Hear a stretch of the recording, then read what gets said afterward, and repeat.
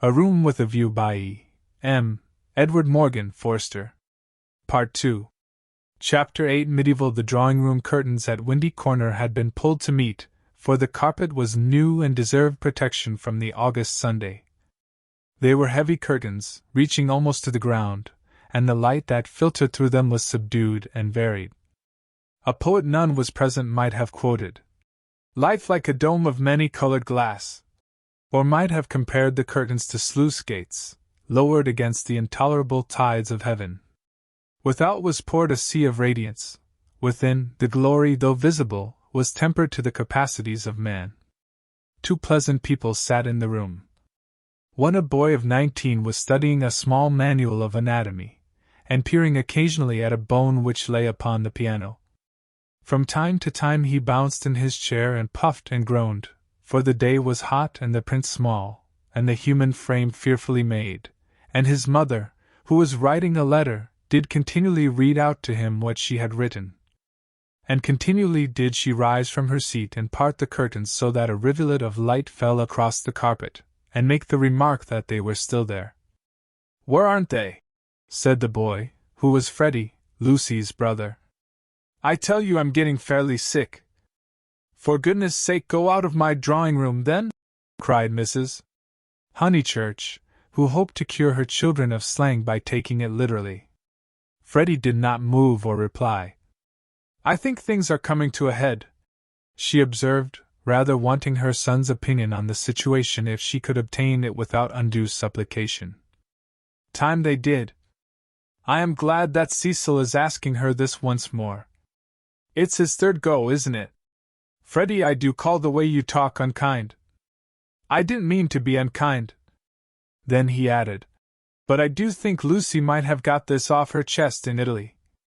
I don't know how girls manage things, but she can't have said no properly before, or she wouldn't have to say it again now. Over the whole thing I can't explain, I do feel so uncomfortable." "Do you indeed, dear? How interesting. I feel never mind."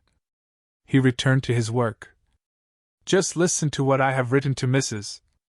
Vyse." "I said dear Mrs. Vyse." "Yes, mother, you told me. A jolly good letter." "I said dear Mrs. Vyse. Cecil has just asked my permission about it, and I should be delighted if Lucy wishes it. But—" she stopped reading. "I was rather amused at Cecil asking my permission at all. He has always gone in for unconventionality, and parents nowhere, and so forth. When it comes to the point, he can't get on without me." "Nor me." "You?" Freddie nodded. "What do you mean?" "He asked me for my permission also," she exclaimed. "How very odd of him." "Why so?" asked the son and heir. "Why shouldn't my permission be asked? What do you know about Lucy or girls or anything? Whatever did you say?" "I said to Cecil, take her or leave her, it's no business of mine." What a helpful answer! But her own answer, though more normal in its wording, had been to the same effect. "The bother is this," began Freddie. Then he took up his work again, too shy to say what the bother was. Mrs. Honeychurch went back to the window. "Freddie, you must come. There they still are. I don't see you ought to go peeping like that." "Peeping like that? Can't I look out of my own window?" But she returned to the writing table, observing, as she passed her son, "Still page 322? Freddie snorted, and turned over 2 leaves. For a brief space they were silent. Close by, beyond the curtains, the gentle murmur of a long conversation had never ceased. "The bother is this, I have put my foot in it with Cecil most awfully." He gave a nervous gulp. "Not content with permission, which I did give, that is to say, I said I don't mind, well, not content with that, he wanted to know whether I wasn't off my head with joy. He practically put it like this: wasn't it a splendid thing for Lucy and for Windy Corner generally if he married her? And he would have an answer, he said it would strengthen his hand. I hope you gave a careful answer, dear." "I answered no," said the boy, grinding his teeth. "There! Fly into a stew. I can't help it, had to say it. I had to say no. He ought never to have asked me. Ridiculous child! Cried his mother. You think you're so holy and truthful, but really it's only abominable conceit. Do you suppose that a man like Cecil would take the slightest notice of anything you say? I hope he boxed your ears. How dare you say no? Oh, do keep quiet, mother. I had to say no when I couldn't say yes. I tried to laugh as if I didn't mean what I said, and, as Cecil laughed too, and went away, it may be all right. But I feel my foot's in it. Oh, do keep quiet, though, and let a man do some work. No, said Mrs. Honeychurch, with the air of one who has considered the subject. I shall not keep quiet. You know all that has passed between them in Rome. You know why he is down here, and yet you deliberately insult him, and try to turn him out of my house. Not a bit, he pleaded. I only let out I didn't like him. I don't hate him, but I don't like him. What I mind is that he'll tell Lucy. He glanced at the curtains dismally. Well, I like him, said Mrs. Honeychurch. I know his mother. He's good, he's clever, he's rich, he's well-connected. Oh, you needn't kick the piano. He's well-connected, I'll say it again if you like, he's well-connected. She paused, as if rehearsing her eulogy, but her face remained dissatisfied. She added, and he has beautiful manners. I liked him till just now. I suppose it's having him spoiling Lucy's first week at home, and it's also something that Mr. Beebe said, not knowing. Mr. Beebe? Said his mother, trying to conceal her interest. I don't see how Mr. Beebe comes in. You know Mr. Beebe's funny way, when you never quite know what he means. He said Mr. Vyse is an ideal bachelor. I was very cute, I asked him what he meant. He said, oh, he's like me, better detached. I couldn't make him say any more, but it set me thinking. Since Cecil has come after Lucy he hasn't been so pleasant, at least I can't explain. You never can, dear. But I can. You are jealous of Cecil because he may stop Lucy knitting you silk ties. The explanation seemed plausible, and Freddie tried to accept it. But at the back of his brain there lurked a dim mistrust. Cecil praised one too much for being athletic. Was that it? Cecil made one talk in one's own way. This tired one. Was that it? And Cecil was the kind of fellow who would never wear another fellow's cap. Unaware of his own profundity, Freddie checked himself. He must be jealous, or he would not dislike a man for such foolish reasons. Will this do? Called his mother. Dear Mrs. Vyse, Cecil has just asked my permission about it, and I should be delighted if Lucy wishes it. Then I put in at the top, and I have told Lucy so. I must write the letter out again, and I have told Lucy so. But Lucy seems very uncertain, and in these days young people must decide for themselves. I said that because I didn't want Mrs. Vyse to think us old-fashioned. She goes in for lectures in improving her mind, and all the time a thick layer of flue under the beds, and the maid's dirty thumb marks where you turn on the electric light. She keeps that flat abominably. Suppose Lucy marries Cecil, would she live in a flat, or in the country? Don't interrupt so foolishly. Where was I? Oh yes, young people must decide for themselves. I know that Lucy likes your son, because she tells me everything, and she wrote to me from Rome when he asked her first. No, I'll cross that last bit out, it looks patronizing. I'll stop at because she tells me everything. Or shall I cross that out too? Cross it out too, said Freddie. Mrs. Honeychurch left it in. Then the whole thing runs, dear Mrs. Vyse. Cecil has just asked my permission about it, and I should be delighted if Lucy wishes it, and I have told Lucy so. But Lucy seems very uncertain, and in these days young people must decide for themselves. I know that Lucy likes your son, because she tells me everything. But I do not know. Look out! Cried Freddie. The curtains parted. Cecil's first movement was one of irritation.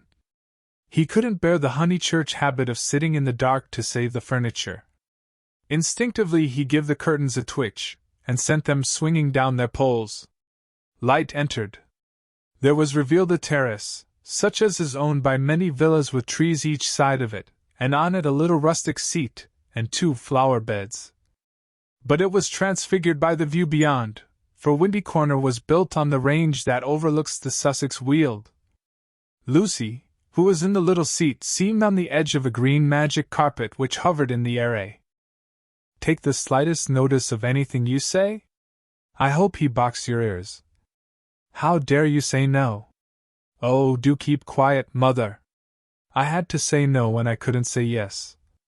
I tried to laugh as if I didn't mean what I said, and, as Cecil laughed too, and went away, it may be all right. But I feel my foot's in it. Oh, do keep quiet, though, and let a man do some work. No, said Mrs. Honeychurch, with the air of one who has considered the subject. I shall not keep quiet. You know all that has passed between them in Rome. You know why he is down here, and yet you deliberately insult him, and try to turn him out of my house. Not a bit, he pleaded. I only let out I didn't like him. I don't hate him, but I don't like him. What I mind is that he'll tell Lucy. He glanced at the curtains dismally. Well, I like him, said Mrs. Honeychurch. I know his mother.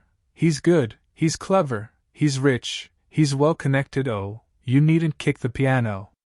He's well connected, I'll say it again if you like, he's well connected. She paused, as if rehearsing her eulogy, but her face remained dissatisfied. She added, and he has beautiful manners. I liked him till just now. I suppose it's having him spoiling Lucy's first week at home, and it's also something that Mr. Beebe said, not knowing. Mr. Beebe? Said his mother, trying to conceal her interest. I don't see how Mr. Beebe comes in. You know Mr. Beebe's funny way, when you never quite know what he means. He said Mr. Vyse is an ideal bachelor. I was very cute, I asked him what he meant. He said, oh, he's like me, better detached. I couldn't make him say any more, but it set me thinking. Since Cecil has come after Lucy he hasn't been so pleasant, at least I can't explain. You never can, dear. But I can. You are jealous of Cecil because he may stop Lucy knitting you silk ties. The explanation seemed plausible, and Freddie tried to accept it. But at the back of his brain there lurked a dim mistrust. Cecil praised one too much for being athletic. Was that it? Cecil made one talk in one's own way. This tired one. Was that it? And Cecil was the kind of fellow who would never wear another fellow's cap. Unaware of his own profundity, Freddie checked himself. He must be jealous, or he would not dislike a man for such foolish reasons. Will this do? Called his mother. Dear Mrs. Vyse, Cecil has just asked my permission about it, and I should be delighted if Lucy wishes it. Then I put in at the top, and I have told Lucy so. I must write the letter out again, and I have told Lucy so. But Lucy seems very uncertain, and in these days young people must decide for themselves. I said that because I didn't want Mrs. Vyse to think us old-fashioned. She goes in for lectures in improving her mind, and all the time a thick layer of flue under the beds, and the maid's dirty thumb marks where you turn on the electric light. She keeps that flat abominably. Suppose Lucy marries Cecil, would she live in a flat, or in the country? Don't interrupt so foolishly. Where was I? Oh yes, young people must decide for themselves.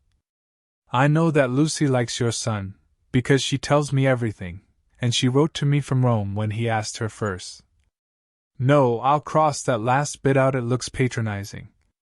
I'll stop at because she tells me everything. Or shall I cross that out too? Cross it out, too, said Freddie. Mrs. Honeychurch left it in. Then the whole thing runs, dear Mrs. Vice. Cecil has just asked my permission about it, and I should be delighted if Lucy wishes it, and I have told Lucy so. But Lucy seems very uncertain, and in these days young people must decide for themselves. I know that Lucy likes your son, because she tells me everything. But I do not know. Look out! Cried Freddie. The curtains parted. Cecil's first movement was one of irritation. He couldn't bear the Honeychurch habit of sitting in the dark to save the furniture. Instinctively he gave the curtains a twitch, and sent them swinging down their poles. Light entered. There was revealed a terrace, such as is owned by many villas with trees each side of it, and on it a little rustic seat, and 2 flower beds. But it was transfigured by the view beyond, for Windy Corner was built on the range that overlooks the Sussex Weald. Lucy, who was in the little seat, seemed on the edge of a green magic carpet which hovered in the air. He walked home with her unashamed, feeling not at all like a rejected suitor. The things that really mattered were unshaken. So now he had asked her once more, and clear and gentle as ever, she had accepted him, giving no coy reasons for her delay, but simply saying that she loved him and would do her best to make him happy. His mother, too, would be pleased. She had counseled the step. He must write her a long account. Glancing at his hand, in case any of Freddie's chemicals had come off on it, he moved to the writing table. There he saw, "Dear Mrs. Vice," followed by many erasures. He recoiled without reading any more, and after a little hesitation sat down elsewhere, and penciled a note on his knee. Then he lit another cigarette, which did not seem quite as divine as the first, and considered what might be done to make Windy Corner drawing room more distinctive. With that outlook it should have been a successful room, but the trail of Tottenham Court Road was upon it. He could almost visualize the motor vans of Messrs. Shoolbred and Messrs. Maple arriving at the door and depositing this chair, those varnished bookcases, that writing table. The table recalled Mrs. Honeychurch's letter. He did not want to read that letter. His temptations never lay in that direction, but he worried about it none the less. It was his own fault that she was discussing him with his mother. He had wanted her support in his third attempt to win Lucy. He wanted to feel that others, no matter who they were, agreed with him, and so he had asked their permission. Mrs. Honeychurch had been civil, but obtuse in essentials, while as for Freddie, "He is only a boy," he reflected. "I represent all that he despises. Why should he want me for a brother-in-law?"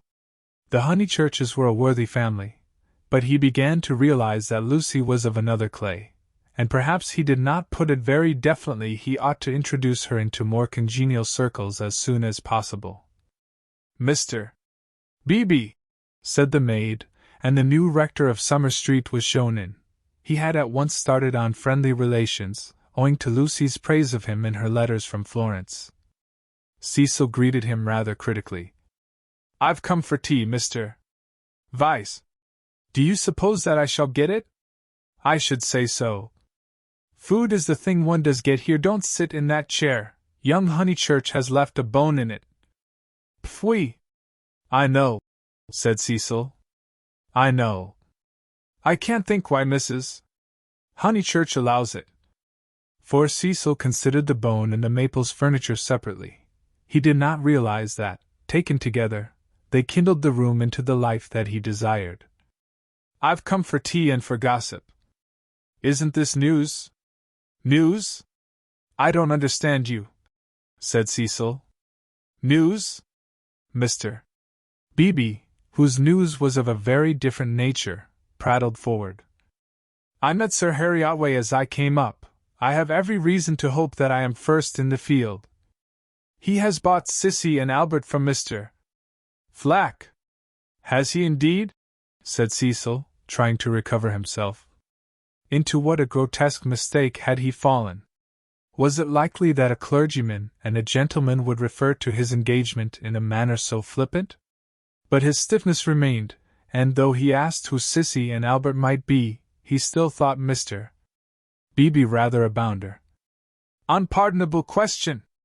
To have stopped a week at Windy Corner and not to have met Sissy and Albert, the semi-detached villas that have been run up opposite the church. I'll set Mrs. Honeychurch after you. I'm shockingly stupid over local affairs, said the young man languidly. I can't even remember the difference between a parish council and a local government board. Perhaps there is no difference, or perhaps those aren't the right names. I only go into the country to see my friends and to enjoy the scenery. It is very remiss of me. Italy and London are the only places where I don't feel to exist on sufferance. Mr.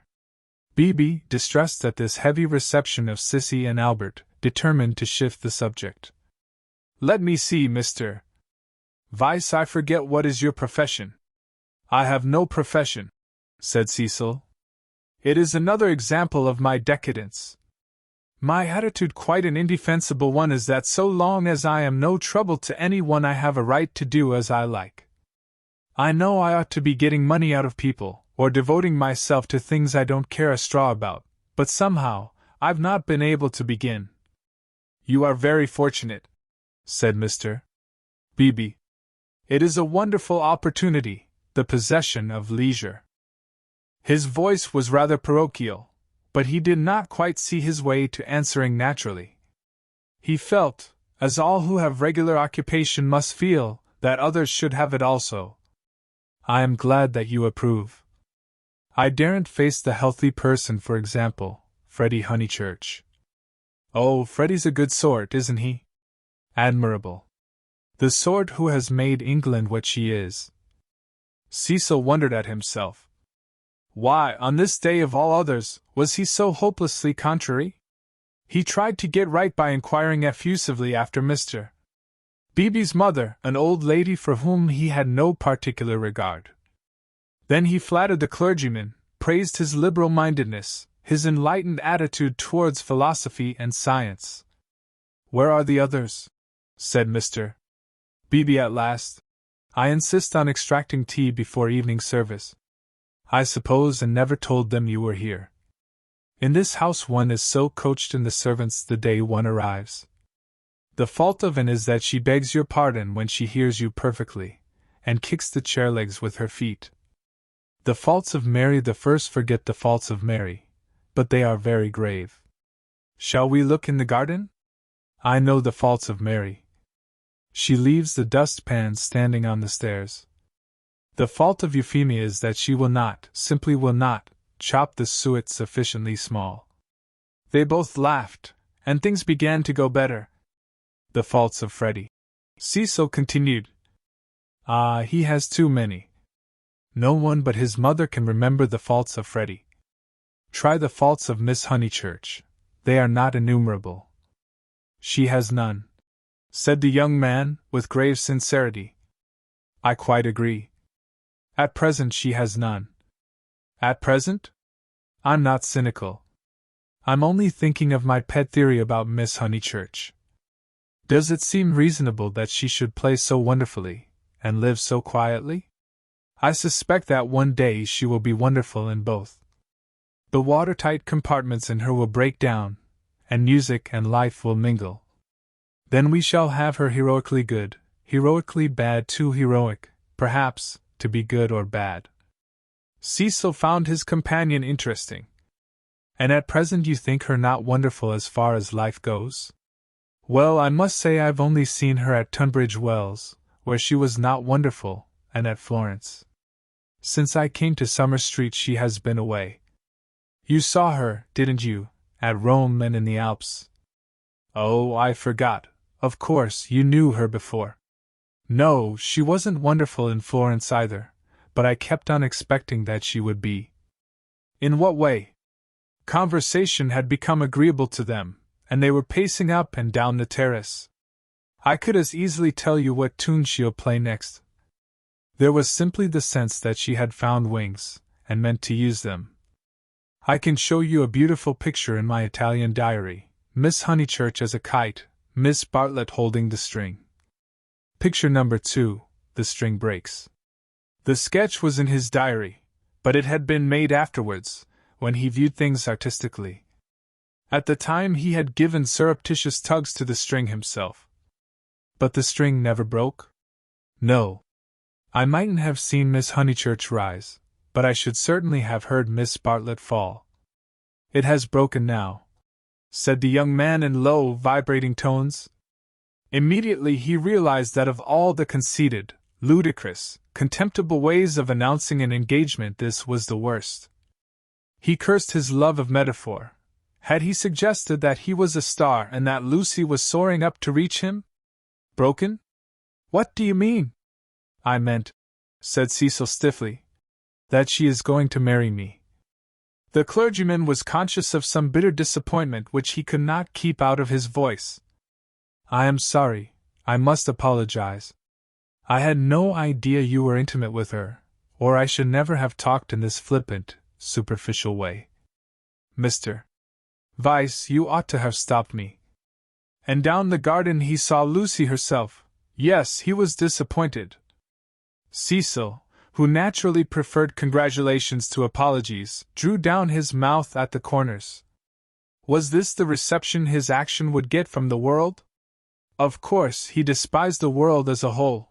Every thoughtful man should. It is almost the test of refinement.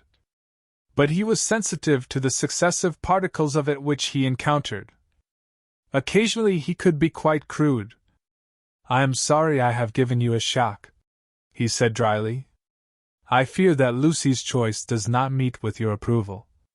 Not that. But you ought to have stopped me. I know Miss Honeychurch only a little as time goes. Perhaps I oughtn't to have discussed her so freely with anyone, certainly not with you.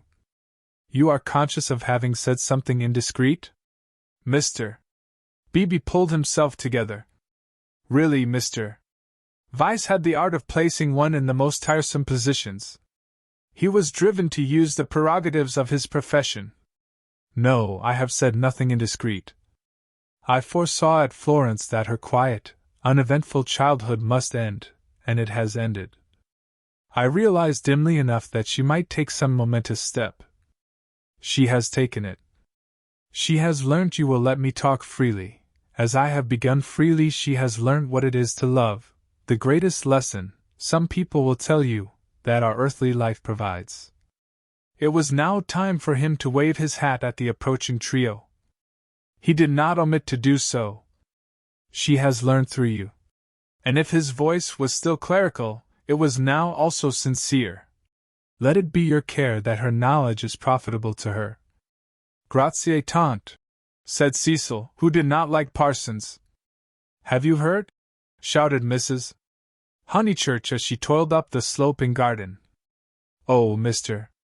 Beebe, have you heard the news? Freddie, now full of geniality, whistled the wedding march. Youth seldom criticizes the accomplished fact. Indeed I have, he cried. He looked at Lucy. In her presence he could not act the parson any longer, at all events not without apology. Mrs. Honeychurch, I'm going to do what I am always supposed to do, but generally I'm too shy. I want to invoke every kind of blessing on them, grave and gay, great and small. I want them all their lives to be supremely good and supremely happy as husband and wife, as father and mother. And now I want my tea. You only asked for it just in time. The lady retorted. How dare you be serious at Windy Corner? He took his tone from her. There was no more heavy beneficence, no more attempts to dignify the situation with poetry or the scriptures. None of them dared or was able to be serious any more. An engagement is so potent a thing that sooner or later it reduces all who speak of it to this state of cheerful awe. Away from it, in the solitude of their rooms, Mr. Beebe and even Freddie might again be critical. But in its presence, and in the presence of each other, they were sincerely hilarious. It has a strange power, for it compels not only the lips, but the very heart. The chief parallel to compare one great thing with another is the power over us of a temple of some alien creed. Standing outside, We deride or oppose it, or at the most feel sentimental. Inside, though the saints and gods are not ours, we become true believers, in case any true believer should be present. So it was that after the gropings and the misgivings of the afternoon they pulled themselves together and settled down to a very pleasant tea party. If they were hypocrites they did not know it, and their hypocrisy had every chance of setting and of becoming true. And putting down each plate as if it were a wedding present stimulated them greatly. They could not lag behind that smile of hers which she gave them ere she kicked the drawing-room door. Mr. B.B. chirped. Freddie was at his wittiest, referring to Cecil as the fiasco. Family-honored pun on fiancé. Mrs. Honeychurch, amusing and portly, promised well as a mother-in-law. As for Lucy and Cecil, for whom the temple had been built, they also joined in the merry ritual, but waited, as earnest worshippers should, for the disclosure of some holier shrine of joy.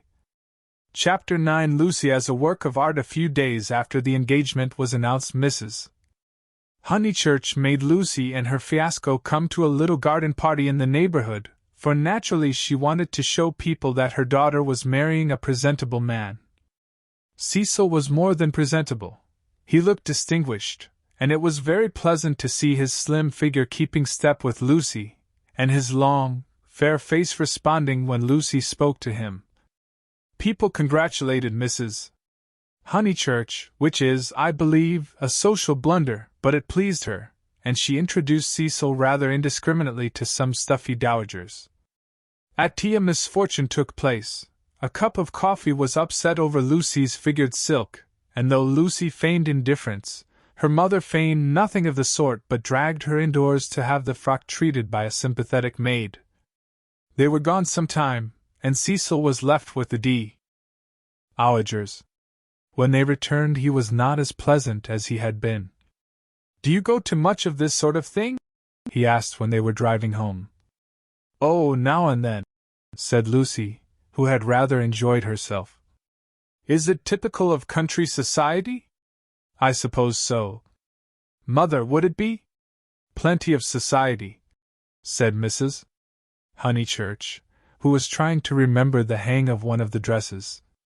Seeing that her thoughts were elsewhere, Cecil bent towards Lucy and said, "To me it seemed perfectly appalling, disastrous, portentous.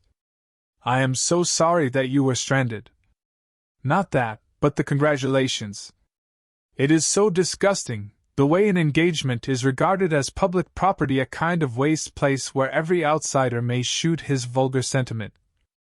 All those old women smirking. One has to go through it, I suppose. They won't notice us so much next time. But my point is that their whole attitude is wrong. An engagement, horrid word, in the first place is a private matter, and should be treated as such. Yet the smirking old women, however wrong individually, were racially correct. The spirit of the generations had smiled through them, rejoicing in the engagement of Cecil and Lucy because it promised the continuance of life on earth. To Cecil and Lucy it promised something quite different: personal love. Hence Cecil's irritation and Lucy's belief that his irritation was just. "How tiresome!" she said. "Couldn't you have escaped to tennis?" "I don't play tennis, at least, not in public. The neighborhood is deprived of the romance of me being athletic. Such romance as I have is that of the Inglese Italianato." "Inglese Italianato? E un diavolo incarnato. You know the proverb?" She did not. Nor did it seem applicable to a young man who had spent a quiet winter in Rome with his mother. But Cecil, since his engagement, had taken to affect a cosmopolitan naughtiness which he was far from possessing. "Well," said he, "I cannot help it if they do disapprove of me. There are certain irremovable barriers between myself and them, and I must accept them. We all have our limitations, I suppose," said wise Lucy. "Sometimes they are forced on us, though," said Cecil, who saw from her remark that she did not quite understand his position. "How? It makes a difference, doesn't it, whether we fully fence ourselves in, or whether we are fenced out by the barriers of others?" She thought a moment, and agreed that it did make a difference. Difference? Cried Mrs. Honeychurch, suddenly alert. I don't see any difference. Fences are fences, especially when they are in the same place. We were speaking of motives, said Cecil, on whom the interruption jarred. My dear Cecil, look here. She spread out her knees and perched her card case on her lap. This is me. That's Windy Corner. The rest of the pattern is the other people. Motives are all very well, but the fence comes here. We weren't talking of real fences, said Lucy, laughing. Oh, I see, dear poetry. She leant placidly back. Cecil wondered why Lucy had been amused. I tell you who has no fences, as you call them, she said, and that's Mr. Beebe. A parson fenceless would mean a parson defenseless. Lucy was slow to follow what people said, but quick enough to detect what they meant. She missed Cecil's epigram, but grasped the feeling that prompted it. Don't you like Mr. Beebe? She asked thoughtfully. I never said so, he cried. I consider him far above the average. I only deny. And he swept off on the subject of fences again, and was brilliant. Now, a clergyman that I do hate, said she, wanting to say something sympathetic. A clergyman that does have fences, and the most dreadful ones, is Mr. Eager, the English chaplain at Florence. He was truly insincere, not merely the manner unfortunate. He was a snob, and so conceited, and he did say such unkind things. What sort of things? There was an old man at the Bertolini whom he said had murdered his wife. Perhaps he had. No. Why no? He was such a nice old man, I'm sure. Cecil laughed at her feminine inconsequence. Well, I did try to sift the thing. Mr. Eager would never come to the point. He prefers it vague, said the old man had practically murdered his wife, had murdered her in the sight of God. Hush, dear, said Mrs. Honeychurch absently. But isn't it intolerable that a person whom we're told to imitate sh. would go round spreading slander? It was, I believe, chiefly owing to him that the old man was dropped. People pretended he was vulgar, but he certainly wasn't that. Poor old man. What was his name? Harris, said Lucy glibly. Let's hope that Mrs. Harris there warn't no sich person, said her mother. Cecil nodded intelligently. Isn't Mr. Eager a parson of the cultured type? He asked. I don't know. I hate him. I've heard him lecture on Giotto. I hate him. Nothing can hide a petty nature. I hate him. My goodness gracious me, child, said Mrs. Honeychurch. You'll blow my head off.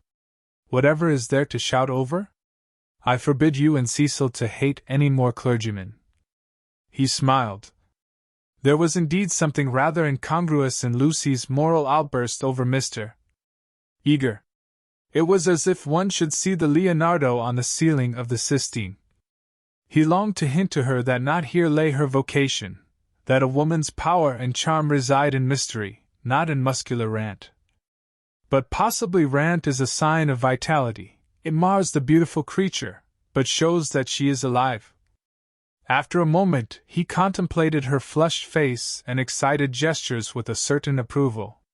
He forbore to repress the sources of youth. Nature's simplest of topics, he thought, lay around them. He praised the pine woods, the deep lasts of bracken, the crimson leaves that spotted the hurt bushes, the serviceable beauty of the turnpike road. The outdoor world was not very familiar to him, and occasionally he went wrong in a question of fact. Mrs. Honeychurch's mouth twitched when he spoke of the perpetual green of the larch. I count myself a lucky person, he concluded. When I'm in London I feel I could never live out of it. When I'm in the country I feel the same about the country. After all, I do believe that birds and trees and the sky are the most wonderful things in life, and that the people who live amongst them must be the best. It's true that in 9 cases out of 10 they don't seem to notice anything. The country gentleman and the country laborer are each in their way the most depressing of companions. Yet they may have a tacit sympathy with the workings of nature which is denied to us of the town. Do you feel that, Mrs. Honeychurch? Mrs. Honeychurch started and smiled. She had not been attending. Cecil, who was rather crushed on the front seat of the Victoria, felt irritable, and determined not to say anything interesting again. Lucy had not attended either.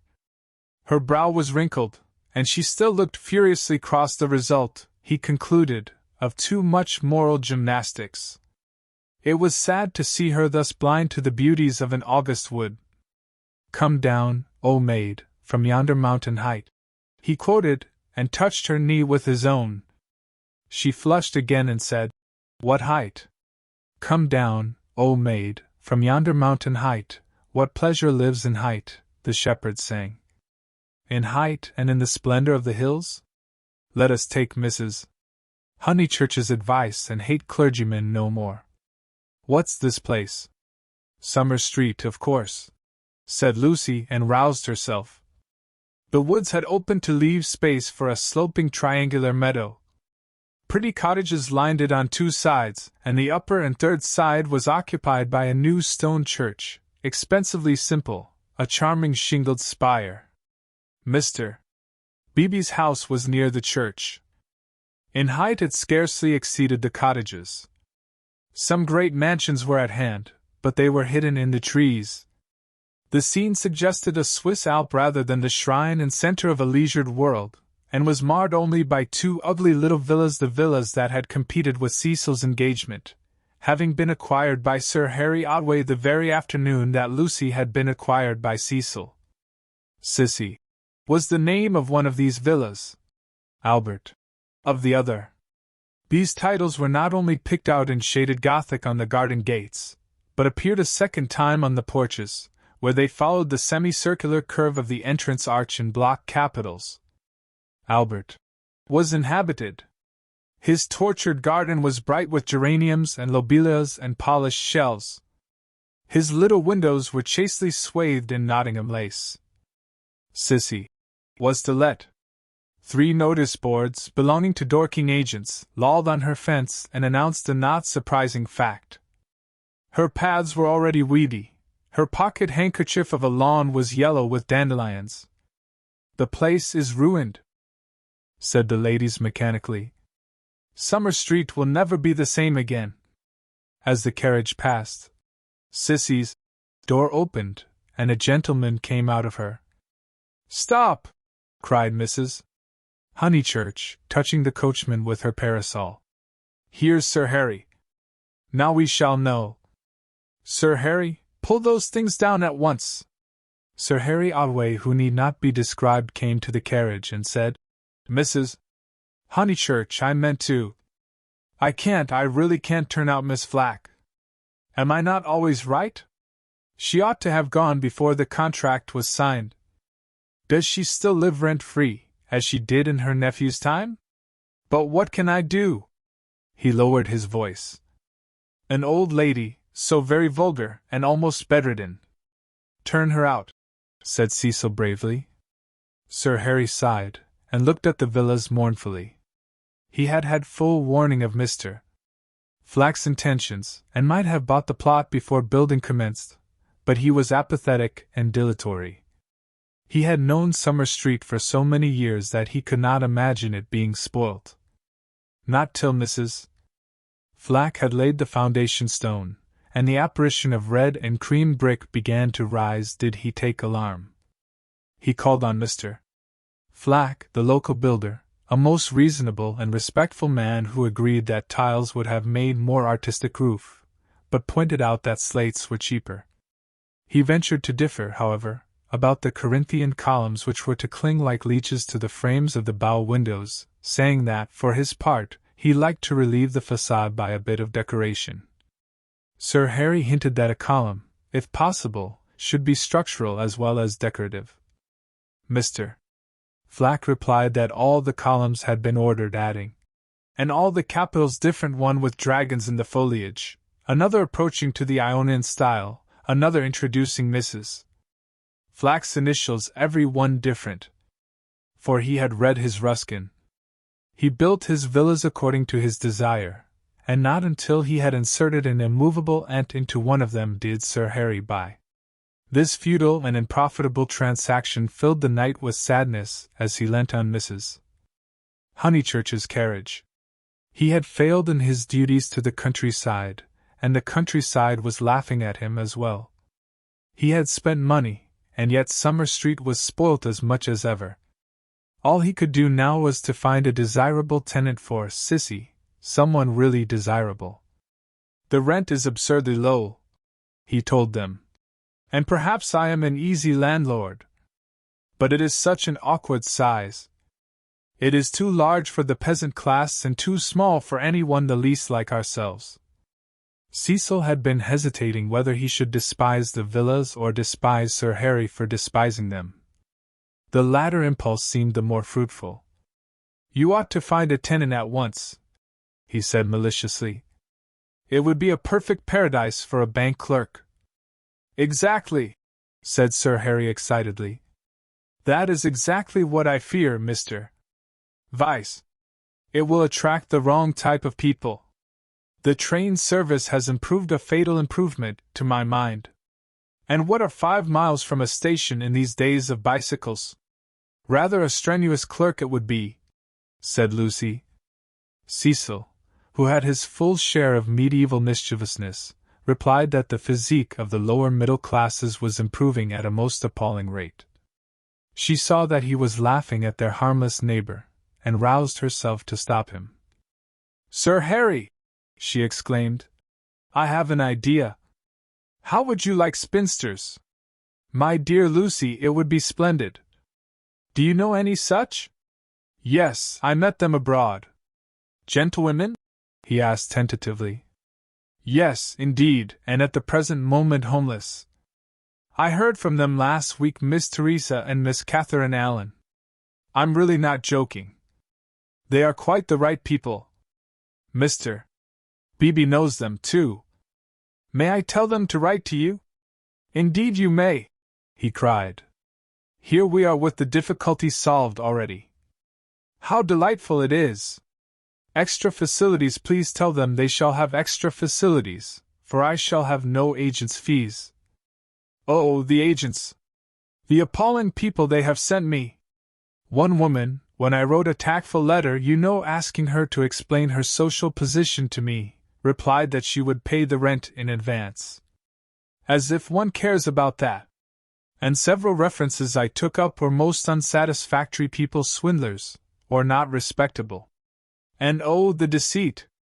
I have seen a good deal of the seamy side this last week. The deceit of the most promising people. My dear Lucy, the deceit. She nodded. My advice, put in Mrs. Honeychurch, is to have nothing to do with Lucy and her decayed gentlewomen at all. I know the type. Preserve me from people who have seen better days, and bring heirlooms with them that make the house smell stuffy.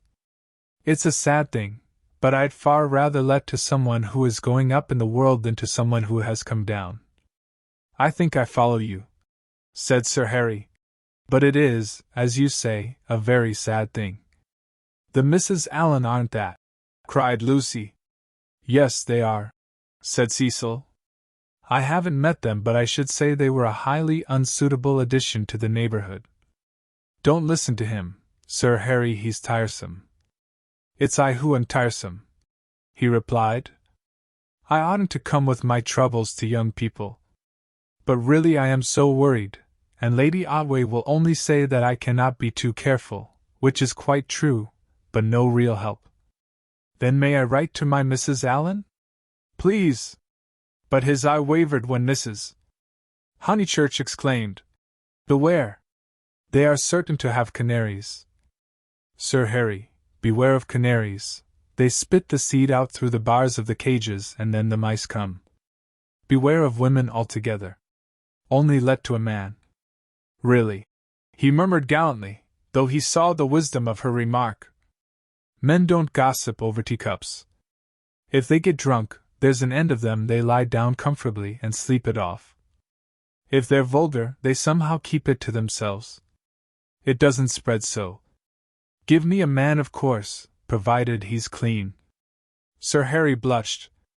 Neither he nor Cecil enjoyed these open compliments to their sex. Even the exclusion of the dirty did not leave them much distinction. He suggested that Mrs. Honeychurch, if she had time, should descend from the carriage and inspect Sissy for herself. She was delighted. Nature had intended her to be poor and to live in such a house. Domestic arrangements always attracted her, especially when they were on a small scale. Cecil pulled Lucy back as she followed her mother. Mrs. Honeychurch, he said, what if we two walk home and leave you? Certainly, was her cordial reply. Sir Harry likewise seemed almost too glad to get rid of them. He beamed at them knowingly, said, "Aha! Young people, and then hastened to unlock the house. Hopeless vulgarian!" exclaimed Cecil, almost before they were out of earshot. "Oh, Cecil! I can't help it. It would be wrong not to loathe that man. He isn't clever, but really he is nice. No, Lucy, he stands for all that is bad in country life. In London he would keep his place. He would belong to a brainless club, and his wife would give brainless dinner parties. But down here he acts the little god with his gentility, and his patronage, and his sham aesthetics, and every one, even your mother, is taken in." "All that you say is quite true," said Lucy, though she felt discouraged. "I wonder whether it matters so very much." "It matters supremely. Sir Harry is the essence of that garden party. Oh goodness, how cross I feel! How I do hope he'll get some vulgar tenant in that villa, some woman so really vulgar that he'll notice it. Gentlefolks. Ugh! With his bald head and retreating chin. But let's forget him." This Lucy was glad enough to do. If Cecil disliked Sir Harry Otway and Mr. Beebe, what guarantee was there that the people who really mattered to her would escape? For instance, Freddie. Freddie was neither clever, nor subtle, nor beautiful, and what prevented Cecil from saying, any minute, "It would be wrong not to loathe Freddie"? And what would she reply? Further than Freddie she did not go, but he gave her anxiety enough. She could only assure herself that Cecil had known Freddie some time, and that they had always got on pleasantly, except, perhaps, during the last few days, which was an accident, perhaps. "Which way shall we go?" she asked him. Nature's simplest of topics, she thought, was around them.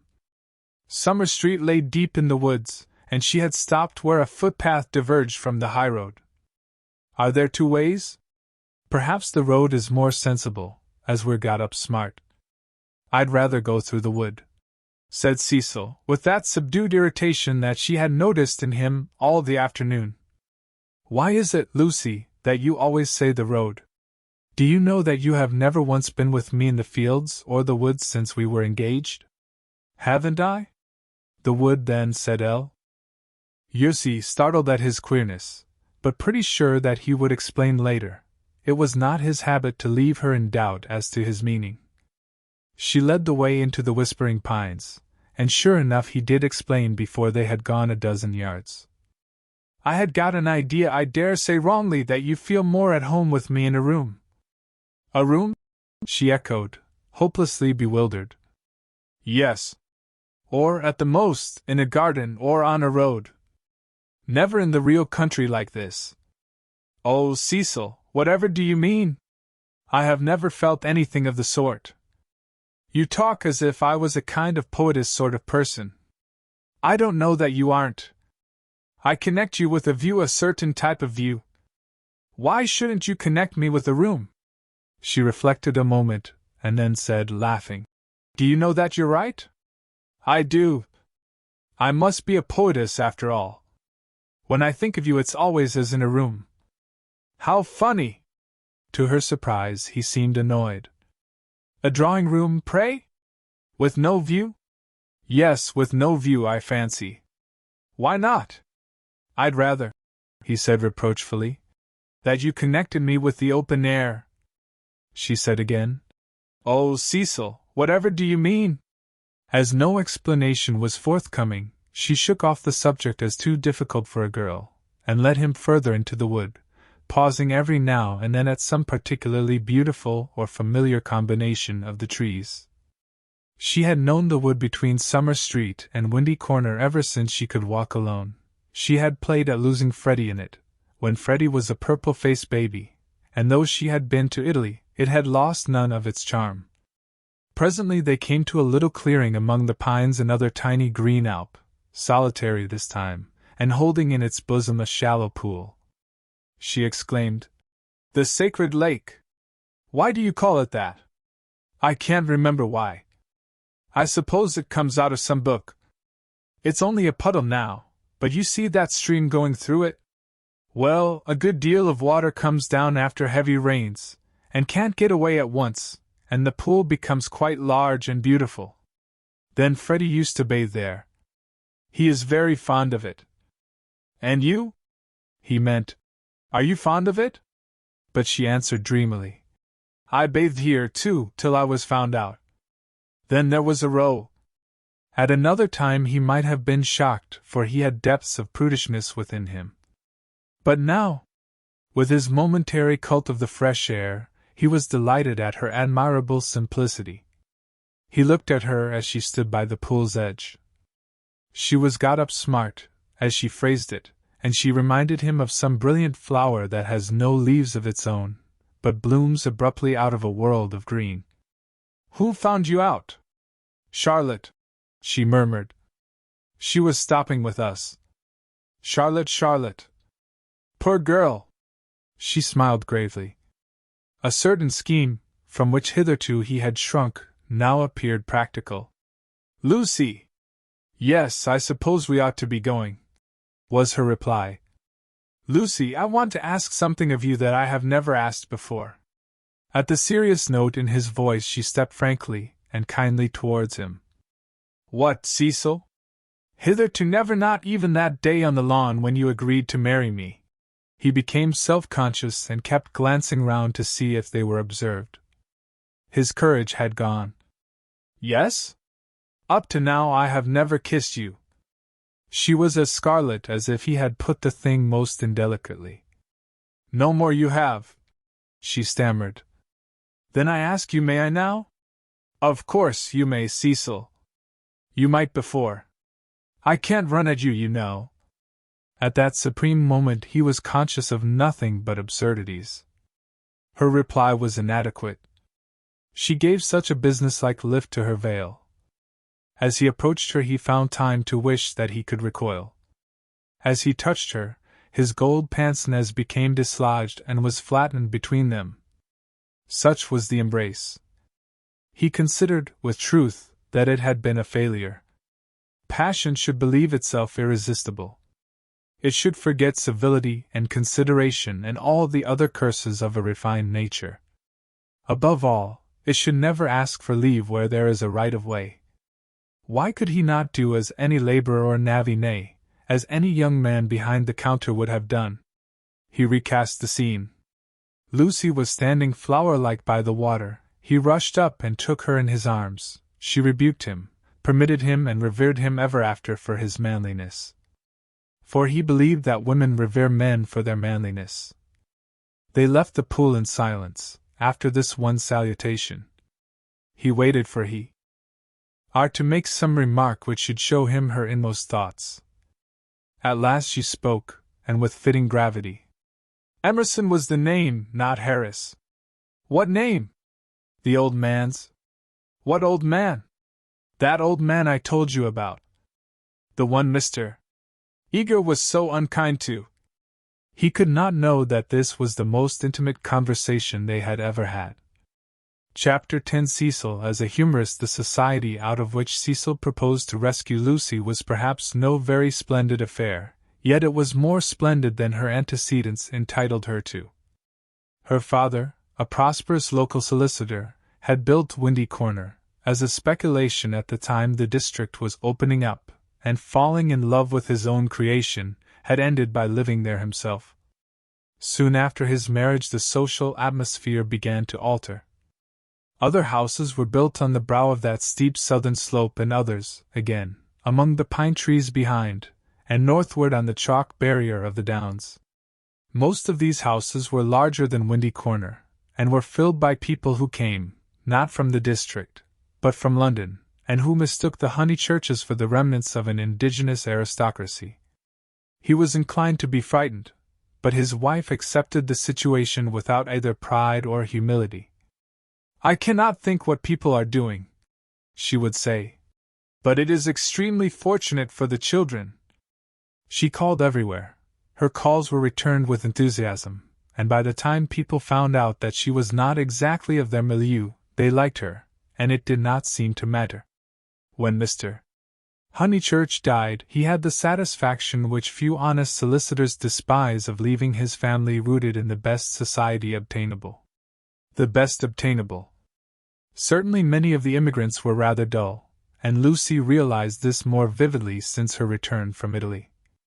Hitherto she had accepted their ideals without questioning their kindly affluence, their inexplosive religion, their dislike of paper bags, orange peel, and broken bottles. A radical out and out, she learned to speak with horror of suburbia. Life, so far as she troubled to conceive it, was a circle of rich, pleasant people, with identical interests and identical foes. In this circle, one thought, married, and died. Outside it were poverty and vulgarity forever trying to enter, just as the London fog tries to enter the pine woods pouring through the gaps in the northern hills. But in Italy, where any one who chooses may warm himself in equality, as in the sun, this conception of life vanished. Her senses expanded. She felt that there was no one whom she might not get to like, that social barriers were irremovable, doubtless, but not particularly high. You jump over them just as you jump into a peasant's olive yard in the Apennines, and he is glad to see you. She returned with new eyes. So did Cecil, but Italy had quickened Cecil, not to tolerance, but to irritation. He saw that the local society was narrow, but, instead of saying, "Does that very much matter?" he rebelled, and tried to substitute for it the society he called broad. He did not realize that Lucy had consecrated her environment by the thousand little civilities that create a tenderness in time, and that though her eyes saw its defects, her heart refused to despise it entirely. Nor did he realize a more important point, that if she was too great for this society, she was too great for all society, and had reached the stage where personal intercourse would alone satisfy her. A rebel she was, but not of the kind he understood a rebel who desired, not a wider dwelling room, but equality beside the man she loved. For Italy was offering her the most priceless of all possessions, her own soul.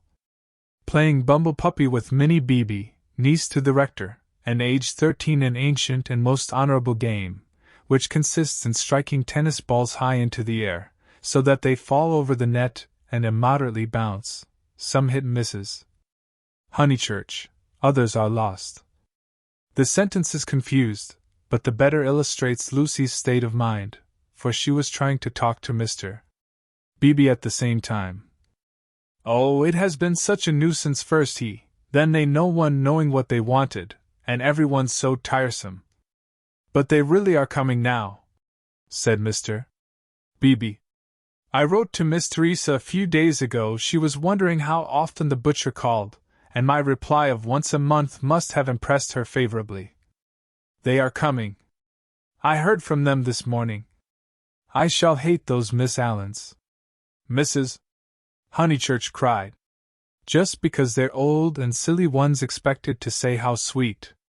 I hate their F-I-N-G and but I-N-G and N-I-N-G. And poor Lucy serve her right worn to a shadow." Mr. Beebe watched the shadow springing and shouting over the tennis court. Cecil was absent. One did not play bumble puppy when he was there. "Well, if they are coming, no, Minnie, not Saturn." Saturn was a tennis ball whose skin was partially unsewn. When in motion his orb was encircled by a ring.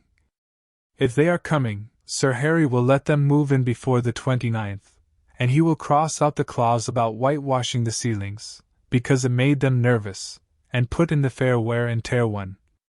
That doesn't count. I told you not Saturn. Saturn's all right for Bumblepuppy, cried Freddie, joining them. Minnie, don't you listen to her. Saturn doesn't bounce. Saturn bounces enough. No, he doesn't. Well, he bounces better than the beautiful white devil. Hush, dear, said Mrs. Honeychurch. But look at Lucy complaining of Saturn, and all the time's got the beautiful white devil in her hand, ready to plug it in. That's right, Minnie, go for her, get her over the shins with the racket, get her over the shins. Lucy fell, the beautiful white devil rolled from her hand. Mr. Beebe picked it up and said, The name of this ball is Vittoria Corombona, please. But his correction passed unheeded. Freddie possessed to a high degree the power of lashing little girls to fury, and in half a minute he had transformed Minnie from a well-mannered child into a howling wilderness. Up in the house Cecil heard them, and though he was full of entertaining news, he did not come down to impart it, in case he got hurt. He was not a coward and bore necessary pain as well as any man. But he hated the physical violence of the young. How right it was! Sure enough, it ended in a cry. I wish the Miss Allens could see this, observed Mr. Beebe, just as Lucy, who was nursing the injured Minnie, was in turn lifted off her feet by her brother.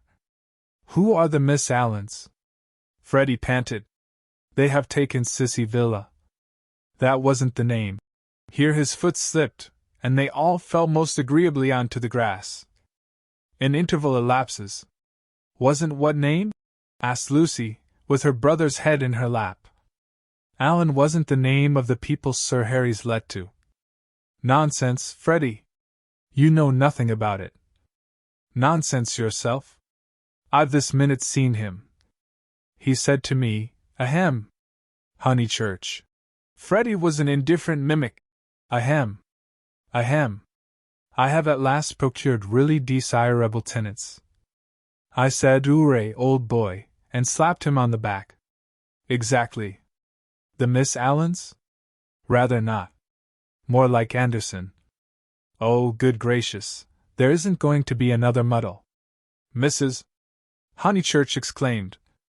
Do you notice, Lucy, I'm always right? I said don't interfere with Sissy Villa. I'm always right. I'm quite uneasy at being always right so often. It's only another muddle of Freddie's. Freddie doesn't even know the name of the people he pretends have taken it instead. Yes, I do. I've got it. Emerson. What name? Emerson. I'll bet you anything you like. What a weathercock Sir Harry is, said Lucy quietly. I wish I had never bothered over it at all. Then she lay on her back and gazed at the cloudless sky. Mr. Beebe, whose opinion of her rose daily, whispered to his niece that that was the proper way to behave if any little thing went wrong. Meanwhile the name of the new tenants had diverted Mrs. Honeychurch from the contemplation of her own abilities. Emerson, Freddie? Do you know what Emersons they are? I don't know whether there are any Emersons, retorted Freddie, who was democratic. Like his sister and like most young people, he was naturally attracted by the idea of equality, and the undeniable fact that there are different kinds of Emersons annoyed him beyond measure. I trust they are the right sort of person. All right, Lucy. She was sitting up again. I see you looking down your nose and thinking your mother's a snob. But there is a right sort and a wrong sort, and it's affectation to pretend there isn't. Emerson's a common enough name, Lucy remarked. She was gazing sideways. Seated on a promontory herself, she could see the pine-clad promontories descending one beyond another into the Weald. The further one descended the garden, the more glorious was this lateral view. I was merely going to remark, Freddie, that I trusted they were no relations.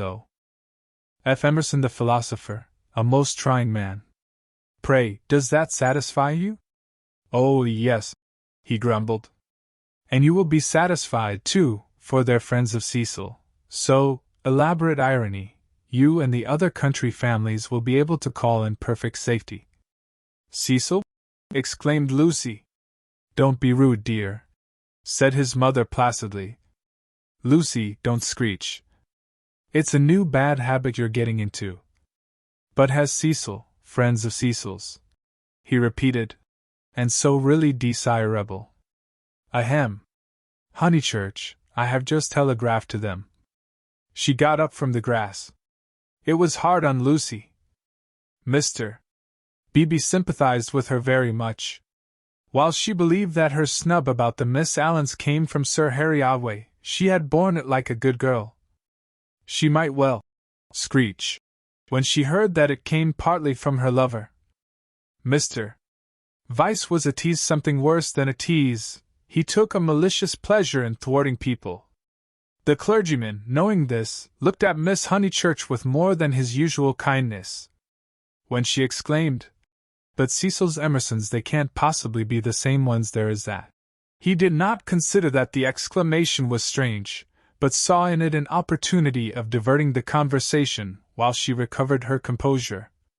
He diverted it as follows. The Emersons who were at Florence, do you mean? No, I don't suppose it will prove to be them. It is probably a long cry from them to friends of Mr. Vyse. Oh, Mrs. Honeychurch, the oddest people. The queerest people. For our part we liked them, didn't we? He appealed to Lucy. There was a great scene over some violets. They picked violets and filled all the vases in the room of these very Miss Allens who have failed to come to Sissy Villa. Poor little ladies! So shocked and so pleased. It used to be one of Miss Catherine's great stories. My dear sister loves flowers, it began. They found the whole room a mass of blue vases and jugs, and the story ends with so ungentlemanly, and yet so beautiful. It is all very difficult. Yes, I always connect those Florentine Emersons with violets. Fiasco's done you this time, remarked Freddie, not seeing that his sister's face was very red. She could not recover herself. Mr. Beebe saw it, and continued to divert the conversation. These particular Emersons consisted of a father and a son, the son a goodly, if not a good young man, not a fool, I fancy, but very immature pessimism, etc. Our special joy was the father, such a sentimental darling, and people declared he had murdered his wife. In his normal state Mr. Beebe would never have repeated such gossip, but he was trying to shelter Lucy in her little trouble. He repeated any rubbish that came into his head. Murdered his wife? Said Mrs. Honeychurch. Lucy, don't desert us, go on playing bumble puppy. Really, the Pension Bertolini must have been the oddest place. That's the second murderer I've heard of as being there. Whatever was Charlotte doing to stop? By the by, we really must ask Charlotte here some time. Mr. Beebe could recall no second murderer. He suggested that his hostess was mistaken. At the hint of opposition she warmed. She was perfectly sure that there had been a second tourist of whom the same story had been told. The name escaped her. What was the name? Oh, what was the name? She clasped her knees for the name. Something in Thackeray. She struck her matronly forehead. Lucy asked her brother whether Cecil was in. Oh, don't go, he cried, and tried to catch her by the ankles. I must go, she said gravely. Don't be silly. You always overdo it when you play. As she left them, her mother's shout of Harris shivered the tranquil air, and reminded her that she had told a lie and had never put it right. Such a senseless lie, too, yet it shattered her nerves and made her connect these Emersons, friends of Cecil's, with a pair of nondescript tourists. Hitherto truth had come to her naturally. She saw that for the future she must be more vigilant, and be absolutely truthful? Well, at all events, she must not tell lies. She hurried up the garden, still flushed with shame. A word from Cecil would soothe her, she was sure. Cecil. Hello, he called, and leant out of the smoking room window. He seemed in high spirits. I was hoping you'd come. I heard you all bear gardening, but there's better fun up here. Even I, have won a great victory FO. Are the comic muse. George Meredith's write the cause of comedy and the cause of truth are really the same, and I, have found tenants for the distressful sissy villa. Don't be angry. Don't be angry. You'll forgive me when you hear it all. He looked very attractive when his face was bright, and he dispelled her ridiculous forebodings at once. I have heard, she said. Freddie has told us. Naughty Cecil. I suppose I must forgive you. Just think of all the trouble I took for nothing. Certainly the Miss Allens are a little tiresome, and I'd rather have nice friends of yours. But you oughtn't to tease one so. Friends of mine? He laughed. But Lucy, the whole joke is to come. Come here. But she remained standing where she was. Do you know where I met these desirable tenants? In the National Gallery, when I was up to see my mother last week. What an odd place to meet people, she said nervously. I don't quite understand. In the Umbrian room. Absolute strangers. They were admiring Luca Signorelli, of course, quite stupidly. However, we got talking, and they refreshed me not a little. They had been to Italy. But Cecil proceeded hilariously. In the course of conversation they said that they wanted a country cottage, the father to live there, the son to run down for weekends. I thought, what a chance of scoring off Sir Harry, and I took their address and a London reference, found they weren't actual blackguards, it was great sport, and wrote to him, making out, Cecil. No, it's not fair. I've probably met them before. He bore her down. Perfectly fair. Anything is fair that punishes a snob. That old man will do the neighborhood a world of good. Sir Harry is too disgusting with his decayed gentlewomen. I meant to read him a lesson sometime. No, Lucy, the classes ought to mix, and before long you'll agree with me. There ought to be intermarriage, all sorts of things. I believe in democracy. No, you don't. She snapped. You don't know what the word means. He stared at her, and felt again that she had failed to be Leonardesque. No, you don't. Her face was inartistic, that of a peevish virago. It isn't fair, Cecil. I blame you very much indeed. You had no business to undo my work about the Miss Allens, and make me look ridiculous. You call it scoring off Sir Harry, but do you realize that it is all at my expense? I consider it most disloyal of you. She left him. Temper, he thought, raising his eyebrows. No, it was worse than temper, snobbishness. As long as Lucy thought that his own smart friends were supplanting the Miss Allens, she had not minded. He perceived that these new tenants might be of value educationally. He would tolerate the father and draw out the son, who was silent. In the interests of the comic muse and of truth, he would bring them to Windy Corner. Chapter 11. In Mrs. Vyse's well-appointed flat, the comic muse, though able to look after her own interests, did not disdain the assistance of Mr. Vyse. His idea of bringing the Emersons to Windy Corner struck her as decidedly good, and she carried through the negotiations without a hitch. Sir Harry always signed the agreement, met Mr. Emerson, who was duly disillusioned. The Miss Allens were duly offended, and wrote a dignified letter to Lucy, whom they held responsible for the failure. Mr. Beebe planned pleasant moments for the newcomers, and told Mrs. Honeychurch that Freddie must call on them as soon as they arrived. Indeed, so ample was the muse's equipment that she permitted Mr. Harris, never a very robust criminal, to droop his head, to be forgotten, and to die. Lucy to descend from bright heaven to earth, whereon there are shadows because there are hills. Lucy was at first plunged into despair, but settled after a little thought that it did not matter the very least. Now that she was engaged, the Emersons would scarcely insult her and were welcome into the neighborhood. And Cecil was welcome to bring whom he would into the neighborhood. Therefore Cecil was welcome to bring the Emersons into the neighborhood. But, as I say, this took a little thinking, and so illogical are girls the event remained rather greater and rather more dreadful than it should have done. She was glad that a visit to Mrs. Vyse now fell due. The tenants moved into Sissy Villa while she was safe in the London flat. Cecil, Cecil, darling, she whispered the evening she arrived, and crept into his arms. Cecil, too, became demonstrative. He saw that the needful fire had been kindled in Lucy. At last she longed for attention, as a woman should, and looked up to him because he was a man. "So you do love me, little thing?" he murmured. "Oh, Cecil, I do, I do. I don't know what I should do without you." Several days passed. Then she had a letter from Miss Bartlett. A coolness had sprung up between the two cousins, and they had not corresponded since they parted in August.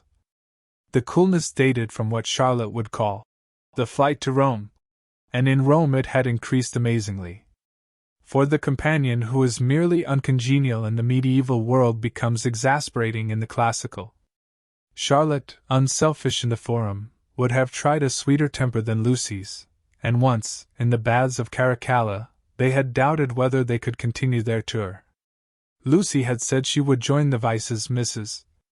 Vyse was an acquaintance of her mother, so there was no impropriety in the plan, and Miss Bartlett had replied that she was quite used to being abandoned suddenly. Finally nothing happened, but the coolness remained, and for Lucy, was even increased when she opened the letter and read as follows. It had been forwarded from Windy Corner.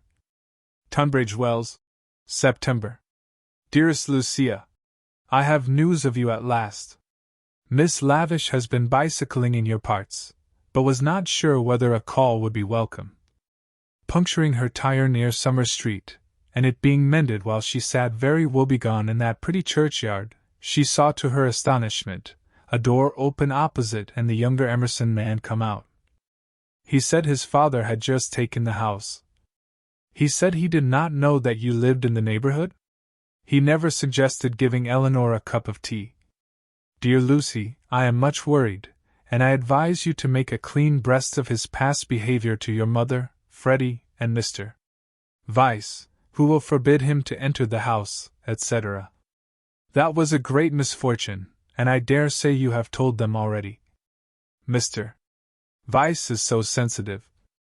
I remember how I used to get on his nerves at Rome. I am very sorry about it all, and should not feel easy unless I warned you. Believe me, your anxious and loving cousin, Charlotte. Lucy was much annoyed, and replied as follows. Beecham Mansions, S. W. Dear Charlotte, many thanks for your warning. When Mr. Emerson forgot himself on the mountain, you made me promise not to tell Mother, because you said she would blame you for not being always with me. I have kept that promise, and cannot possibly tell her now.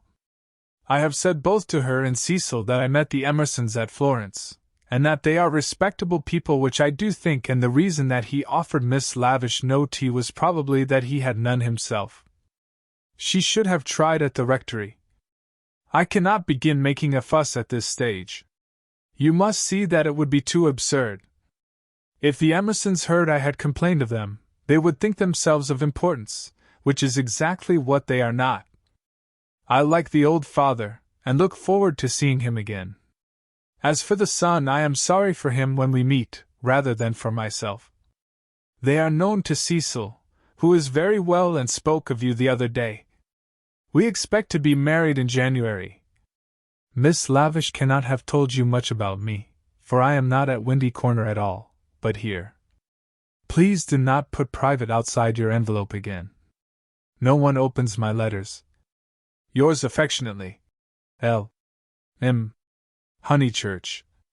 Secrecy has this disadvantage: we lose the sense of proportion. We cannot tell whether our secret is important or not. Were Lucy and her cousin closeted with a great thing which would destroy Cecil's life if he discovered it, or with a little thing which he would laugh at? Miss Bartlett suggested the former. Perhaps she was right. It had become a great thing now. Left to herself, Lucy would have told her mother and her lover ingenuously, and it would have remained a little thing. Emerson, not Harris. It was only that a few weeks ago. She tried to tell Cecil even now when they were laughing about some beautiful lady who had smitten his heart at school. But her body behaved so ridiculously that she stopped. She and her secret stayed 10 days longer in the deserted metropolis, visiting the scenes they were to know so well later on. It did her no harm, Cecil thought, to learn the framework of society, while society itself was absent on the golf links or the moors. The weather was cool, and it did her no harm. In spite of the season, Mrs. Vyse managed to scrape together a dinner party consisting entirely of the grandchildren of famous people. The food was poor, but the talk had a witty weariness that impressed the girl. One was tired of everything, it seemed. One launched into enthusiasms only to collapse gracefully, and pick oneself up amid sympathetic laughter. In this atmosphere the pension Bertolini and Windy Corner appeared equally crude, and Lucy saw that her London career would estrange her a little from all that she had loved in the past. The grandchildren asked her to play the piano. She played Schumann. Now some Beethoven, called Cecil, when the querulous beauty of the music had died. She shook her head and played Schumann again. The melody rose, unprofitably magical. It broke. It was resumed broken, not marching once from the cradle to the grave. The sadness of the incomplete, the sadness that is often life, but should never be art, throbbed in its disjected phrases, and made the nerves of the audience throb. Not thus had she played on the little draped piano at the Bertolini, and too much Schumann was not the remark that Mr. Beebe had passed to himself when she returned. When the guests were gone, and Lucy had gone to bed, Mrs. Vyse paced up and down the drawing-room, discussing her little party with her son. Mrs. Vyse was a nice woman, but her personality, like many another's, had been swamped by London, for it needs a strong head to live among many people. The too vast orb of her fate had crushed her, and she had seen too many seasons, too many cities, too many men, for her abilities, and even with Cecil she was mechanical, and behaved as if he was not one's son, but, so to speak, a filial crowd. "Make Lucy one of us," she said, looking round intelligently at the end of each sentence, and straining her lips apart until she spoke again. "Lucy is becoming wonderful, wonderful. Her music always was wonderful. Yes, but she is purging off the Honeychurch taint, most excellent Honeychurches, but you know what I mean. She is not always quoting servants, or asking one how the pudding is made. Italy has done it. Perhaps," she murmured, thinking of the museum that represented Italy to her. "It is just possible. Cecil, mind you marry her next January. She is one of us already." "But her music!" he exclaimed. "The style of her! How she kept to Schumann when, like an idiot, I wanted Beethoven. Schumann was right for this evening. Schumann was the thing. Do you know, Mother, I shall have our children educated just like Lucy. Bring them up among honest country folks for freshness, send them to Italy for subtlety, and then not till then let them come to London. I don't believe in these London educations," he broke off, remembering that he had had one himself, and concluded. "At all events, not for women. Make her one of us," repeated Mrs. Vyse, and processed to bed. As she was dozing off, the cry of nightmare rang from Lucy's room. Lucy could ring for the maid if she liked, but Mrs. Vyse thought it kind to go herself. She found the girl sitting upright with her hand on her cheek. "I am so sorry, Mrs. Vyse, it is these dreams." "Bad dreams?" "Just dreams." The elder lady smiled and kissed her, saying very distinctly, "You should have heard us talking about you, dear. He admires you more than ever. Dream of that. Lucy returned the kiss, still covering one cheek with her hand. Mrs. Vice recessed to bed. Cecil, whom the cry had not awoke, snored. Darkness enveloped the flat. Chapter 12. 12th chapter. It was a Saturday afternoon, gay and brilliant after abundant rains, and the spirit of youth dwelt in it, though the season was now autumn. All that was gracious triumphed. As the motor cars passed through Summer Street, they raised only a little dust, and their stench was soon dispersed by the wind and replaced by the scent of the wet birches or of the pines. Mr. Beebe, at leisure for life's amenities, leant over his rectory gate. Freddie leant by him, smoking a pendant pipe. Suppose we go and hinder those new people opposite for a little. They might amuse you. Freddie, whom his fellow creatures never amused, suggested that the new people might be feeling a bit busy, and so on, since they had only just moved in. I suggested we should hinder them, said Mr. Beebe. They are worth it. Unlatching the gate, he sauntered over the triangular green to Sissy Villa. Hello! He cried, shouting in at the open door, through which much squalor was visible. A grave voice replied, Hello! I brought someone to see you. I'll be down in a minute. The passage was blocked by a wardrobe, which the removal men had failed to carry up the stairs. Mr. Beebe edged round it with difficulty. The sitting room itself was blocked with books. Are these people great readers? Freddie whispered. Are they that sort? I fancy they know how to read, a rare accomplishment. What have they got? Byron. Exactly. A Shropshire lad. Never heard of it. The Way of All Flesh. Never heard of it. Gibbon. Hello? Dear George reads German. Schopenhauer, Nietzsche, and so we go on. Well, I suppose your generation knows its own business, Honeychurch. Mr. Beebe, look at that, said Freddie in awestruck tones. On the cornice of the wardrobe, the hand of an amateur had painted this inscription: Mistrust all enterprises that require new clothes. I know. Isn't it jolly? I like that. I'm certain that's the old man's doing. How very odd of him. Surely you agree? But Freddie was his mother's son and felt that one ought not to go on spoiling the furniture. Pictures! The clergyman continued, scrambling about the room. Giotto, they got that at Florence, I'll be bound. The same as Lucy's got. Oh, by the by, did Miss Honeychurch enjoy London? She came back yesterday. I suppose she had a good time? Yes, very, said Freddie, taking up a book. She and Cecil are thicker than ever. That's good hearing. I wish I wasn't such a fool, Mr. Beebe. Mr. Beebe ignored the remark. Lucy used to be nearly as stupid as I am, but it'll be very different now, Mother thinks. She will read all kinds of books. So will you. Only medical books. Not books that you can talk about afterwards. Cecil is teaching Lucy Italian, and he says her playing is wonderful. There are all kinds of things in it that we have never noticed. Cecil says, What on earth are those people doing upstairs? Emerson, we think will come another time.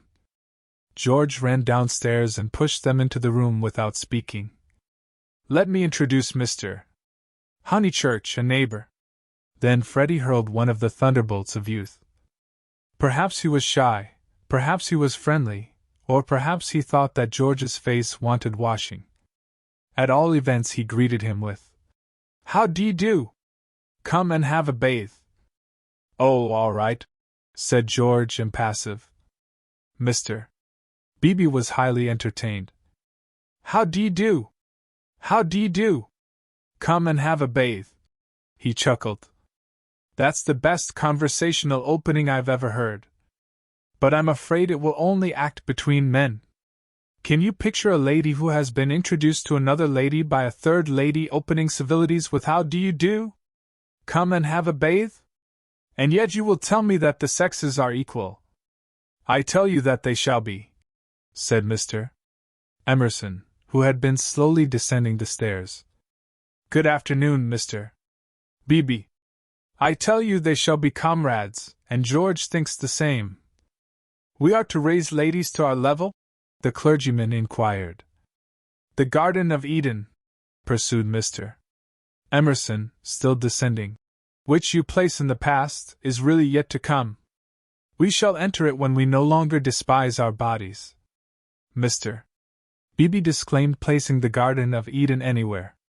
In this not and other things we men are ahead. We despise the body less than women do. But not until we are comrades shall we enter the garden. I say, what about this bathe? Murmured Freddie, appalled at the mass of philosophy that was approaching him. I believed in a return to nature once. But how can we return to nature when we have never been with her? Today, I believe that we must discover nature. After many conquests we shall attain simplicity. It is our heritage. Let me introduce Mr. Honeychurch, whose sister you will remember at Florence. How do you do? Very glad to see you, and that you are taking George for a bathe. Very glad to hear that your sister is going to marry. Marriage is a duty. I am sure that she will be happy, for we know Mr. Vyse too. He has been most kind. He met us by chance in the National Gallery, and arranged everything about this delightful house. Though I hope I have not vexed Sir Harry Otway. I have met so few liberal landowners, and I was anxious to compare his attitude towards the game laws with the conservative attitude. Ah, this wind! You do well to bathe. Yours is a glorious country, Honeychurch. Not a bit, mumbled Freddie. I must, that is to say, I have to have the pleasure of calling on you later on, my mother says, I hope. Call, my lad? Who taught us that drawing-room twaddle? Call on your grandmother. Listen to the wind among the pines. Yours is a glorious country. Mr. Beebe came to the rescue. Mr. Emerson, he will call, I shall call. You or your son will return our calls before 10 days have elapsed. I trust that you have realized about the 10 days interval. It does not count that I helped you with the stair-eyes yesterday. It does not count that they are going to bathe this afternoon. Yes, go and bathe, George. Why do you dawdle talking? Bring them back to tea. Bring back some milk cakes, honey. The change will do you good. George has been working very hard at his office. I can't believe he's well. George bowed his head, dusty and somber, exhaling the peculiar smell of one who has handled furniture. Do you really want this bathe? Freddie asked him. It is only a pond, don't you know? I dare say you are used to something better. Yes, I have said yes already. Mr. Beebe felt bound to assist his young friend, and led the way out of the house and into the pine woods. How glorious it was! For a little time the voice of old Mr. Emerson pursued them, dispensing good wishes and philosophy. It ceased, and they only heard the fair wind blowing the bracken and the trees. Mr. Beebe, who could be silent, but who could not bear silence, was compelled to chatter, since the expedition looked like a failure, and neither of his companions would utter a word. He spoke of Florence. George attended gravely, assenting or dissenting with slight but determined gestures that were as inexplicable as the motions of the treetops above their heads. And what a coincidence that you should meet Mr. Vyse. Did you realize that you would find all the pension Bertolini down here? I did not. Miss Lavish told me. When I was a young man, I always meant to write a history of coincidence. No enthusiasm. Though, as a matter of fact, coincidences are much rarer than we suppose. For example, it isn't purely coincidentally that you are here now, when one comes to reflect. To his relief, George began to talk. It is, I have reflected. It is fate. Everything is fate. We are flung together by fate, drawn apart by fate, flung together, drawn apart. The 12 winds blow us, we settle nothing, you have not reflected at all. Rapped the clergyman. Let me give you a useful tip, Emerson, attribute nothing to fate. Don't say, I didn't do this, for you did it, 10 to 1. Now I'll cross-question you. Where did you first meet Miss Honeychurch and myself? Italy. And where did you meet Mr. Vyse, who is going to marry Miss Honeychurch? National Gallery. Looking at Italian art. There you are, and yet you talk of coincidence and fate. You naturally seek out things Italian, and so do we and our friends. This narrows the field immeasurably, we meet again in it. It is fate that I am here, persisted George. But you can call it Italy if it makes you less unhappy. Mr. Beebe slid away from such heavy treatment of the subject. But he was infinitely tolerant of the young, and had no desire to snub George. And so for this and for other reasons my history of coincidence is still to write. Silence. Wishing to round off the episode, he added, We are all so glad that you have come. Silence. Here we are, called Freddie. Oh, good, exclaimed Mr. Beebe, mopping his brow. And there's the pond. I wish it was bigger, he added apologetically. They climbed down a slippery bank of pine needles. There lay the pond, set in its little alp of green, only a pond, but large enough to contain the human body, and pure enough to reflect the sky. On account of the rains, the waters had flooded the surrounding grass, which showed like a beautiful emerald path, tempting these feet towards the central pool. It's distinctly successful, as ponds go, said Mr. Beebe. No apologies are necessary for Th. E. Pond. George sat down where the ground was dry, and drearily unlaced his boots. Aren't those masses of willow herb splendid? I love willow herb in seed. What's the name of this aromatic plant? No one knew or seemed to care. These abrupt changes of vegetation, this little spongish tract of water plants, and on either side of it all the growths are tough or brittle heather, bracken, hurts, pines. Very charming, very charming. Mr. Beebe, aren't you bathing? Called Freddie as he stripped himself. Mr. Beebe thought he was not. Water's wonderful, cried Freddie, prancing in. Water's water, murmured George. Wetting his hair first, a sure sign of apathy, he followed Freddie into the divine, as indifferent as if he were a statue and the pond a pail of soapsuds. It was necessary to use his muscles. It was necessary to keep clean. Mr.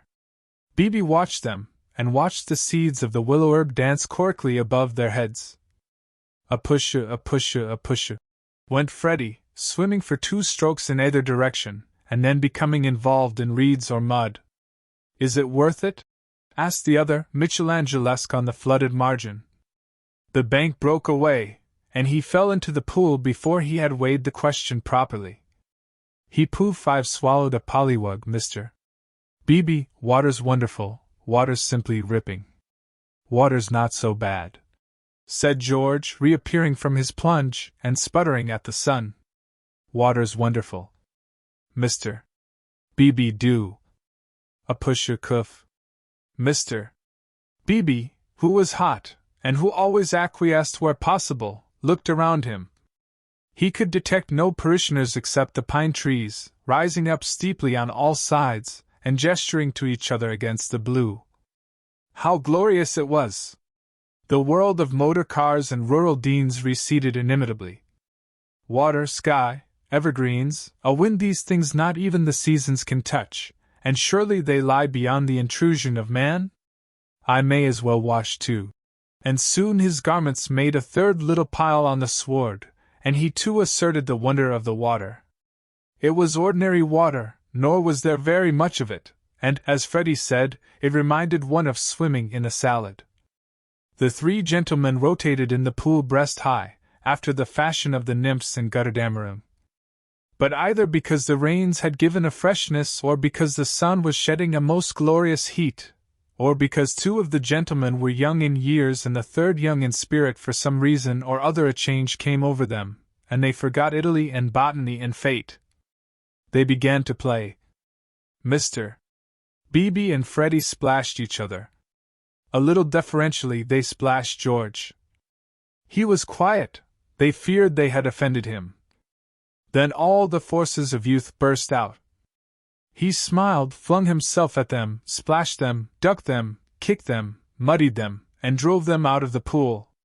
"Race you rounded, then," cried Freddie, and they raced in the sunshine, and George took a short cut and dirted his shins, and had to bathe a second time. Then Mr. Beebe consented to run a memorable sight. They ran to get dry, they bathed to get cool, they played at being Indians in the willow herbs and in the bracken, they bathed to get clean. And all the time 3 little bundles lay discreetly on the sward, proclaiming, "No. We are what matters. Without us shall no enterprise begin. To us shall all flesh turn in the end." "A try! A try!" yelled Freddie, snatching up George's bundle and placing it beside an imaginary goal-post. "Soccer rules," George retorted, scattering Freddie's bundle with a kick. "Goal! Goal! Pass! Take care my watch!" cried Mr. Beebe. Clothes flew in all directions. "Take care my hat!" "No, that's enough, Freddie. Dress now." "No, I say." But the 2 young men were delirious. Away they twinkled into the trees, Freddie with a clerical waistcoat under his arm, George with a wide-awake hat on his dripping hair. "That'll do!" shouted Mr. Beebe, remembering that after all he was in his own parish. Then his voice changed as if every pine tree was a rural dean. "Hi! Steady on! I see people coming, you fellows!" Yells and widening circles over the dappled earth. "Hi! Hi! Ladies!" Neither George nor Freddie was truly refined. Still, they did not hear Mr. Beebe's last warning, or they would have avoided Mrs. Honeychurch, Cecil, and Lucy, who were walking down to call on old Mrs. Butterworth. Freddie dropped the waistcoat at their feet, and dashed into some bracken. George whooped in their faces, turned and scudded away down the path to the pond, still clad in Mr. Beebe's hat. "Gracious alive!" cried Mrs. Honeychurch. "Whoever were those unfortunate people? Oh, dears, look away! And poor Mr. Beebe, too! Whatever has happened? Come this way immediately," commanded Cecil, who always felt that he must lead women, though he knew not whither, and protect them, though he knew not against what. He led them now towards the bracken where Freddie sat concealed. "Oh, poor Mr. Beebe! Was that his waistcoat we left in the path?" Cecil, Mr. Beebe's waistcoat. "No business of ours," said Cecil, glancing at Lucy, who was all parasol and evidently minded. "I fancy Mr. Beebe jumped back into the pond. This way, please, Mrs. Honeychurch, this way." They followed him up the bank, attempting the tense yet nonchalant expression that is suitable for ladies on such occasions. "Well, I can't help it," said a voice close ahead, and Freddie reared a freckled face and a pair of snowy shoulders out of the fronds. "I can't be trodden on, can I? Good gracious me, dear, so it's you! What miserable management! Why not have a comfortable bath at home, with hot and cold laid on? Look here, mother, a fellow must wash, and a fellow's got to dry, and if another fellow, dear, no doubt you're right as usual, but you are in no position to argue. Come, Lucy." They turned. "Oh, look, don't look! Oh, poor Mr. Beebe! How unfortunate again!" For Mr. Beebe was just crawling out of the pond, on whose surface garments of an intimate nature did float, while George, the world-weary George, shouted to Freddie that he had hooked a fish. "And me, I've swallowed one," answered he of the bracken. "I've swallowed a pollywug." It wriggleth in my tummy. I shall die, Emerson, you beast, you've got on my bags. Hush, dears, said Mrs. Honeychurch, who found it impossible to remain shocked. And do be sure you dry yourselves thoroughly first. All these colds come of not drying thoroughly. Mother, do come away, said Lucy. Oh, for goodness' sake, do come. Hullo! Cried George, so that again the ladies stopped. He regarded himself as dressed. Barefoot, bare-chested, radiant and personable against the shadowy woods, he called. Hullo, Miss Honeychurch! Hullo! Bow, Lucy, better bow. Whoever is it? I shall bow. Miss Honeychurch bowed. That evening and all that night the water ran away. On the morrow the pool had shrunk to its old size and lost its glory. It had been a call to the blood and to the relaxed will, a passing benediction whose influence did not pass, a holiness, a spell, a momentary chalice for youth. Chapter 13. How Miss Bartlett's boiler was so tiresome. How often had Lucy rehearsed this bow, this interview. But she had always rehearsed them indoors, and with certain accessories, which surely we have a right to assume. Who could foretell that she and George would meet in the rout of a civilization, amidst an army of coats and collars and boots that lay wounded over the sunlit earth? She had imagined a young Mr. Emerson, who might be shy or morbid or indifferent, or furtively impudent. She was prepared for all of these. But she had never imagined one who would be happy and greet her with the shout of the morning star. Indoors herself, partaking of tea with old Mrs. Butterworth, she reflected that it is impossible to foretell the future with any degree of accuracy, that it is impossible to rehearse life. A fault in the scenery, a face in the audience, an eruption of the audience onto the stage, and all our carefully planned gestures mean nothing, or mean too much. I will bow, she had thought. I will not shake hands with him. That will be just the proper thing. She had bowed, but to whom? To gods, to heroes, to the nonsense of schoolgirls. She had bowed across the rubbish that cumbers the world. So ran her thoughts, while her faculties were busy with Cecil. It was another of those dreadful engagement calls. Mrs. Butterworth had wanted to see him, and he did not want to be seen. He did not want to hear about hydrangeas, why they changed their color at the seaside. He did not want to join the sea. Oh, yes. When cross he was always elaborate, and made long, clever answers where yes or no would have done. Lucy soothed him and tinkered at the conversation in a way that promised well for their married P.A.s.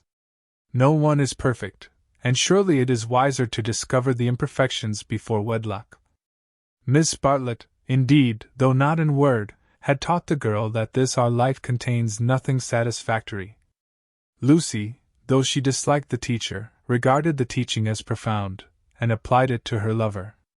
Lucy, said her mother when they got home, is anything the matter with Cecil? The question was ominous. Up till now Mrs. Honeychurch had behaved with charity and restraint. No, I don't think so, Mother. Cecil's all right. Perhaps he's tired. Lucy compromised. Perhaps Cecil was a little tired. Because otherwise, she pulled out her bonnet pins with gathering displeasure. Because otherwise I cannot account for him. I do think Mrs. Butterworth is rather tiresome, if you mean that. Cecil has told you to think so. You were devoted to her as a little girl, and nothing will describe her goodness to you through the typhoid fever. No, it is just the same thing everywhere. Let me just put your bonnet away, may I? Surely he could answer her civilly for 1/2 hour? Cecil has a very high standard for people, faltered Lucy, seeing trouble ahead. It's part of his ideals. It is really that makes him sometimes seem, oh, rubbish. If high ideals make a young man rude, the sooner he gets rid of them the better, said Mrs. Honeychurch, handing her the bonnet. Now, Mother! I've seen you cross with Mrs. Butterworth yourself. Not in that way. At times I could wring her neck. But not in that way. No. It is the same with Cecil all over. By the by, I never told you. I had a letter from Charlotte while I was away in London. This attempt to divert the conversation was too puerile, and Mrs. Honeychurch resented it. Since Cecil came back from London, nothing appears to please him. Whenever I speak, he winces. I see him, Lucy, it is useless to contradict me. No doubt I am neither artistic nor literary nor intellectual nor musical, but I cannot help the drawing-room furniture. Your father bought it, and we must put up with it, will Cecil kindly remember. I see what you mean, and certainly Cecil oughtn't to. But he does not mean to be uncivil. He once explained it as the things that upset him. He is easily upset by ugly things. He is not uncivil to people. Is it a thing or a person when Freddie sings? You can't expect a really musical person to enjoy comic songs as we do. Then why didn't he leave the room? Why sit wriggling and sneering and spoiling everyone's pleasure? We mustn't be unjust to people, faltered Lucy. Something had enfeebled her, and the case for Cecil, which she had mastered so perfectly in London, would not come forth in an effective form. The two civilizations had clashed. Cecil hinted that they might, and she was dazzled and bewildered, as though the radiance that lies behind all civilization had blinded her eyes. Good taste and bad taste were only catchwords, garments of diverse cut, and music itself dissolved to a whisper through pine trees, where the song is not distinguishable from the comic song. She remained in much embarrassment, while Mrs. Honeychurch changed her frock for dinner, and every now and then she said a word, and made things no better. There was no concealing the fact. Cecil had meant to be supercilious, and he had succeeded. And Lucy, she knew not why, wished that the trouble could have come at any other time. Go and dress, dear, you'll be late. All right, mother, don't say all right and stop. Go. She obeyed, but loitered disconsolately at the landing window. It faced north, so there was little view, and no view of the sky. Now, as in the winter, the pine trees hung close to her eyes. One connected the landing window with depression. No definite problem menaced her, but she sighed to herself. Oh dear, what shall I do? What shall I do? It seemed to her that everyone else was behaving very badly. And she ought not to have mentioned Miss Bartlett's letter. She must be more careful. Her mother was rather inquisitive, and might have asked what it was about. Oh dear, what should she do? And then Freddie came bounding upstairs, and joined the ranks of the ill-behaved. I say, those are topping people. My dear baby, how tiresome you've been! You have no business to take them bathing in the sacred lake. It's much too public. It was all right for you, but most awkward for everyone else. Do be more careful. You forget the place is growing half suburban. I say, is anything on tomorrow? Week? Not that I know of. Then I want to ask the Emersons up to Sunday tennis. Oh, I wouldn't do that, Freddie, I wouldn't do that with all this muddle. What's wrong with the court? They won't mind a bump or two, and I've ordered new balls. I meant it's better not. I really mean it. He seized her by the elbows and humorously danced her up and down the passage. She pretended not to mind, but she could have screamed with temper.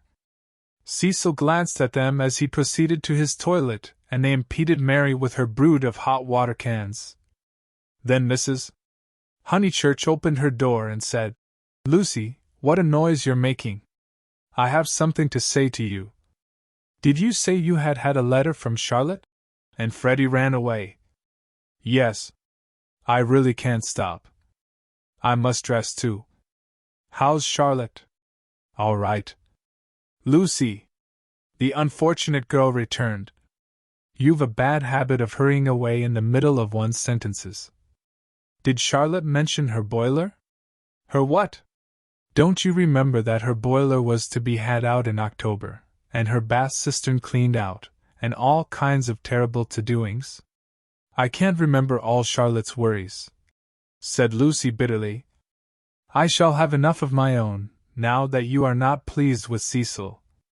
Mrs. Honeychurch might have flamed out. She did not.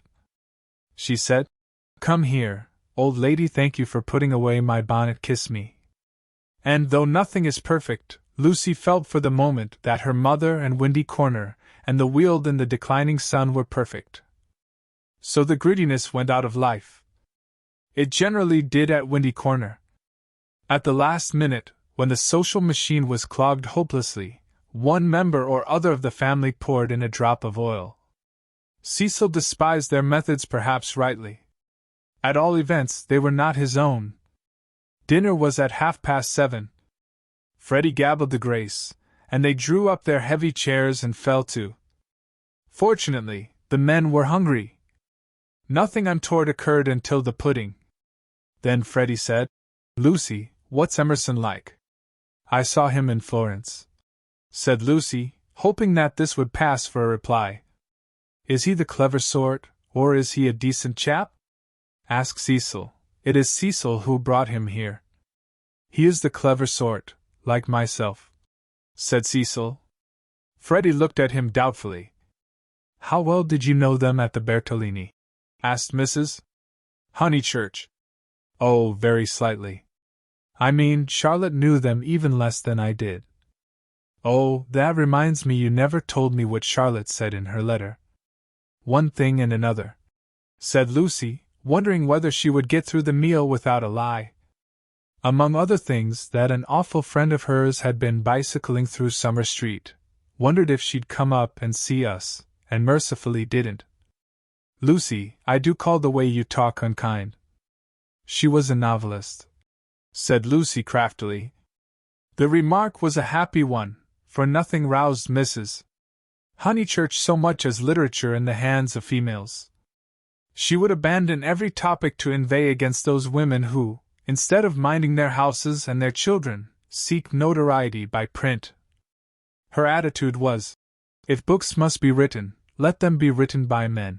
And she developed it at great length, while Cecil yawned and Freddie played at this year, next year, now, never, with his plumstones, and Lucy artfully fed the flames of her mother's wrath. But soon the conflagration died down, and the ghosts began to gather in the darkness. There were too many ghosts about. The original ghost, that touch of lips on her cheek, had surely been laid long ago. It could be nothing to her that a man had kissed her on a mountain once. But it had begotten a spectral family, Mr. Harris, Miss Bartlett's letter, Mr. Beebe's memories of violets, and one or other of these was bound to haunt her before Cecil's very eyes. It was Miss Bartlett who returned now, and with appalling vividness. "I have been thinking, Lucy, of that letter of Charlotte's. How is she?" "I tore the thing up." "Didn't she say how she was? How does she sound? Cheerful?" "Oh, yes, I suppose so. No, not very cheerful, I suppose." "Then, depend upon it, it is the boiler. I know myself how water preys upon one's mind. I would rather anything else, even a misfortune with the meat." Cecil laid his hand over his eyes. "So would I," asserted Freddie, backing his mother up, backing up the spirit of her remark rather than the substance. "And I have been thinking," she added rather nervously, "surely we could squeeze Charlotte in here next week, and give her a nice holiday while the plumbers at Tunbridge Wells finish. I have not seen poor Charlotte for so long." It was more than her nerves could stand, and she could not protest violently after her mother's goodness to her upstairs. "Mother, no!" she pleaded. "It's impossible. We can't have Charlotte on the top of the other things.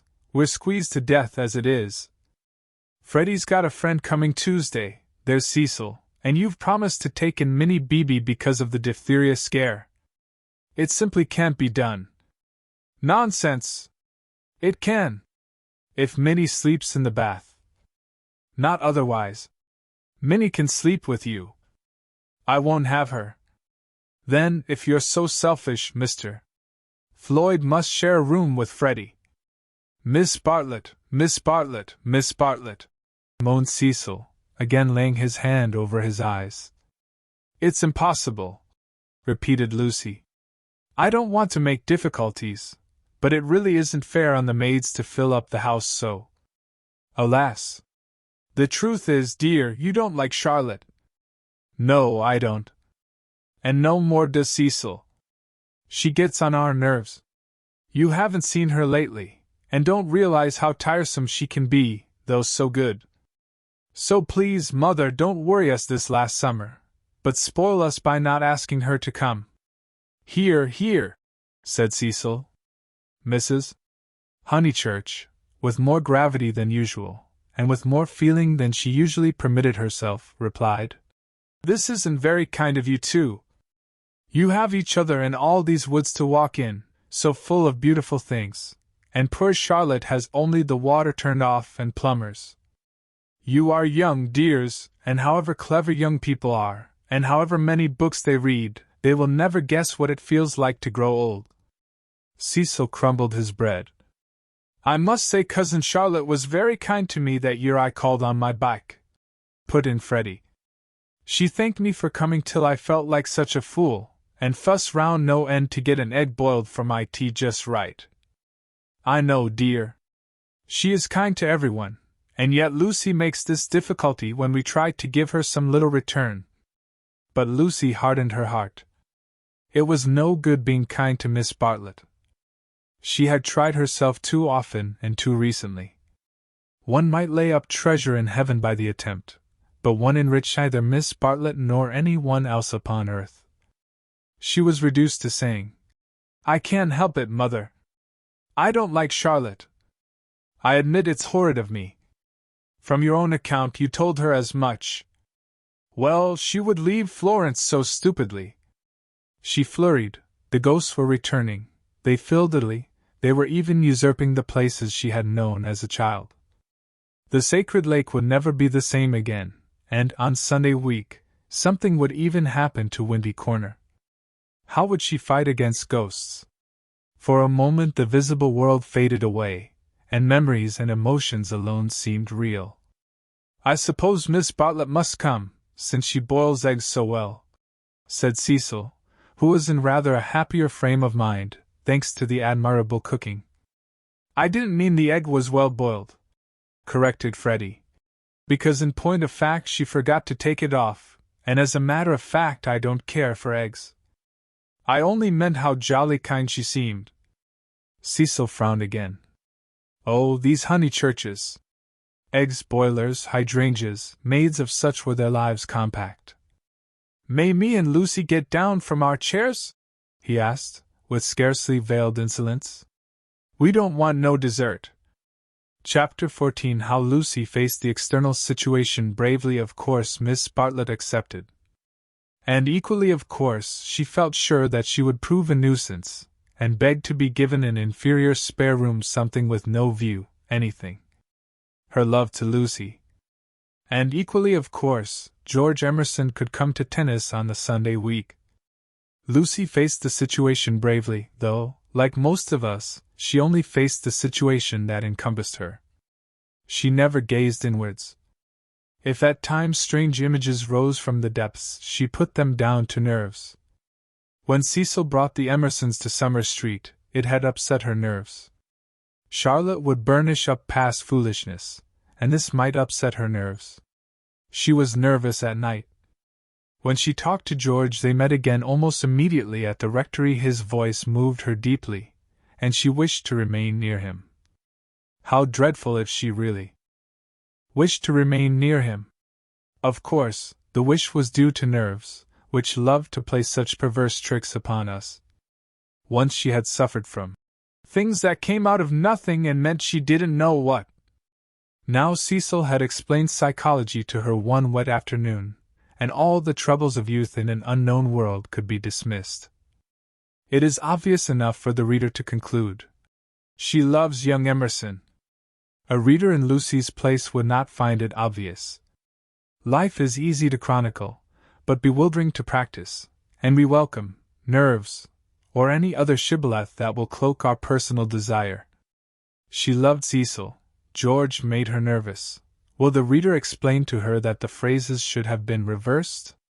but the external situation she will face that bravely. The meeting at the rectory had passed off well enough. Standing between Mr. Beebe and Cecil, she had made a few temperate allusions to Italy, and George had replied. She was anxious to show that she was not shy, and was glad that he did not seem shy either. "A nice fellow," said Mr. Beebe afterwards. "He will work off his crudities in time. I rather mistrust young men who slip into life gracefully," Lucy said. "He seems in better spirits. He laughs more." "Yes," replied the clergyman. "He is waking up." That was all. But as the week wore on, more of her defenses fell, and she entertained an image that had physical beauty. In spite of the clearest directions, Miss Bartlett contrived to bungle her arrival. She was due at the southeastern station at Dorking, whither Mrs. Honeychurch drove to meet her. She arrived at the London and Brighton station, and had to hire a cab up. No one was at home except Freddie and his friend, who had to stop their tennis and to entertain her for a solid hour. Cecil and Lucy turned up at 4 o'clock, and these, with little Minnie Beebe, made a somewhat lugubrious sextet upon the upper lawn for tea. "I shall never forgive myself," said Miss Bartlett, who kept on rising from her seat, and had to be begged by the united company to remain. "I have upset everything. Bursting in on young people. But I insist on paying for my cab up. Grant that, at any rate. Our visitors never do such dreadful things," said Lucy, while her brother, in whose memory the boiled egg had already grown unsubstantial, exclaimed in irritable tones, "Just what I've been trying to convince Cousin Charlotte of, Lucy, for the last half hour." "I do not feel myself an ordinary visitor," said Miss Bartlett, and looked at her frayed glove. "All right, if you'd really rather. 5 shillings, and I gave a bob to the driver." Miss Bartlett looked in her purse. Only sovereigns and pennies. Could any one give her change? Freddie had half a quid and his friend had 4 half-crowns. Miss Bartlett accepted their moneys and then said, "But who am I to give the sovereign to?" "Let's leave it all till Mother comes back," suggested Lucy. "No, dear, your mother may take quite a long drive now that she is not hampered with me. We all have our little foibles, and mine is the prompt settling of accounts." Here Freddie's friend, Mr. Floyd, made the one remark of his that need be quoted. He offered to toss Freddie for Miss Bartlett's quid.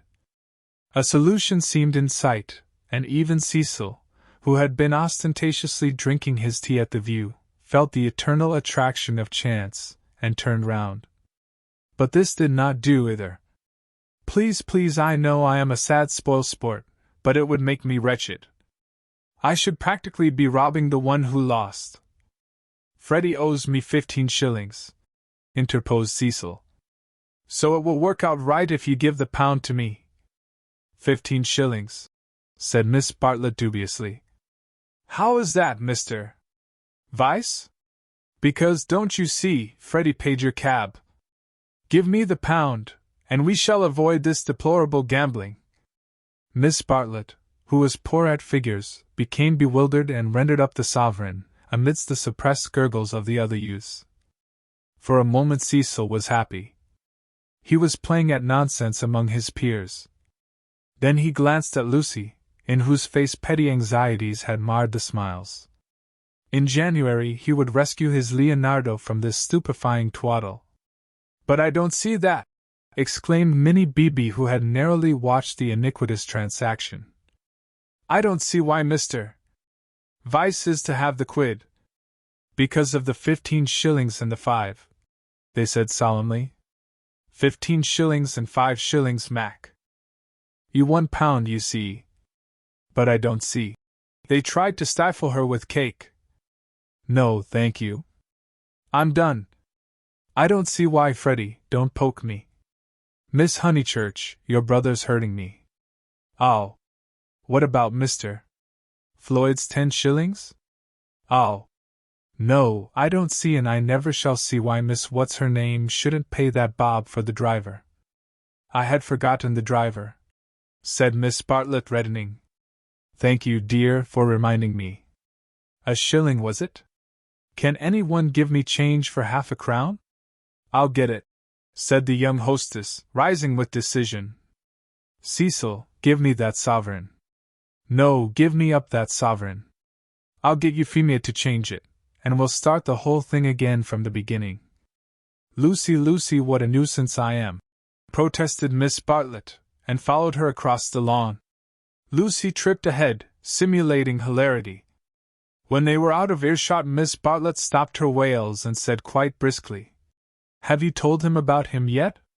No, I haven't, replied Lucy, and then could have bitten her tongue for understanding so quickly what her cousin meant. Let me see a sovereign's worth of silver. She escaped into the kitchen. Miss Bartlett's sudden transitions were too uncanny. It sometimes seemed as if she planned every word she spoke or caused to be spoken, as if all this worry about cabs and change had been a ruse to surprise the soul. No, I haven't told Cecil or anyone, she remarked when she returned. I promise you I shouldn't. Here is your money, all shillings, except 2 half-crowns. Would you count it? You can settle your debt nicely now. Miss Bartlett was in the drawing-room, gazing at the photograph of St. John ascending, which had been framed. How dreadful, she murmured. How more than dreadful if Mr. Vyse should come to hear of it from some other source. Oh no, Charlotte, said the girl, entering the battle. George Emerson is all right, and what other source is there? Miss Bartlett considered. For instance, the driver. I saw him looking through the bushes at you. Remember, he had a violet between his teeth. Lucy shuddered a little. We shall get this silly affair on our nerves if we aren't careful. How could a Florentine cab driver ever get hold of Cecil? We must think of every possibility. Oh, it's all right. Or perhaps old Mr. Emerson knows. In fact, he is certain to know. I don't care if he does. I was grateful to you for your letter, but even if the news does get round, I think I can trust Cecil to laugh at it. To contradict it? No, to laugh at it. But she knew in her heart that she could not trust him, for he desired her untouched. Very well, dear, you know best. Perhaps gentlemen are different to what they were when I was young. Ladies are certainly different. Now, Charlotte. She struck at her playfully. You kind, anxious thing. What would you have me do? First you say don't tell, and then you say tell. Which is it to be? Quick. Miss Bartlett sighed. I am no match for you in conversation, dearest. I blush when I think how I interfered at Florence, and you so well able to look after yourself, and so much cleverer in all ways than I am. You will never forgive me. Shall we go out then? They will smash all the china if we don't. For the air rang with the shrieks of Minnie, who was being scalped with a teaspoon. Dear, one moment we may not have this chance for a chat again. Have you seen the young one yet? Yes, I have. What happened? We met at the rectory. What line is he taking up? No line. He talked about Italy, like any other person. It is really all right. What advantage would he get from being a cad, to put it bluntly? I do wish I could make you see it my way. He really won't be any nuisance, Charlotte. Once a cad, always a cad. That is my poor opinion. Lucy paused. Cecil said one day, and I thought it so profound, that there are 2 kinds of cads, the conscious and the subconscious. She paused again, to be sure of doing justice to Cecil's profundity. Through the window she saw Cecil himself, turning over the pages of a novel. It was a new one from Smith's library. Her mother must have returned from the station. Once a cad, always a cad, droned Miss Bartlett.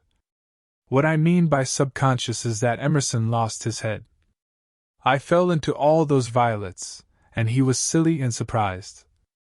I don't think we ought to blame him very much. It makes such a difference when you see a person with beautiful things behind him unexpectedly. It really does, it makes an enormous difference, and he lost his head. He doesn't admire me, or any of that nonsense, one straw. Freddie rather likes him, and has asked him up here on Sunday, so you can judge for yourself. He has improved. He doesn't always look as if he's going to burst into tears. He is a clerk in the general manager's office at one of the big railways, not a porter, and runs down to his father for weekends. Papa was to do with journalism, but is rheumatic and has retired. There. Now for the garden. She took hold of her guest by the arm. Suppose we don't talk about this silly Italian business anymore. We want you to have a nice restful visit at Windy Corner, with no wording. Lucy thought this rather a good speech. The reader may have detected an unfortunate slip in it. Whether Miss Bartlett detected the slip one cannot say, for it is impossible to penetrate into the minds of elderly people. She might have spoken further, but they were interrupted by the entrance of her hostess.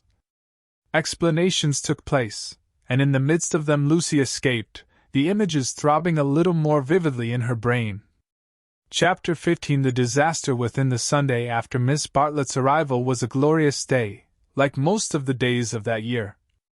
In the Weald, autumn approached, breaking up the green monotony of summer, touching the parks with the grey bloom of mist, the beech trees with russet, the oak trees with gold. Up on the heights, battalions of black pines witnessed the change, themselves unchangeable. Either country was spanned by a cloudless sky, and in either arose the tinkle of church bells. The garden of Windy Corners was deserted except for a red book, which lay sunning itself upon the gravel path. From the house came incoherent sounds, as of females preparing for worship. The men say they won't go. Well, I don't blame them. Minnie says, need she go? Tell her, no nonsense, Anne. Mary. Hook me behind. Dearest Lucia, may I trespass upon you for a pin? For Miss Bartlett had announced that she at all events was one for church. The sun rose higher on its journey, guided, not by Phaeton, but by Apollo, competent, unswerving, divine. Its rays fell on the ladies whenever they advanced towards the bedroom windows, on Mr. Beebe down at Summer Street as he smiled over a letter from Miss Catherine Allen, on George Emerson cleaning his father's boots, and lastly, to complete the catalogue of memorable things, on the red book mentioned previously. The ladies move, Mr. Beebe moves, George moves, and movement may engender shadow. But this book lies motionless, to be caressed all the morning by the sun and to raise its covers slightly, as though acknowledging the caress. Presently Lucy steps out of the drawing-room window. Her new cerise dress has been a failure, and makes her look tawdry and wan. At her throat is a garnet brooch, on her finger a ring set with rubies, an engagement ring. Her eyes are bent to the Weald. She frowns a little, not in anger, but as a brave child frowns when he is trying not to cry. In all that expanse no human eye is looking at her, and she may frown unrebuked and measure the spaces that yet survive between Apollo and the western hills. Lucy! Lucy! What's that book? Who's been taking a book out of the shelf and leaving it about to spoil? It's only the library book that Cecil's been reading. But pick it up, and don't stand idling there like a flamingo. Lucy picked up the book and glanced at the title listlessly, under a loggia. She no longer read novels herself, devoting all her spare time to solid literature in the hope of catching Cecil up. It was dreadful how little she knew, and even when she thought she knew a thing, like the Italian painters, she found she had forgotten it. Only this morning she had confused Francesco Francia with Piero della Francesca, and Cecil had said, "What? You aren't forgetting your Italy already?" And this too had lent anxiety to her eyes when she saluted the dear view and the dear garden in the foreground, and above them, scarcely conceivable elsewhere, the dear Sunday. "Lucy, have you a sixpence for Minnie and a shilling for yourself?" She hastened in to her mother, who was rapidly working herself into a Sunday fluster. "It's a special collection, I forget what for." I do beg, no vulgar clinking in the plate with halfpennies. See that Minnie has a nice bright sixpence. Where is the child? Minnie! That book's all warped. Gracious, how plain you look! Put it under the atlas to Pres. S. Minnie!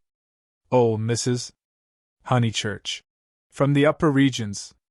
Minnie, don't be late. Here comes the horse. It was always the horse, never the carriage. Where's Charlotte? Run up and hurry her. Why is she so long? She had nothing to do. She never brings anything but blouses. Poor Charlotte, how I do detest blouses. Minnie!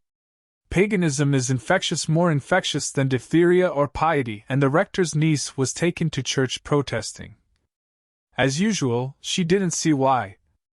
Why shouldn't she sit in the sun with the young men? The young men, who had now appeared, mocked her with ungenerous words. Mrs. Honeychurch defended orthodoxy, and in the midst of the confusion Miss Bartlett, dressed in the very height of the fashion, came strolling down the stairs. Dear Marian, I am very sorry, but I have no small change, nothing but sovereigns and half-crowns. Could any one give me? Yes, easily. Jump in. Gracious me, how smart you look! What a lovely frock! You put us all to shame. If I did not wear my best rags and tatters now, when should I wear them? Said Miss Bartlett reproachfully. She got into the victoria and placed herself with her back to the horse. The necessary roar ensued, and then they drove off. Goodbye. Be good, called out Cecil. Lucy bit her lip, for the tone was sneering.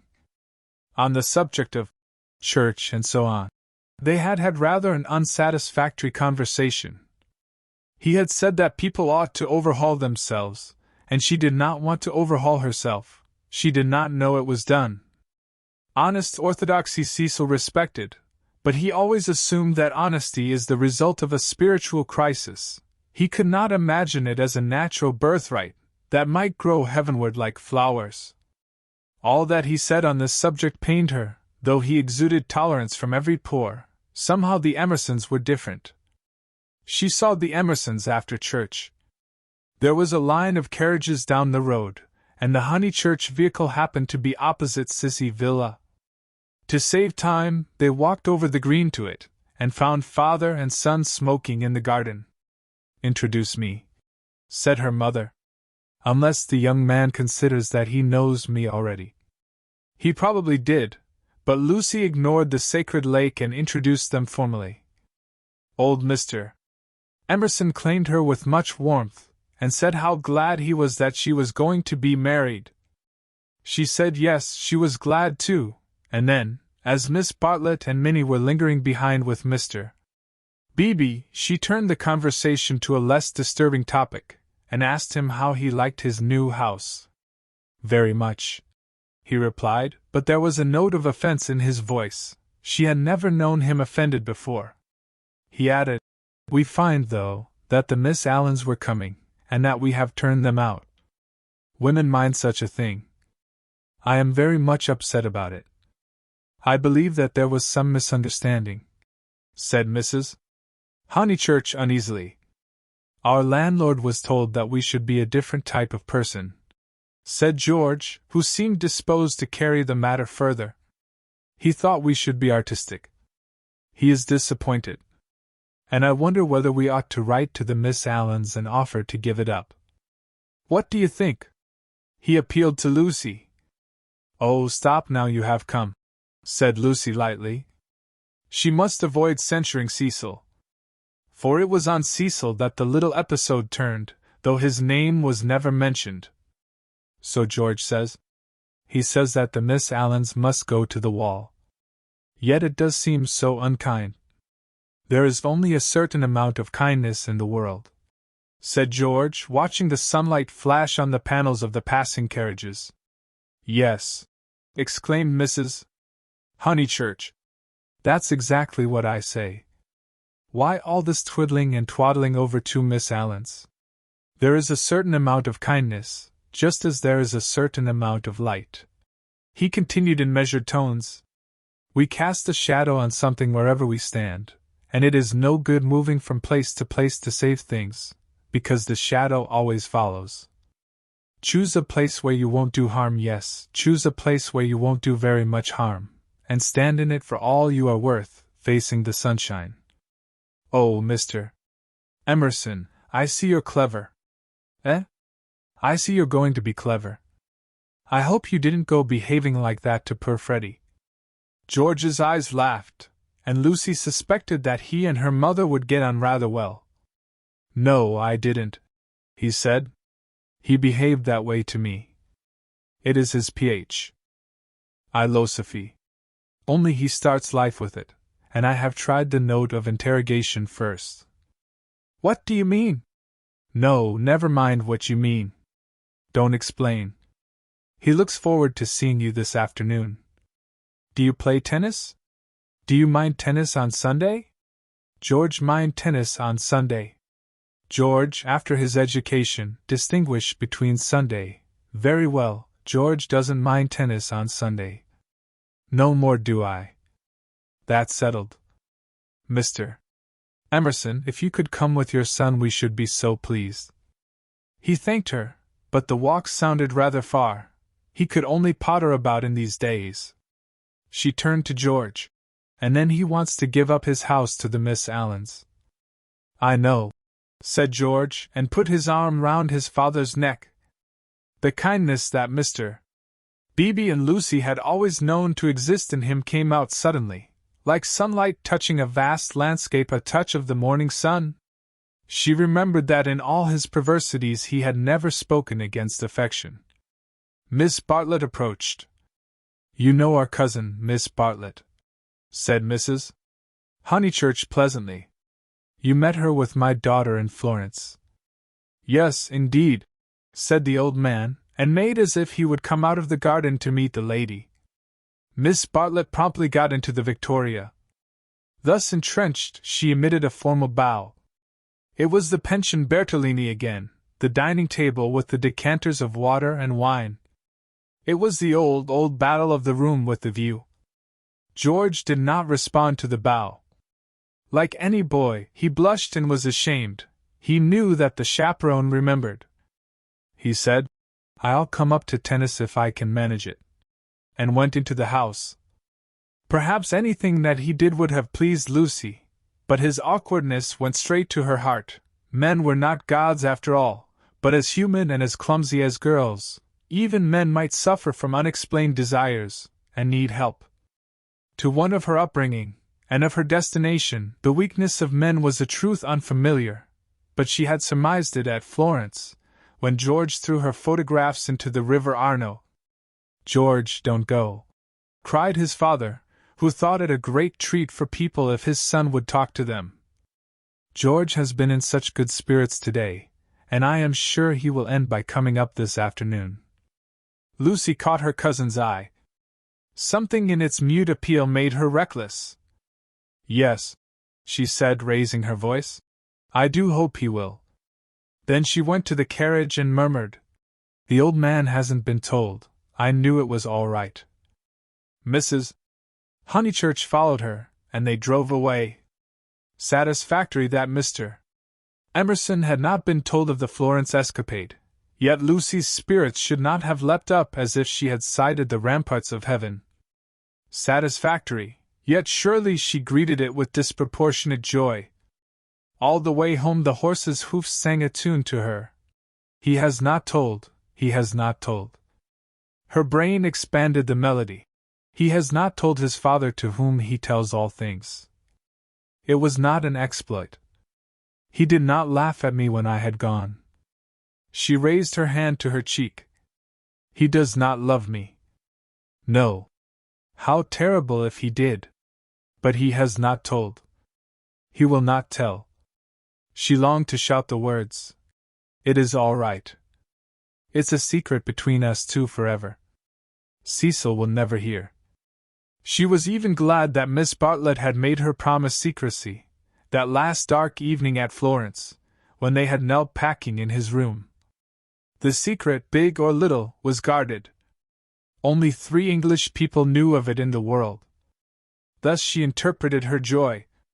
She greeted Cecil with unusual radiance, because she felt so safe. As he helped her out of the carriage, she said, "The Emersons have been so nice. George Emerson has improved enormously." "How are my protégés?" asked Cecil, who took no real interest in them, and had long since forgotten his resolution to bring them to Windy Corner for educational purposes. "Protégés!" she exclaimed with some warmth. For the only relationship which Cecil conceived was feudal, that of protector and protected.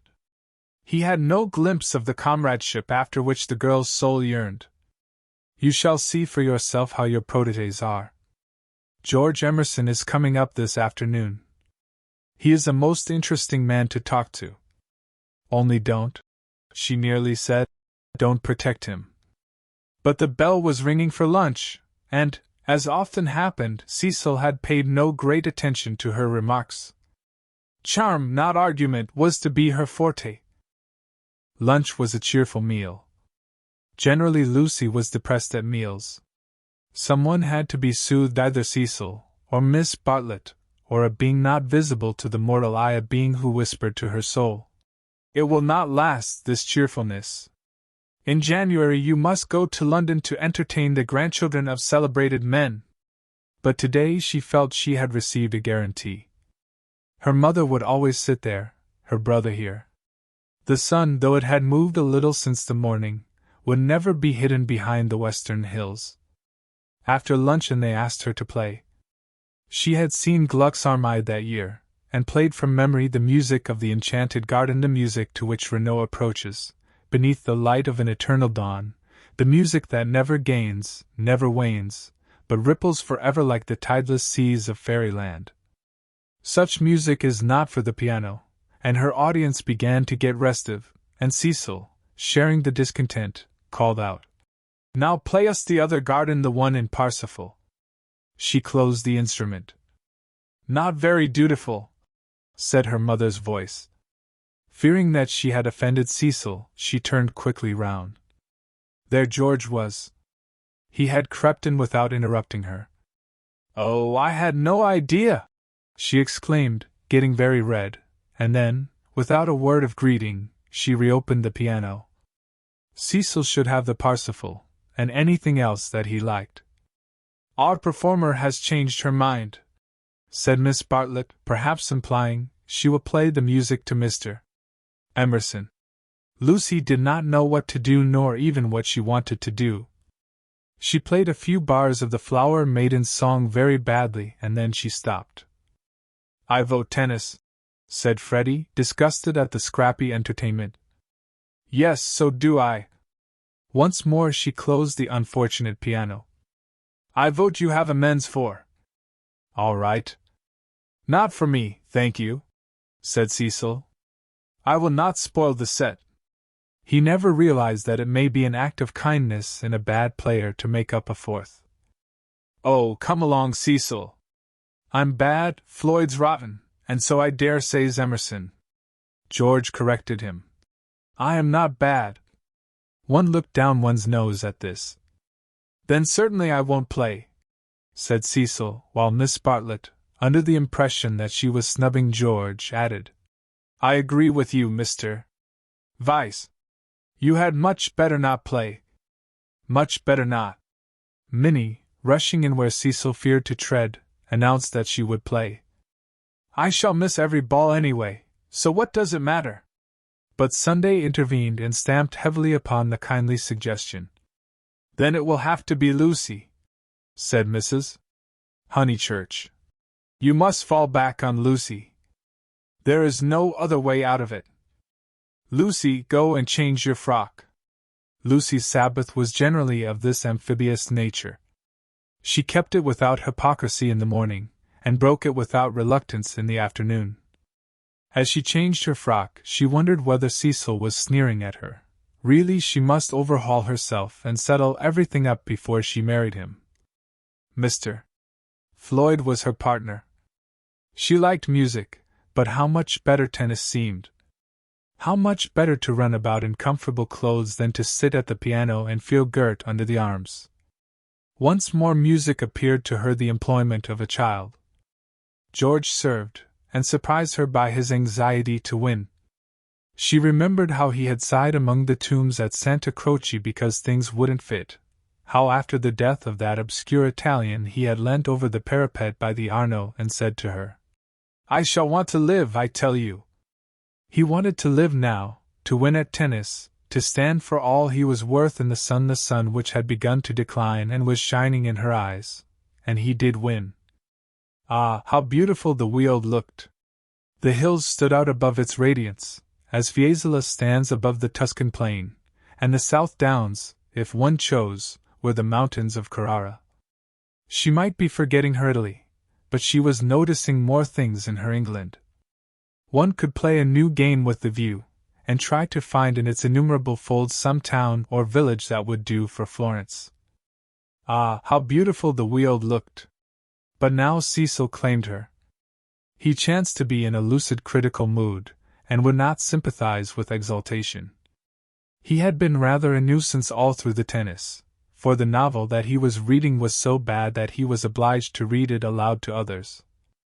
He would stroll round the precincts of the court and call out, "I say, listen to this, Lucy." 3 split infinitives.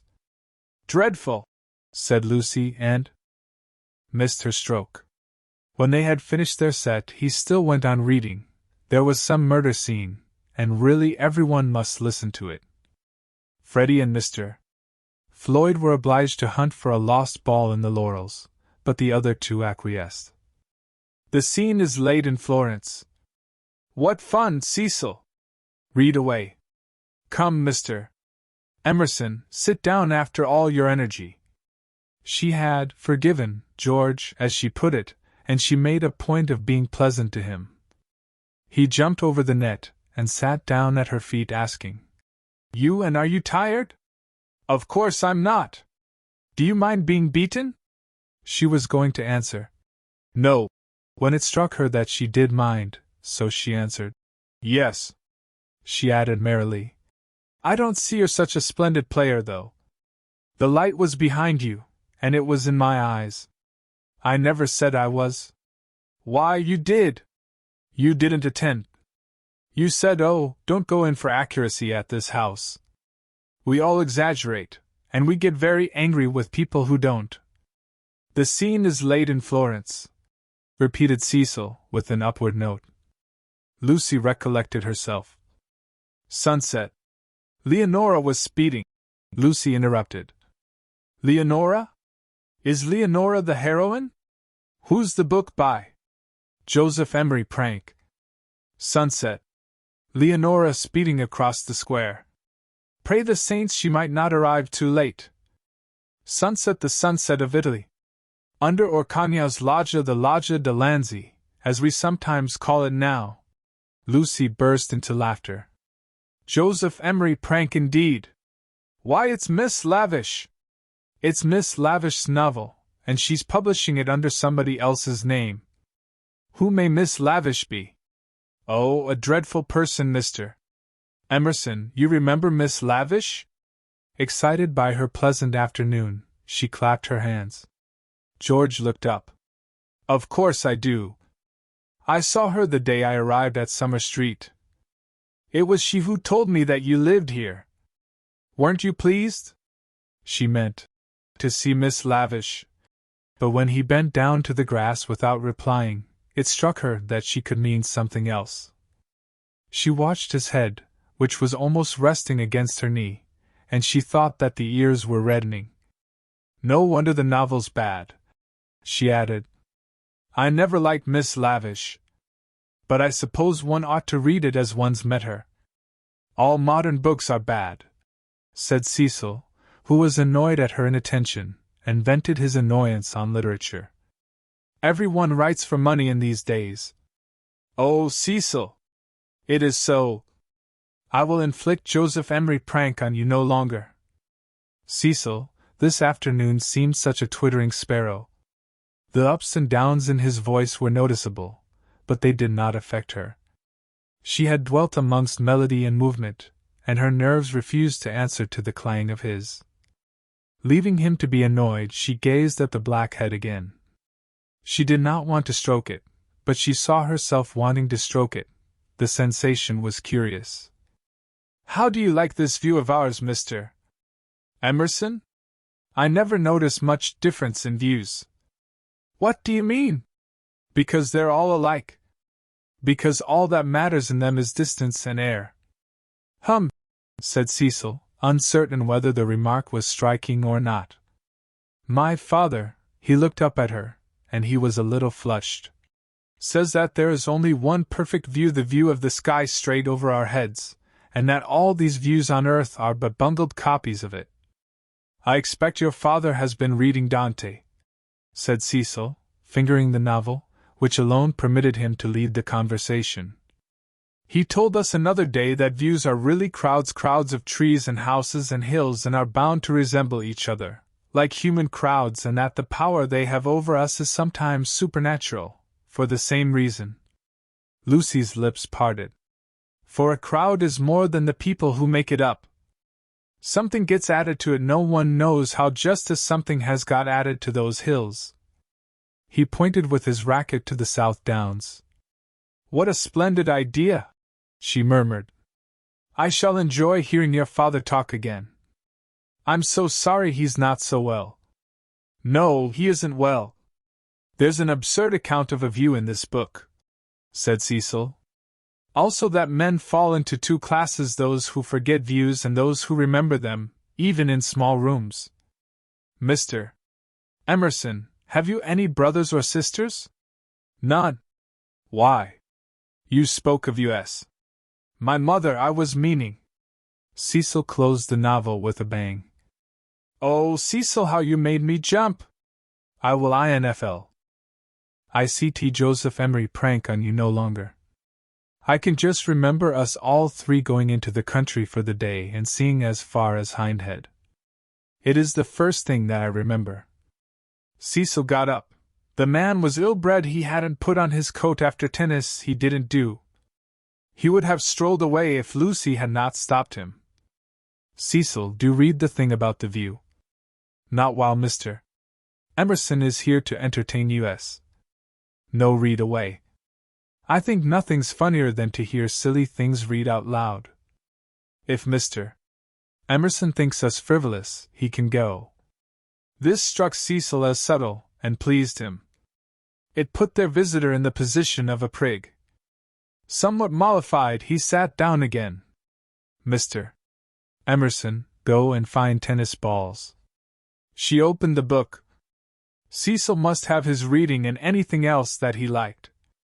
But her attention wandered to George's mother, who, according to Mr. Eager, had been murdered in the sight of God, and according to her son had seen as far as Hindhead. Am I really to go? Asked George. No, of course not really, she answered. Chapter 2, said Cecil, yawning. Find me Chapter 2, if it isn't bothering you. Chapter 2 was found, and she glanced at its opening sentences. She thought she had gone mad. Here, hand me the book. She heard her voice saying, It isn't worth reading, it's too silly to read, I never saw such rubbish, it oughtn't to be allowed to be printed. He took the book from her. Leonora, he read, sat pensive and alone. Before her lay the rich champaign of Tuscany, dotted over with many a smiling village. The season was spring. Miss Lavish knew somehow, and had printed the past in draggled prose, for Cecil to read and for George to hear. A golden haze? He read. Afar off the towers of Florence, while the bank on which she sat was carpeted with violets. All unobserved, Antonio stole up behind her. Lest Cecil should see her face, she turned to George and saw his face. He read. There came from his lips no wordy protestation such as formal lovers use. No eloquence was his, nor did he suffer from the lack of it. He simply enfolded her in his manly arms. This isn't the passage I wanted, he informed them. There is another much funnier, further on. He turned over the leaves. Should we go in to tea? Said Lucy, whose voice remained steady. She led the way up the garden, Cecil following her, George last. She thought a disaster was averted. But when they entered the shrubbery it came. The book, as if it had not worked mischief enough, had been forgotten, and Cecil must go back for it, and George, who loved passionately, must blunder against her in the narrow path. No. She gasped, and for the second time, was kissed by him. As if no more was possible, he slipped back. Cecil rejoined her. They reached the upper lawn alone. Chapter 16. Lying to George. But Lucy had developed since the spring. That is to say, she was now better able to stifle the emotions of which the conventions and the world disapprove. Though the danger was greater, she was not shaken by deep sobs. She said to Cecil, "I am not coming in to tea. Tell Mother I must write some letters," and went up to her room. Then she prepared for action. Love felt and returned, love which our bodies exact and our hearts have transfigured, love which is the most real thing that we shall ever meet, reappeared now as the world's enemy, and she must stifle it. She sent for Miss Bartlett. The contest lay not between love and duty. Perhaps there never is such a contest. It lay between the real and the pretended, and Lucy's first aim was to defeat herself. As her brain clouded over, as the memory of the views grew dim and the words of the book died away, she returned to her old shibboleth of nerves. She conquered her breakdown. Tampering with the truth, she forgot that the truth had ever been. Remembering that she was engaged to Cecil, she compelled herself to confuse remembrances of George. He was nothing to her. He never had been anything. He had behaved abominably. She had never encouraged him. The armor of falsehood is subtly wrought out of darkness, and hides a man not only from others, but from his own soul. In a few moments Lucy was equipped for battle. "Something too awful has happened," she began, as soon as her cousin arrived. "Do you know anything about Miss Lavish's novel?" Miss Bartlett looked surprised, and said that she had not read the book, nor known that it was published. Eleanor was a reticent woman at heart. "There is a scene in it. The hero and heroine make love." "Do you know about that, dear? Do you know about it, please?" she repeated.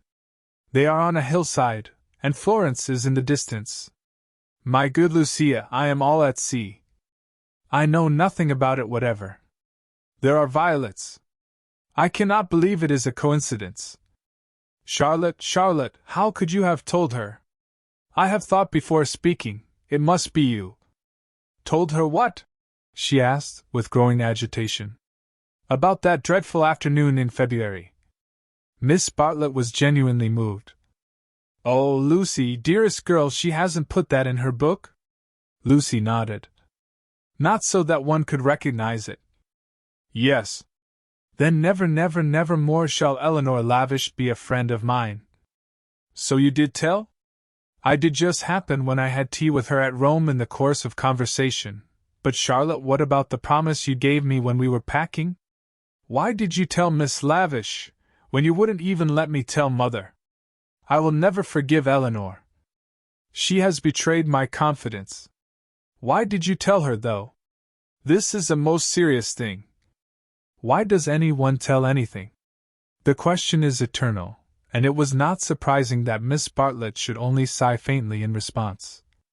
She had done wrong, she admitted it. She only hoped that she had not done harm. She had told Eleanor in the strictest confidence. Lucy stamped with irritation. "Cecil happened to read out the passage aloud to me and to Mr. Emerson. It upset Mr. Emerson and he insulted me again. Behind Cecil's back. Ugh! Is it possible that men are such brutes? Behind Cecil's back as we were walking up the garden." Miss Bartlett burst into self-accusations and regrets. "What is to be done now? Can you tell me? Oh, Lucy, I shall never forgive myself, never to my dying day." "Fancy if your prospects, I know," said Lucy, wincing at the word. "I see now why you wanted me to tell Cecil, and what you meant by some other source. You knew that you had told Miss Lavish, and that she was not reliable." It was Miss Bartlett's turn to wince. However, said the girl, despising her cousin's shiftiness. What's done's done. You have put me in a most awkward position. How am I to get out of it? Miss Bartlett could not think. The days of her energy were over. She was a visitor, not a chaperone, and a discredited visitor at that. She stood with clasped hands while the girl worked herself into the necessary rage. That man must have such a setting down that he won't forget. And who's to give it him? I can't tell Mother now owing to you. Nor Cecil, Charlotte, owing to you. I am caught up every way. I think I shall go mad. I have no one to help me. That's why I've sent for you. What's wanted is a man with a whip. Miss Bartlett agreed. One wanted a man with a whip. Yes, but it's no good agreeing. What's to be done? We women go maundering on. What does a girl do when she comes across a cad? I always said he was a cad, dear. Give me credit for that, at all events. From the very first moment when he said his father was having a bath. Oh, bother the credit, and who's been right or wrong? We've both made a muddle of it. George Emerson is still down the garden there, and is he to be left unpunished, or isn't he? I want to know. Miss Bartlett was absolutely helpless. Her own exposure had unnerved her, and thoughts were colliding painfully in her brain.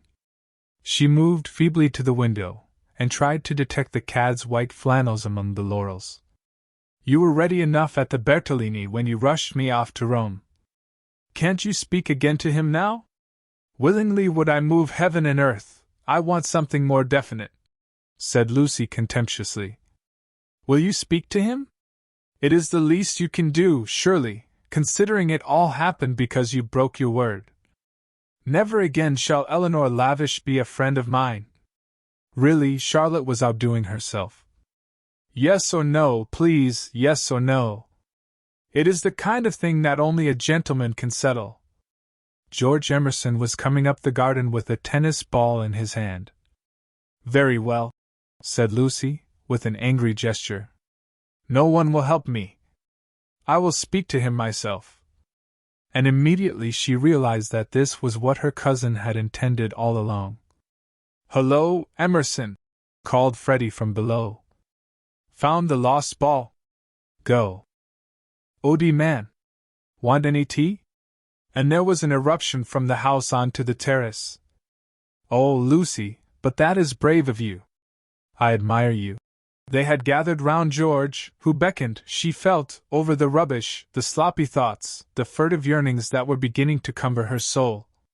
Her anger faded at the sight of him. Ah! The Emersons were fine people in their way. She had to subdue a rush in her blood before saying, Freddie has taken him into the dining room. The others are going down the garden. Come. Let us get this over quickly. Come. I want you in the room, of course. Lucy, do you mind doing it? How can you ask such a ridiculous question? Poor Lucy. She stretched out her hand. I seem to bring nothing but misfortune wherever I go. Lucy nodded. She remembered their last evening at Florence, the packing, the candle, the shadow of Miss Bartlett's toque on the door. She was not to be trapped by pathos a second time. Eluding her cousin's caress, she led the way downstairs. Try the jam, Freddie was saying. The jam's jolly good. George, looking big and disheveled, was pacing up and down the dining room. As she entered, he stopped and said, No, nothing to eat. You go down to the others, said Lucy. Charlotte and I will give Mr. Emerson all he wants. Where's Mother? She started on her Sunday writing. She's in the drawing room. That's all right. You go away. He went off singing. Lucy sat down at the table. Miss Bartlett, who was thoroughly frightened, took up a book and pretended to read.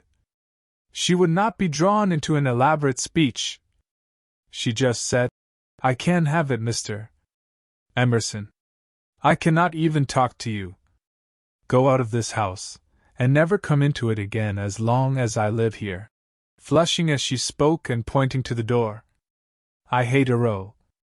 Go, please. What, no discussion. But I can't. She shook her head. Go, please. I do not want to call in Mr. Vyse. You don't mean, he said, absolutely ignoring Miss Bartlett. You don't mean that you are going to marry that man? The line was unexpected. She shrugged her shoulders, as if his vulgarity wearied her. You are merely ridiculous, she said quietly. Then his words rose gravely over hers. You cannot live with Vyse. He's only for an acquaintance. He is for society and cultivated talk.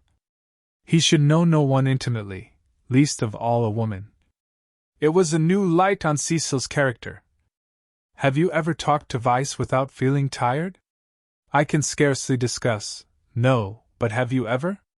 He is the sort who are all right so long as they keep to things books, pictures but kill when they come to people. That's why I'll speak out through all this muddle even now.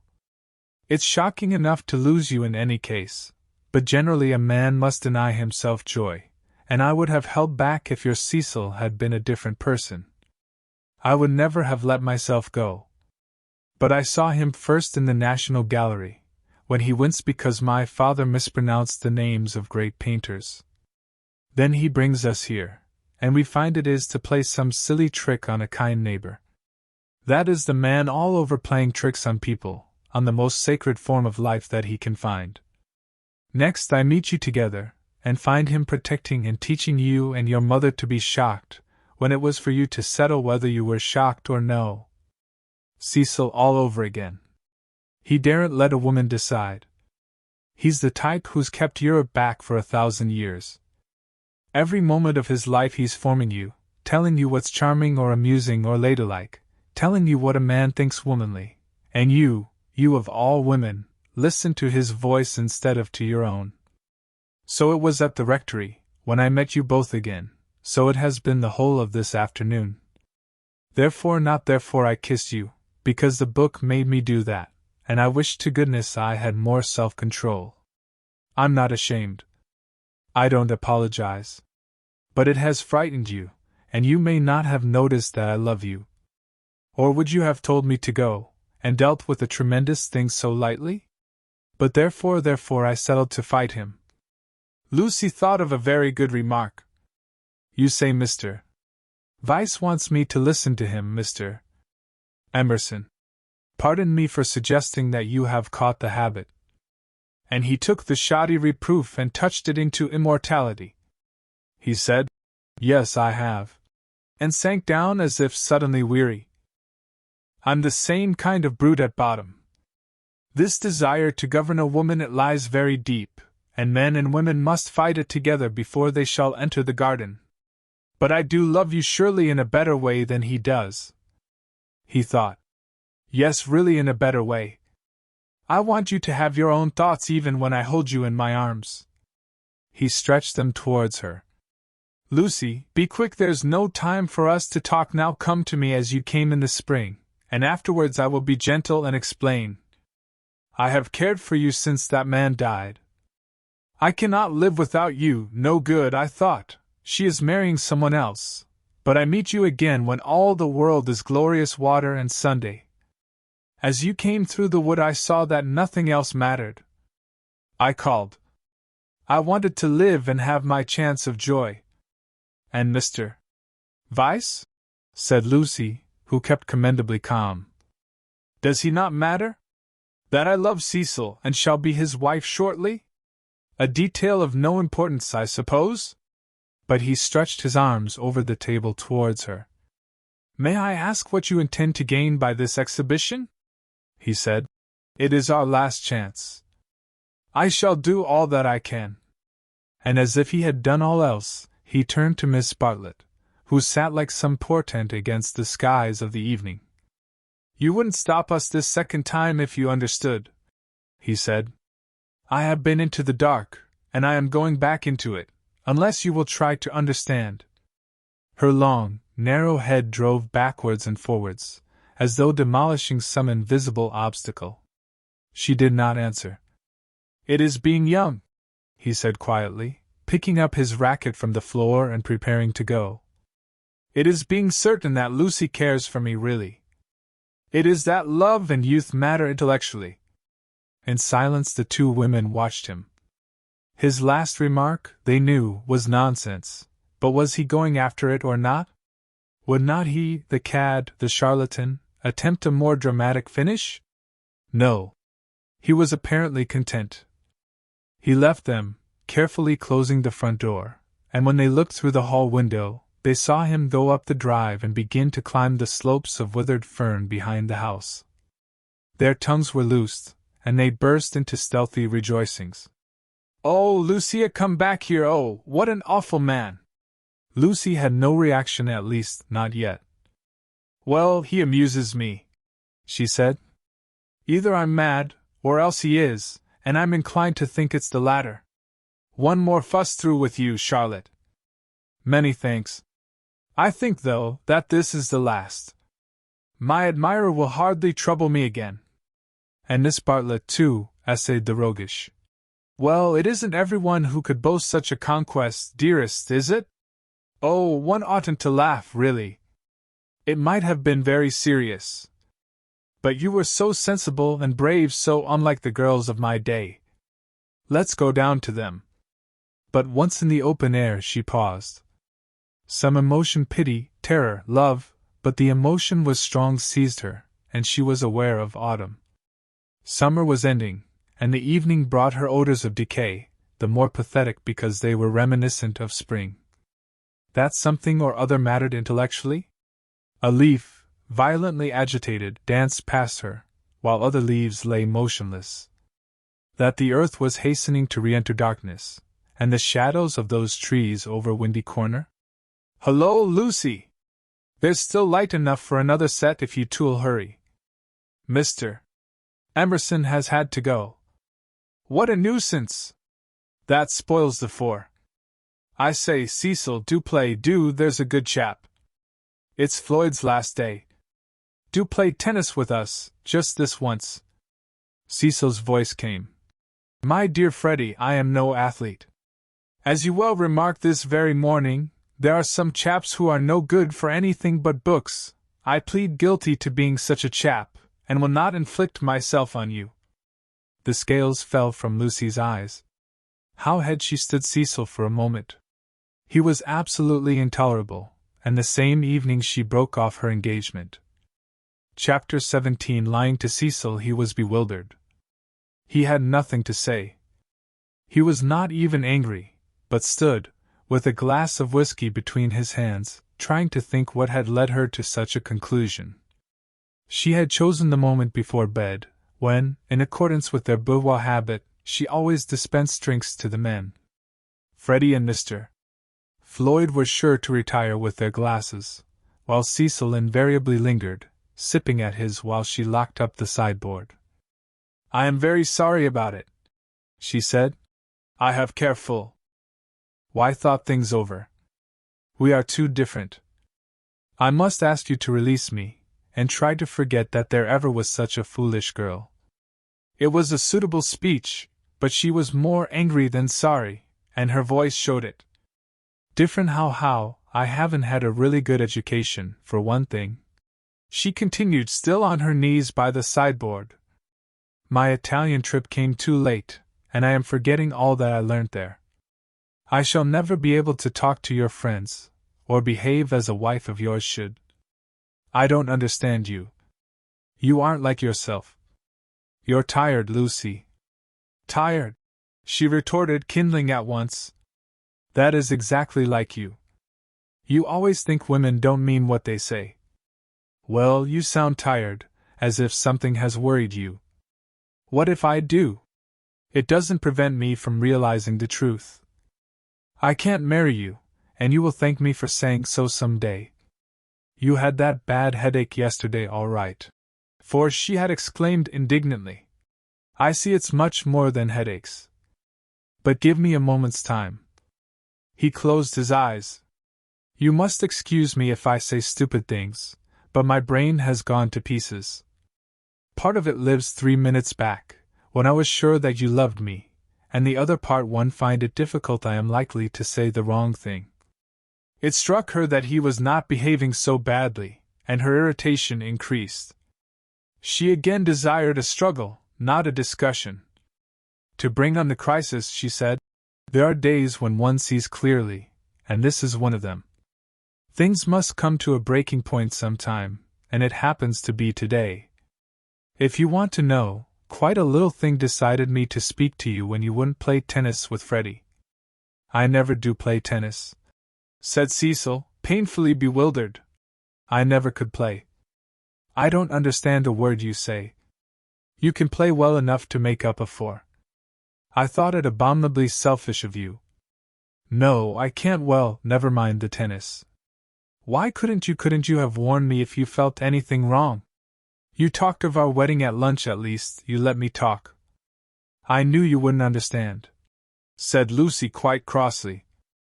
"I might have known there would have been these dreadful explanations. Of course, it isn't the tennis that was only the last straw to all I have been feeling for weeks. Surely it was better not to speak until I felt certain." She developed this position. "Often before I have wondered if I was fitted for your wife, for instance, in London. And are you fitted to be my husband? I don't think so.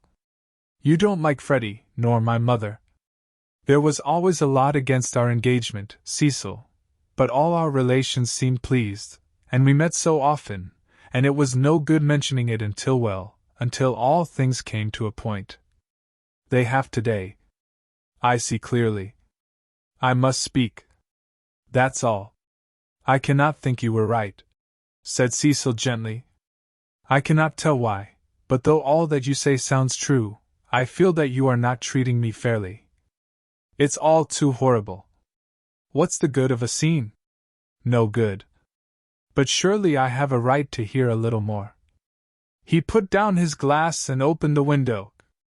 From where she knelt, jangling her keys, she could see a slit of darkness, and peering into it, as if it would tell him that little more. His long, thoughtful face. "Don't open the window, and you'd better draw the curtain, too. Freddie or anyone might be outside." He obeyed. "I really think we had better go to bed, if you don't mind. I shall only say things that will make me unhappy afterwards. As you say, it is all too horrible, and it is no good talking." But to Cecil, now that he was about to lose her, she seemed each moment more desirable. He looked at her, instead of through her, for the first time since they were engaged. From a Leonardo she had become a living woman, with mysteries and forces of her own, with qualities that even eluded art. His brain recovered from the shock, and in a burst of genuine devotion he cried, "But I love you, and I did think you loved me." "I did not," she said. "I thought I did at first. I am sorry, and ought to have refused you this last time, too." He began to walk up and down the room, and she grew more and more vexed at his dignified behavior. She had counted on his being petty. It would have made things easier for her. By a cruel irony she was drawing out all that was finest in his disposition. "You don't love me, Evid." "Ently. I dare say you are right not to. But it would hurt a little less if I knew why." "Because." A phrase came to her, and she accepted it. "You're the sort who can't know anyone intimately." A horrified look came into his eyes. "I don't mean exactly that. But you will question me, though I beg you not to, and I must say something. It is that, more or less. When we were only acquaintances, you let me be myself, but now you're always protecting me." Her voice swelled. "I won't be protected. I will choose for myself what is ladylike and right. To shield me is an insult. Can't I be trusted to face the truth, but I must get it second-hand through you? A woman's place. You despise my mother, I know you do, because she's conventional and bothers over puddings. But oh goodness!" She rose to her feet. "Conventional, Cecil, you're that, for you may understand beautiful things, but you don't know how to use them, and you wrap yourself up in art and books and music, and would try to wrap up me. I won't be stifled, not by the most glorious music, for people are more glorious, and you hide them from me. That's why I break off my engagement. You were all right as long as you kept to things, but when you came to people. She stopped. There was a pause. Then Cecil said with great emotion, "It is true. True on the whole," she corrected, full of some vague shame. "True every word. It is a revelation. It is I. Anyhow, those are my reasons for not being your wife." He repeated, "The sort that can know no one intimately. It is true. I fell to pieces the very first day we were engaged. I behaved like a cad to Bibi and to your brother. You are even greater than I thought." She withdrew a step. "I'm not going to worry you. You are far too good to me. I shall never forget your insight, and dear, I only blame you for this. You might have warned me in the early stages, before you felt you wouldn't marry me, and so have given me a chance to improve. I have never known you till this evening. I had just used you as a peg for my silly notions of what a woman should be. But this evening you are a different person, new thoughts, even a new voice." "What do you mean by a new voice?" she asked, seized with uncontrollable anger. "I mean that a new person seems speaking through you," said he. Then she lost her balance. She cried, "If you think I am in love with someone else, you are very much mistaken. Of course I don't think that. You are not that kind, Lucy." "Oh, yes, you do think it. It's your old idea, the idea that has kept Europe back. I mean the idea that women are always thinking of men. If a girl breaks off her engagement, everyone says, 'Oh, she had someone else in her mind, she hopes to get someone else.' It's disgusting, brutal. As if a girl can't break it off for the sake of freedom." He answered reverently, "I may have said that in the past. I shall never say it again. You have taught me better." She began to redden, and pretended to examine the windows again. "Of course, there's no question of someone else in this, no jilting or any such nauseous stupidity. I beg your pardon most humbly if my words suggested that there was. I only meant that there was a force in you that I hadn't known of up till now." "All right, Cecil, that will do. Don't apologize to me. It was my mistake. It is a question between ideals, yours and mine pure abstract ideals, and yours are the nobler. I was bound up in the old vicious notions, and all the time you were splendid and new." His voice broke. "I must actually thank you for what you have done, for showing me what I really am. Solemnly, I thank you for showing me a true woman. Will you shake hands?" "Of course I will," said Lucy, twisting up her other hand in the curtains. "Good night, Cecil." "Goodbye. That's all right. I'm sorry about it. Thank you very much for your gentleness. Let me light your candle, shall I?" They went into the hall. "Thank you. Good night again." "God bless you, Lucy." "Goodbye, Cecil." She watched him steal upstairs, while the shadows from 3 banisters passed over her face like the beat of wings.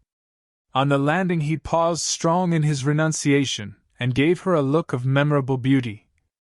For all his culture, Cecil was an ascetic at heart, and nothing in his love became him like the leaving of it. She could never marry. In the tumult of her soul that stood firm, Cecil believed in her. She must some day believe in herself. She must be one of the women whom she had praised so eloquently, who care for liberty and not for men. She must forget that George loved her, that George had been thinking through her and gained her this honorable release, that George had gone away into what was it? The darkness. She put out the lamp. It did not do to think, nor, for the matter of that, to feel. She gave up trying to understand herself, and joined the vast armies of the benighted, who follow either the heart nor the brain, and march to their destiny by catchwords. The armies are full of pleasant and pious folk. But they have yielded to the only enemy that matters, the enemy within. They have sinned against passion and truth, and vain will be their strife after virtue. As the years pass, they are censured. Their pleasantry and their piety show cracks, their wit becomes cynicism, their unselfishness hypocrisy. They feel and produce discomfort wherever they go. They have sinned against Eros and against Pallas Athene, and not by any heavenly intervention, but by the ordinary course of nature those allied deities will be avenged. Lucy entered this army when she pretended to George that she did not love him, and pretended to Cecil that she loved no one.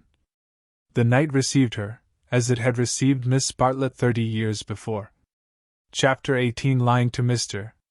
B.B. Mrs.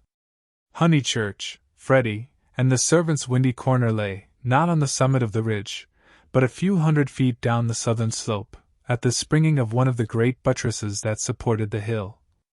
On either side of it was a shallow ravine, filled with ferns and pine trees, and down the ravine on the left ran the highway into the Weald. Whenever Mr. B.B. crossed the ridge and caught sight of these noble dispositions of the earth, and poised in the middle of them, Windy Corner, he laughed. The situation was so glorious, the house so commonplace, not to say impertinent. The late Mr. Honeychurch had affected the cube, because it gave him the most accommodation for his money, and the only addition made by his widow had been a small turret, shaped like a rhinoceros horn, where she could sit in wet weather and watch the carts going up and down the road. So impertinent, and yet the house did, for it was the home of people who loved their surroundings honestly. Other houses in the neighborhood had been built by expensive architects, over others their inmates had fidgeted sedulously, yet all these suggested the accidental, the temporary, while Windy Corner seemed as inevitable as an ugliness of nature's own creation. One might laugh at the house, but one never shuddered. Mr. B.B. was bicycling over this Monday afternoon with a piece of gossip. He had heard from the Miss Allens. These admirable ladies, since they could not go to Sissy Villa, had changed their plans. They were going to Greece instead. "Since Florence did my poor sister so much good," wrote Miss Catherine, "we do not see why we should not try Athens this winter. Of course, Athens is a plunge, and the doctor has ordered her special digestive bread. But, after all, we can take that with us, and it is only getting first into a steamer, and then into a train. But is there an English church?" And the letter went on to say, "I do not expect we shall go any further than Athens, but if you knew of a really comfortable pension at Constantinople, we should be so grateful." Lucy would enjoy this letter, and the smile with which Mr. B.B. greeted Windy Corner was partly for her. She would see the fun of it, and some of its beauty, for she must see some beauty. Though she was hopeless about pictures, and though she dressed so unevenly, that cerise frock yesterday at church, she must see some beauty in life, or she could not play the piano as she did. He had a theory that musicians are incredibly complex, and know far less than other artists what they want and what they are, that they puzzle themselves as well as their friends, that their psychology is a modern development, and has not yet been understood. This theory, had he known it, had possibly just been illustrated by facts. Ignorant of the events of yesterday, he was only riding over to get some tea, to see his niece, and to observe whether Miss Honeychurch saw anything beautiful in the desire of two old ladies to visit Athens. A carriage was drawn up outside Windy Corner, and just as he caught sight of the house it started, bowled up the drive, and stopped abruptly when it reached the main road. Therefore it must be the horse, who always expect the people to walk up the hill in case they tired him. The door opened obediently, and two men emerged whom Mr. B.B. recognized as Cecil and Freddie. They were an odd couple to go driving, but he saw a trunk beside the coachman's legs. Cecil, who wore a bowler, must be going away, while Freddie, a cap, was seeing him to the station. They walked rapidly, taking the short cuts, and reached the summit while the carriage was still pursuing the windings of the road. They shook hands with the clergyman, but did not speak. "So you're off for a minute, Mr. Vyse?" he asked. Cecil said, "Yes. while Freddie edged away. "I was coming to show you this delightful letter from those friends of Miss Honeychurch." He quoted from it. "Isn't it wonderful? Isn't it romance? Most certainly they will go to Constantinople. They are taken in a snare that cannot fail. They will end by going round the world." Cecil listened civilly, and said he was sure that Lucy would be amused and interested. "Isn't romance capricious? I never notice it in you young people. You do nothing but play lawn tennis, and say that romance is dead, while the Miss Allens are struggling with all the weapons of propriety against the terrible thing. A really comfortable pension at Constantinople. So they call it out of decency, but in their hearts they want a pension with magic windows opening on the foam of perilous seas in fairyland forlorn. No ordinary view will content the Miss Allens. They want the pension Keats. I'm awfully sorry to interrupt, Mr. Beebe," said Freddie, "but have you any matches?" "I have," said Cecil, and it did not escape Mr. Beebe's notice that he spoke to the boy more kindly. "You have never met these Miss Allens, have you, Mr. Vyse?" "Never." "Then you don't see the wonder of this Greek visit. I haven't been to Greece myself, and don't mean to go, and I can't imagine any of my friends going. It is altogether too big for our little lot. Don't you think so? Italy is just about as much as we can manage. Italy is heroic, but Greece is godlike or devilish, I am not sure which, and in either case absolutely out of our suburban focus." "All right, Freddie, I am not being clever. Upon my word I am not. I took the idea from another fellow. And give me those matches when you've done with them." He lit a cigarette, and went on talking to the two young men. "I was saying, if our poor little Cockney lives must have a background, let it be Italian. Big enough in all conscience. The ceiling of the Sistine Chapel for me. There the contrast is just as much as I can realize. But not the Parthenon, not the frieze of Phidias at any price. And here comes the Victoria." "You're quite right," said Cecil. "Greece is not for our little lot." And he got in. Freddie followed, nodding to the clergyman, whom he trusted not to be pulling one's leg, really. And before they had gone a dozen yards he jumped out, and came running back for Vyse's matchbox, which had not been returned. As he took it he said, "I'm so glad you only talked about books." Cecil's heart hit. "Lucy won't marry him. If you'd gone on about her, as you did about them, he might have broken down. But when? Late last night. I must go. Perhaps they won't want me down there.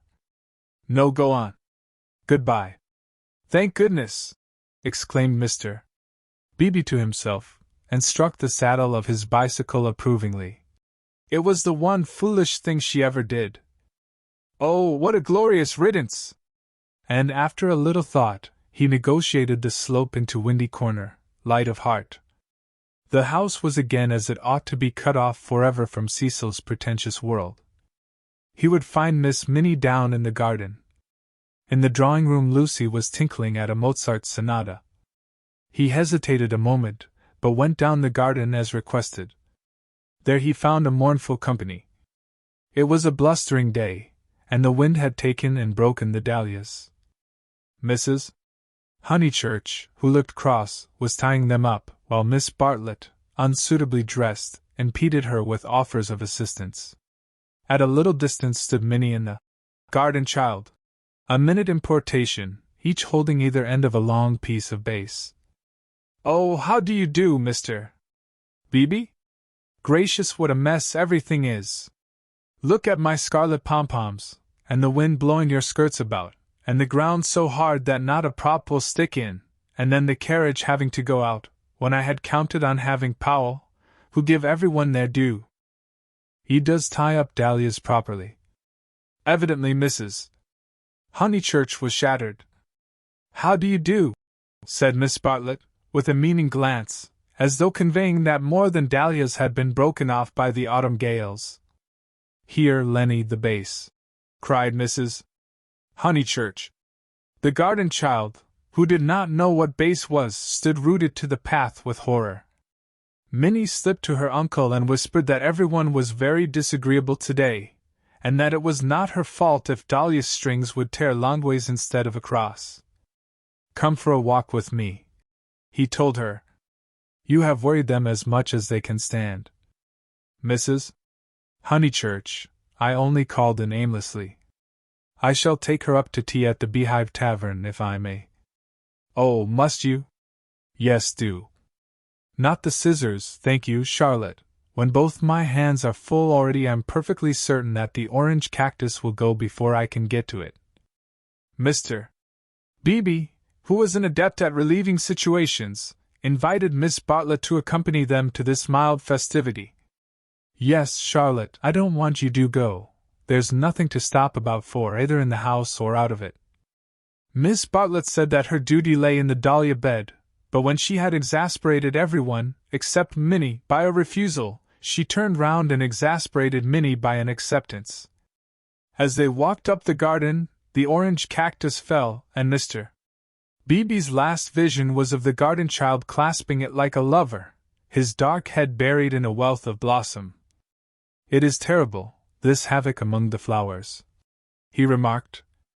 "It is always terrible when the promise of months is destroyed in a moment," enunciated Miss Bartlett. "Perhaps we ought to send Miss Honeychurch down to her mother.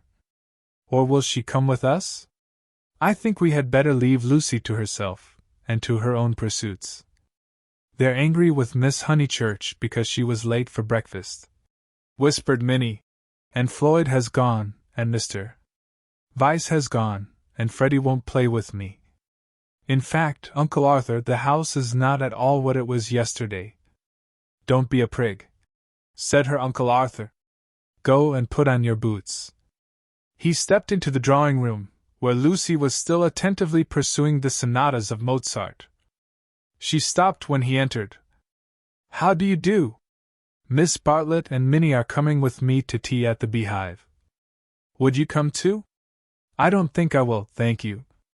"No, I didn't suppose you would care too much." Lucy turned to the piano and struck a few chords. "How delicate those sonatas are," said Mr. Beebe, though at the bottom of his heart he thought them silly little things. Lucy passed into Schumann. "Miss Honeychurch." "Yes. I met them on the hill. Your brother told me." "Oh, he did?" She sounded annoyed. Mr. Beebe felt hurt, for he had thought that she would like him to be told. "I needn't say that it will go no further. Mother, Charlotte, Cecil, Freddie, you," said Lucy, playing a note for each person who knew, and then playing a sixth note. "If you'll let me say so, I am very glad, and I am certain that you have done the right thing.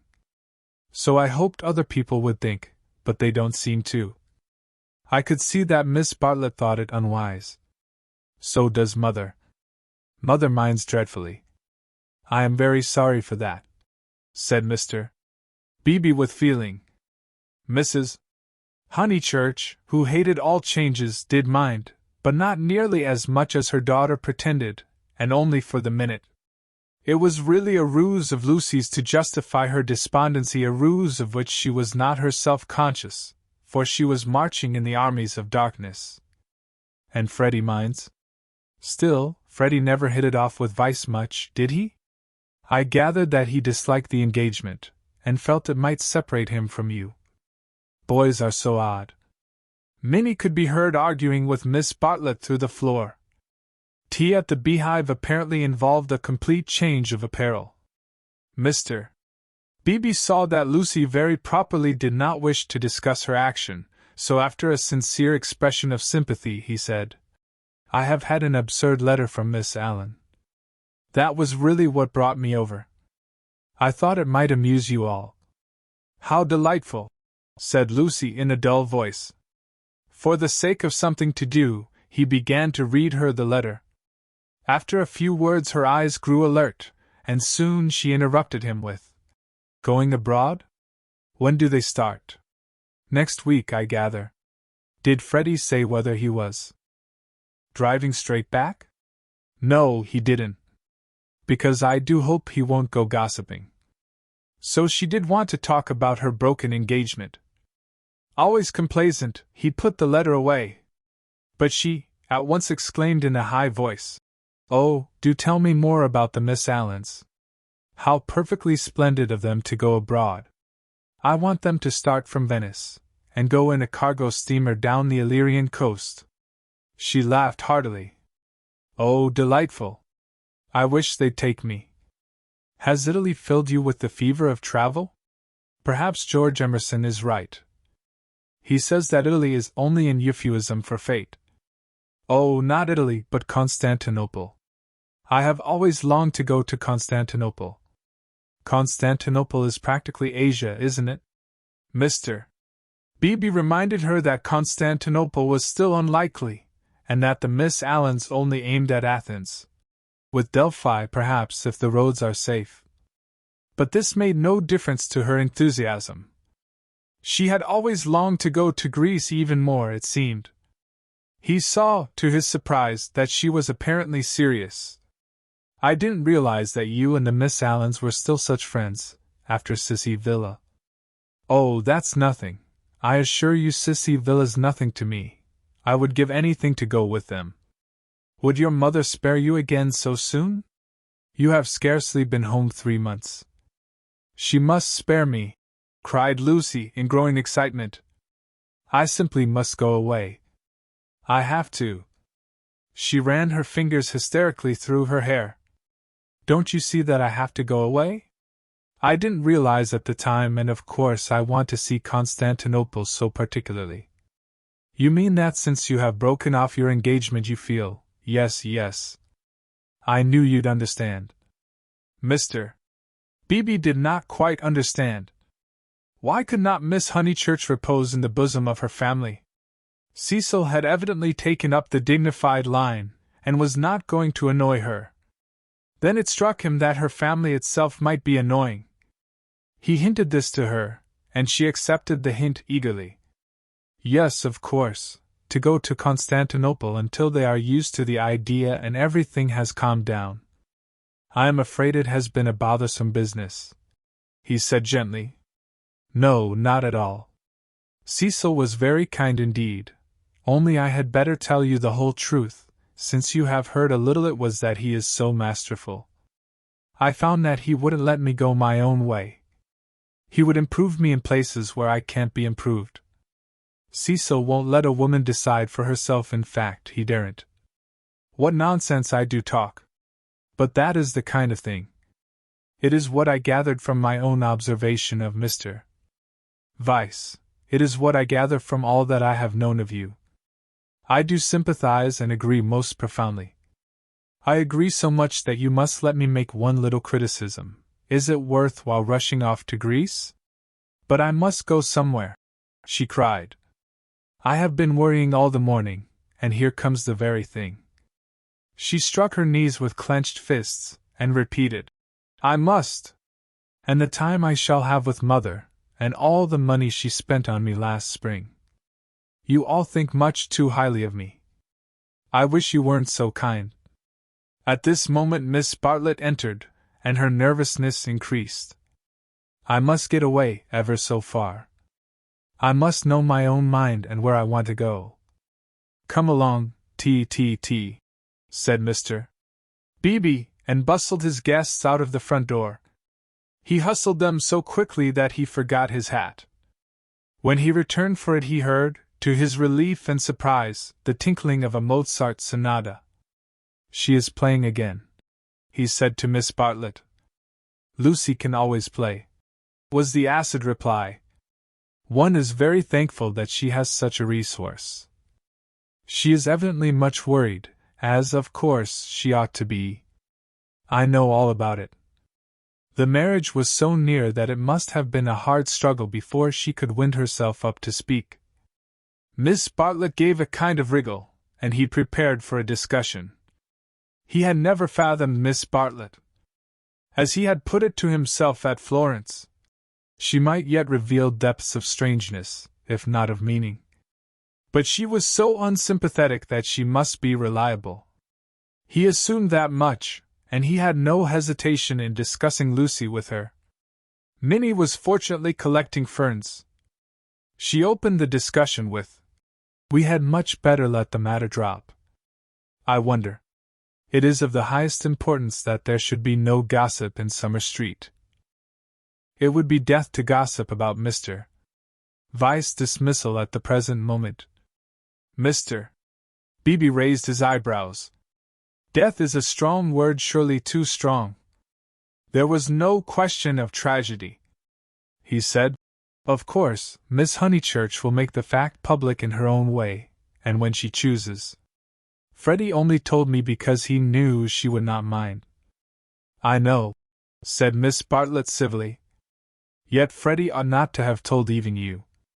One cannot be too careful." "Quite so. I do implore absolute secrecy. A chance word to a chattering friend, and exactly."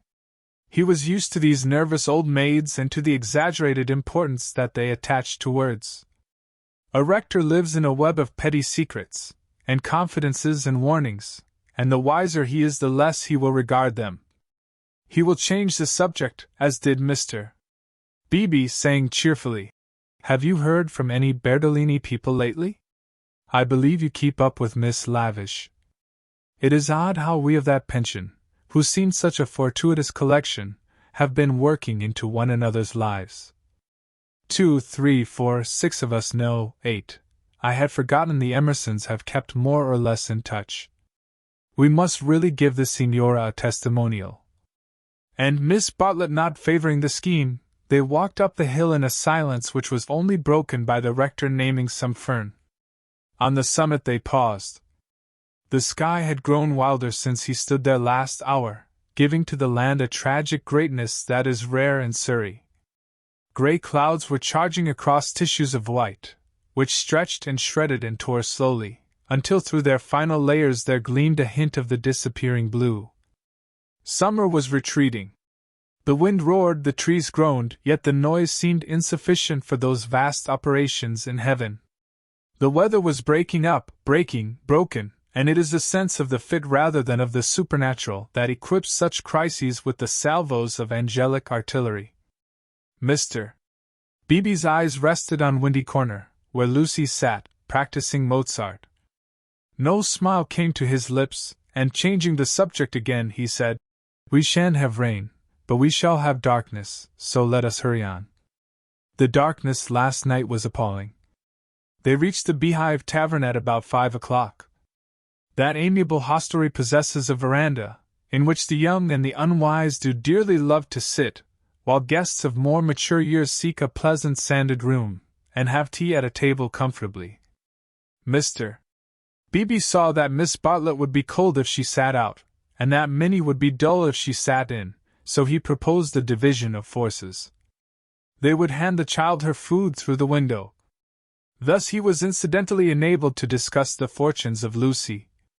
"I have been thinking, Miss Bartlett," he said, "and unless you very much object, I would like to reopen that discussion."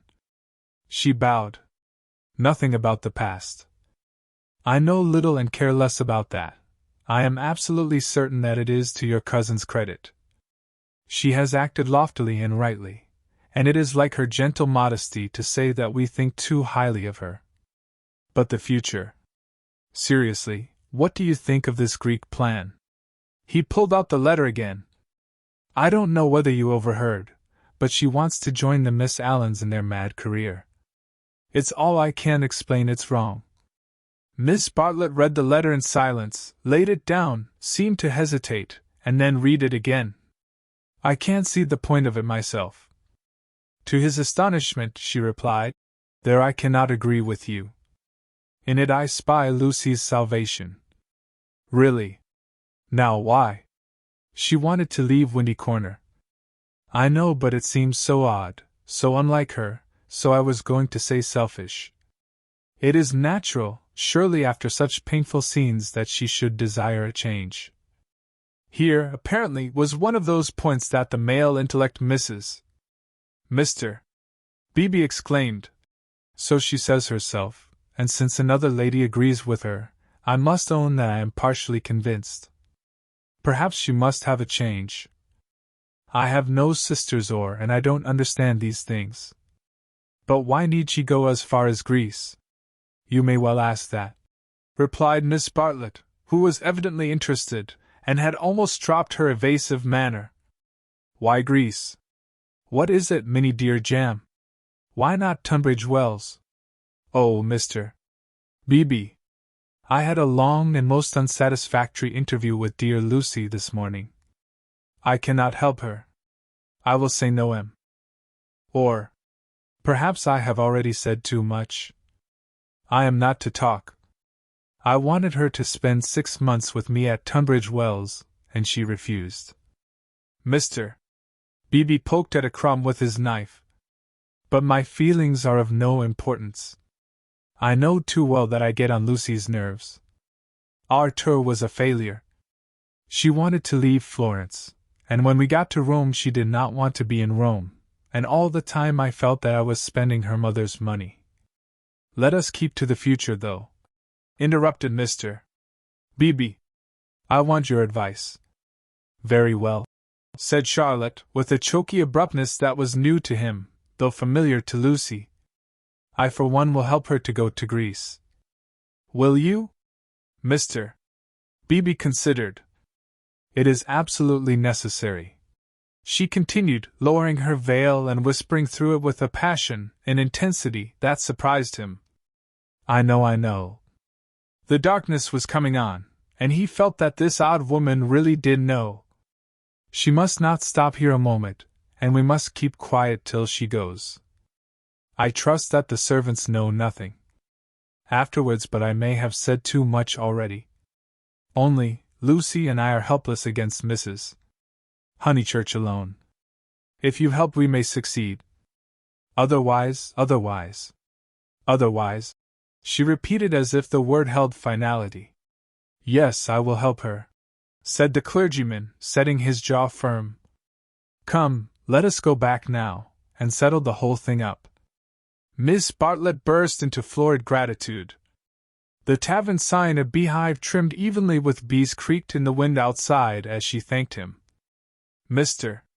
B.B. did not quite understand the situation, but then, he did not desire to understand it, nor to jump to the conclusion of another man. That would have attracted a grosser mind. He only felt that Miss Bartlett knew of some vague influence from which the girl desired to be delivered, and which might well be clothed in the fleshly form. Its very vagueness spurred him into knight-errantry.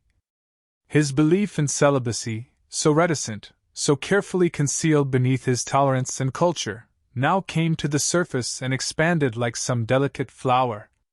They that marry do well, but they that refrain do better. So ran his belief, and he never heard that an engagement was broken off but with a slight feeling of pleasure. In the case of Lucy, the feeling was intensified through dislike of Cecil, and he was willing to go further to place her out of danger until she could confirm her resolution of virginity. The feeling was very subtle and quite undogmatic, and he never imparted it to any other of the characters in this entanglement.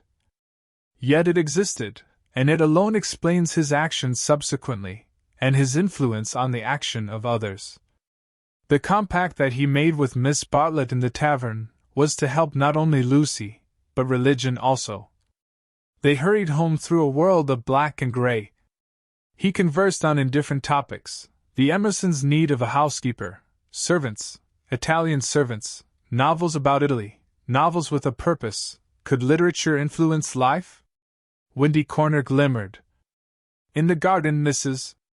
Honeychurch, now helped by Freddie, still wrestled with the lives of her flowers. It gets too dark, she said hopelessly. This comes of putting off. We might have known the weather would break up soon, and now Lucy wants to go to Greece. I don't know what the world's coming to. Mrs. Honeychurch, he said. Go to Greece she must. Come up to the house and let's talk it over. Do you, in the first place, mind her breaking with vice? Mr. B.B. I'm thankful, simply thankful. So am I, said Freddie. Good. Now come up to the house. They conferred in the dining room for half an hour. Lucy would never have carried the Greek scheme alone. It was expensive and dramatic, both qualities that her mother loathed. Nor would Charlotte have succeeded. The honors of the day rested with Mr. Beebe. By his tact and common sense, and by his influence as a clergyman for a clergyman who was not a fool, influenced Mrs. Honeychurch greatly. He bent her to their purpose. "I don't see why Greece is necessary," she said. "But as you do, I suppose it is all right. It must be something I can't understand. Lucy. Let's tell her. Lucy. She is playing the piano," Mr. Beebe said. He opened the door, and heard the words of a song. "Look not thou on beauties charming." I didn't know that Miss Honeychurch sang too. "Sit thou still when kings are arming tea. Ask not when the wine cup glistens." It's a song that Cecil gave her. How odd girls are. "What's that?" called Lucy, stopping short. "All right, dear," said Mrs. Honeychurch kindly. She went into the drawing room, and Mr. Beebe heard her kiss Lucy and say, "I am sorry I was so cross about Greece, but it came on the top of the dahlias." Rather a hard voice said, "Thank you, Mother, that doesn't matter a bit. And you are right, too. Greece will be all right. You can go if the Miss Allens will have you." "Oh, splendid. Oh, thank you." Mr. Beebe followed. Lucy still sat at the piano with her hands over the keys. She was glad, but he had expected greater gladness. Her mother bent over her. Freddie, to whom she had been singing, reclined on the floor with his head against her, and an unlit pipe between his lips. Oddly enough, the group was beautiful. Mr. Beebe, who loved the art of the past, was reminded of a favorite theme, the Santa Conversazione, in which people who care for one another are painted chatting together about noble things, a theme neither sensual nor sensational, and therefore ignored by the art of today. Why should Lucy want either to marry or to travel when she had such friends at home? "Taste not when the wine cup glistens, speak not when the people listens," she continued. "Here's Mr. Beebe. Mr. Beebe knows my rude ways. It's a beautiful song and a wise one," said he. "Go on." "It isn't very good," she said listlessly. "I forget why harmony or something. I suspected it was unscholarly. It's so beautiful." "The tune's right enough," said Freddie, "but the words are rotten. Why throw up the sponge?" "How stupidly you talk," said his sister. The Santa Conversazione was broken up. After all, there was no reason that Lucy should talk about Greece or thank him for persuading her mother, so he said goodbye. Freddie lit his bicycle lamp for him in the porch, and with his usual felicity of phrase said, "This has been a day and a half. Stop thine ear against the singer, wait a minute, she is finishing. From the red gold keep thy finger, vacant heart and hand and eye easy live and quiet die." "I love weather like this," said Freddie. Mr. Beebe passed into it. The two main facts were clear. She had behaved splendidly, and he had helped her. He could not expect to master the details of so big a change in a girl's life. If here and there he was dissatisfied or puzzled, he must acquiesce. She was choosing the better part. Vacant heart, and hand and eye. Perhaps the song stated the better part rather too strongly. He half fancied that the soaring accompaniment which he did not lose in the shout of the gale really agreed with Freddie, and was gently criticizing the words that it adorned. Vacant heart and hand and eye easy live and quiet die. However, for the fourth time Windy Corner lay poised below him now as a beacon in the roaring tides of darkness. Chapter 19. Lying to Mr. Emerson. The Miss Allens were found in their beloved Temperance Hotel near Bloomsbury, a clean, airless establishment much patronized by provincial England. They always perched there before crossing the great seas, and for a week or two would fidget gently over clothes, guidebooks, Mackintosh squares, digestive bread, and other continental necessaries. That there are shops abroad, even in Athens, never occurred to them, for they regarded travel as a species of warfare, only to be undertaken by those who have been fully armed at the Haymarket stores. Miss Honeychurch, they trusted, would take care to equip herself duly. Quinine could now be obtained in tabloids. Paper soap was a great help towards freshening up one's face in the train. Lucy promised, a little depressed. But, of course, you know all about these things, and you have Mr. Vyse to help you. A gentleman is such a stand-by. Mrs. Honeychurch, who had come up to town with her daughter, began to drum nervously upon her card case. We think it so good of Mr. Vyse to spare you, Miss Catherine continued. It is not every young man who would be so unselfish. But perhaps he will come out and join you later on. Or does his work keep him in London? Said Miss Teresa, the more acute and less kindly of the two sisters. However, we shall see him when he sees you off. I do so long to see him. No one will see Lucy off, interposed Mrs. Honeychurch. She doesn't like it. No, I hate seeings off, said Lucy. Really? How funny! I should have thought that in this case. Oh, Mrs. Honeychurch, you aren't going? It is such a pleasure to have met you. They escaped, and Lucy said with relief, That's all right.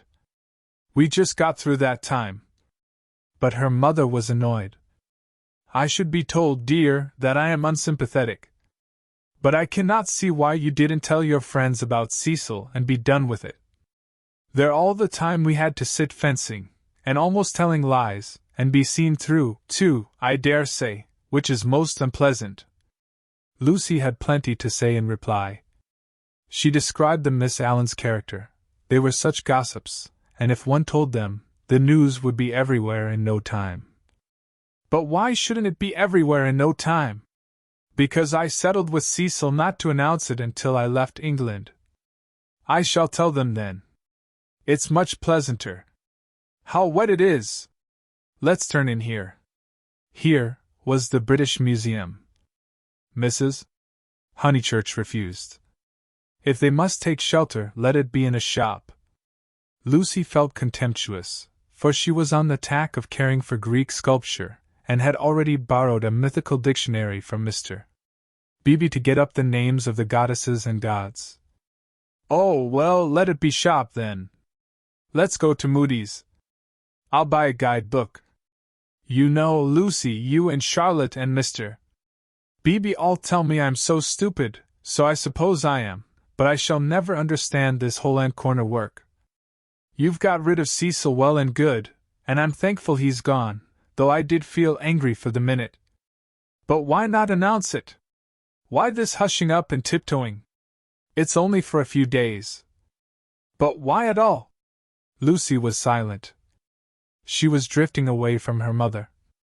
It was quite easy to say. Because George Emerson has been bothering me, and if he hears I've given up Cecil may begin again. Quite easy, and it had the incidental advantage of being true. But she could not say it. She disliked confidences, for they might lead to self-knowledge and to that king of terror's light. Ever since that last evening at Florence she had deemed it unwise to reveal her soul. Mrs. Honeychurch, too, was silent. She was thinking, My daughter won't answer me. She would rather be with those inquisitive old maids than with Freddie and me. Any rag, tag, and bobtail apparently does if she can leave her home. And as in her case thoughts never remained unspoken long, she burst out with, You're tired of Windy Corner. This was perfectly true. Lucy had hoped to return to Windy Corner when she escaped from Cecil, but she discovered that her home existed no longer. It might exist for Freddie, who still lived and thought straight, but not for one who had deliberately warped the brain. She did not acknowledge that her brain was warped, for the brain itself must assist in that acknowledgement, and she was disordering the very instruments of life. She only felt, I do not love George. I broke off my engagement because I did not love George. I must go to Greece because I do not love George. It is more important that I should look up gods in the dictionary than that I should help my mother. Everyone else is behaving very badly." She only felt irritable and petulant, and anxious to do what she was not expected to do, and in this spirit she proceeded with the conversation. "Oh, Mother, what rubbish you talk! Of course I'm not tired of Windy Corner. Then why not say so at once, instead of considering half an hour?" She laughed faintly. "Half a minute would be nearer. Perhaps you would like to stay away from your home altogether?" "Hush, Mother! People will hear you." For they had entered Moody's. She bought Baedeker, and then continued, "Of course I want to live at home, but as we are talking about it, I may as well say that I shall want to be away in the future more than I have been. You see, I come into my money next year." Tears came into her mother's eyes. Driven by nameless bewilderment, by what is in older people termed eccentricity, Lucy determined to make this point clear. "I've seen the world so little, I felt so out of things in Italy. I have seen so little of life. One ought to come up to London more, not a cheap ticket like today, but to stop. I might even share a flat for a little with some other girl." "And mess with typewriters and latchkeys," exploded Mrs. Honeychurch. "And agitate and scream, and be carried off kicking by the police. And call it a mission when no one wants you. And call it duty when it means that you can't stand your own home. And call it work when thousands of men are starving with the competition as it is. And then to prepare yourself, find 2 doddering old ladies, and go abroad with them." "I want more independence," said Lucy lamely. She knew that she wanted something, and independence is a useful cry. We can always say that we have not got it. She tried to remember her emotions in Florence. Those had been sincere and passionate, and had suggested beauty rather than short skirts and latchkeys. But independence was certainly her cue. "Very well. Take your independence and be gone. Rush up and down and round the world, and come back as thin as a lath with the bad food. Despise the house that your father built, and the garden that he planted, and our dear view, and then share a flat with another girl." Lucy screwed up her mouth and said, "Perhaps I spoke hastily." "Oh, goodness!" her mother flashed. "How you do remind me of Charlotte Bartlett." "Charlotte?"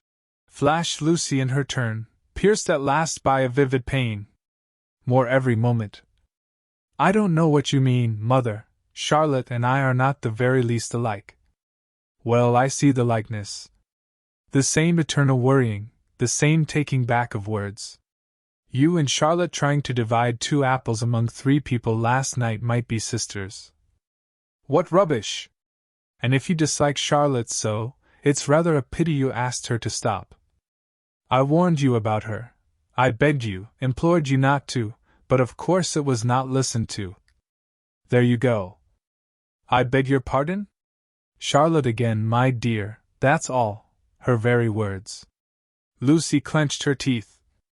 "My point is that you oughtn't to have asked Charlotte to stop. I wish you would keep to the point." And the conversation died off into a wrangle. She and her mother shopped in silence, spoke little in the train, little again in the carriage, which met them at Dorking station. It had poured all day, and as they ascended through the deep Surrey Lane, showers of water fell from the overhanging beech trees and rattled on the hood. Lucy complained that the hood was stuffy. Leaning forward, she looked out into the steaming dusk, and watched the carriage lamp pass like a searchlight over mud and leaves, and reveal nothing beautiful. "The crush when Charlotte gets in will be abominable," she remarked. For they were to pick up Miss Bartlett at Summer Street, where she had been dropped as the carriage went down, to pay a call on Mr. Beebe's old mother. "We shall have to sit 3 aside, because the trees drop, and yet it isn't raining. Oh, for a little air!" Then she listened to the horse's hoofs. "He has not told, he has not told." That melody was blurred by the soft road. "Can't we have the hood down?" she demanded, and her mother, with sudden tenderness, said, "Very well, old lady, stop the horse."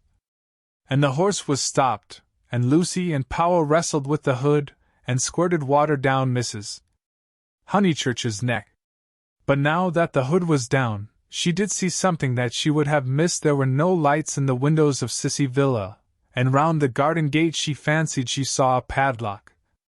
"Is that house to let again, Powell?" she called. "Yes, miss," he replied. "Have they gone?" "It is too far out of town for the young gentleman, and his father's rheumatism has come on, so he can't stop on alone, so they are trying to let furnished," was the answer. "They have gone, then?" "Yes, miss, they have gone." Lucy sank back. The carriage stopped at the rectory. She got out to call for Miss Bartlett. So the Emersons had gone, and all this bother about Greece had been unnecessary. Waste. That word seemed to sum up the whole of life. Wasted plans, wasted money, wasted love, and she had wounded her mother. Was it possible that she had muddled things away? Quite possible. Other people had. When the maid opened the door, she was unable to speak, and stared stupidly into the hall. Miss Bartlett at once came forward, and after a long preamble asked a great favor: might she go to church? Mr. Beebe and his mother had already gone, but she had refused to start until she obtained her hostess's full sanction, for it would mean keeping the horse waiting a good 10 minutes more. "Certainly," said the hostess wearily. "I forgot it was Friday. Let's all go. Powell can go round to the stables. Lucy dearest, no church for me, thank you." A sigh, and they departed. The church was invisible, but up in the darkness to the left here was a hint of color. This was a stained window, through which some feeble light was shining, and when the door opened Lucy heard Mr. Beebe's voice running through the litany to a minute congregation. Even their church, built upon the slope of the hill so artfully, with its beautiful raised transept, and its spire of silvery shingle, even their church had lost its charm, and the thing one never talked about, religion, was fading like all the other things. She followed the maid into the rectory. Would she object to sitting in Mr. Beebe's study? There was only that one fire. She would not object. Someone was there already, for Lucy heard the words. "A lady to wait, sir." Old Mr. Emerson was sitting by the fire, with his foot upon a gout stool. "Oh, Miss Honeychurch, that you should come!" he quavered, and Lucy saw an alteration in him since last Sunday. Not a word would come to her lips. George she had faced, and could have faced again, but she had forgotten how to treat his father. "Miss Honeychurch, dear, we are so sorry! George is so sorry! He thought he had a right to try. I cannot blame my boy, and yet I wish he had told me first. He ought not to have tried. I knew nothing about it at all. If only she could remember how to behave." He held up his hand. "But you must not scold him." Lucy turned her back, and began to look at Mr. Beebe's books. "I taught him," he quavered, "to trust in love. I said, when love comes, that is reality. I said, passion does not blind. No. Passion is sanity, and the woman you love, she is the only person you will ever really understand." He sighed. "True, everlastingly true, though my day is over, and though there is the result. Poor boy! He is so sorry! He said he knew it was madness when you brought your cousin in, that whatever you felt you did not mean. Yet, his voice gathered strength, he spoke out to make certain. Miss Honeychurch, do you remember Italy?" Lucy selected a book, a volume of Old Testament commentaries. Holding it up to her eyes, she said, "I have no wish to discuss Italy or any subject connected with your son. But you do remember it? He has misbehaved himself from the first. I only was told that he loved you last Sunday. I never could judge behavior. I suppose he has." Feeling a little steadier, she put the book back and turned round to him. His face was drooping and swollen, but his eyes, though they were sunken deep, gleamed with a child's courage. Why, he has behaved abominably, she said. I am glad he is sorry. Do you know what he did? Not abominably, was the gentle correction. He only tried when he should not have tried. You have all you want, Miss Honeychurch. You are going to marry the man you love. Do not go out of George's life saying he is abominable. No, of course, said Lucy, ashamed at the reference to Cecil. Abominable is much too strong. I am sorry I used it about your son. I think I will go to church after all.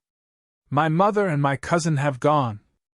I shall not be so very late, especially as he has gone under, he said quietly.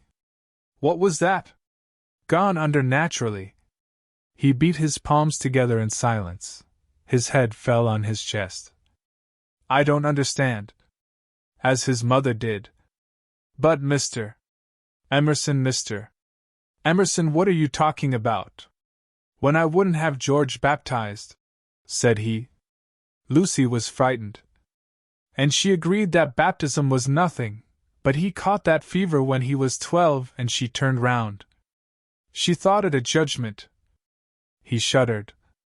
Oh, horrible, when we had given up that sort of thing and broken away from her parents. Oh, horrible, worst of all, worse than death, when you have made a little clearing in the wilderness, planted your little garden, let in your sunlight, and then the weeds creep in again. A judgment. And our boy had typhoid because no clergyman had dropped water on him in church. Is it possible, Miss Honeychurch? Shall we slip back into the darkness forever? I don't know, gasped Lucy. I don't understand this sort of thing. I was not meant to understand it. But Mr. Eager he came when I was out, and acted according to his principles. I don't blame him or anyone. But by the time George was well she was ill. He made her think about sin, and she went under thinking about it. It was thus that Mr. Emerson had murdered his wife in the sight of God. Oh, how terrible, said Lucy, forgetting her own affairs at last. He was not baptized, said the old man. I did hold firm. And he looked with unwavering eyes at the rows of books, as if at what cost he had won a victory over them. My boy shall go back to the earth untouched. She asked whether young Mr. Emerson was ill. Oh, last Sunday. He started into the present. George last Sunday, no, not ill, just gone under. He is never ill. But he is his mother's son. Her eyes were his, and she had that forehead that I think so beautiful, and he will not think it worth while to live. It was always touch and go. He will live, but he will not think it worth while to live. He will never think anything worthwhile. You remember that church at Florence?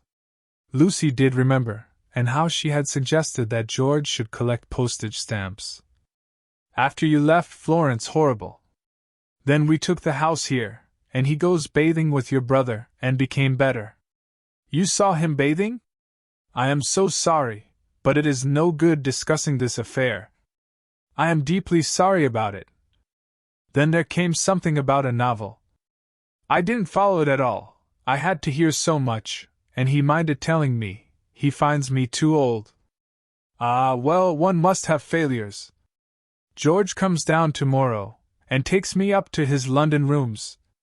He can't bear to be about here, and I must be where he is. Mr. Emerson, cried the girl. Don't leave, at least, not on my account. I am going to Greece. Don't leave your comfortable house. It was the first time her voice had been kind, and he smiled. How good everyone is! And look at Mr. Beebe housing me, came over this morning and heard I was going. Here I am so comfortable with a fire. Yes, but you won't go back to London. It's absurd. I must be with George. I must make him care to live, and down here he can't. He says the thought of seeing you and of hearing about you, I am not justifying him. I am only saying what has happened. Oh, Mr. Emerson, she took hold of his hand. You mustn't. I've been bother enough to the world by now. I can't have you moving out of your house when you like it, and perhaps losing money through it all on my account. You must stop. I am just going to Greece. All the way to Greece? Her manner altered. To Greece? So you must stop.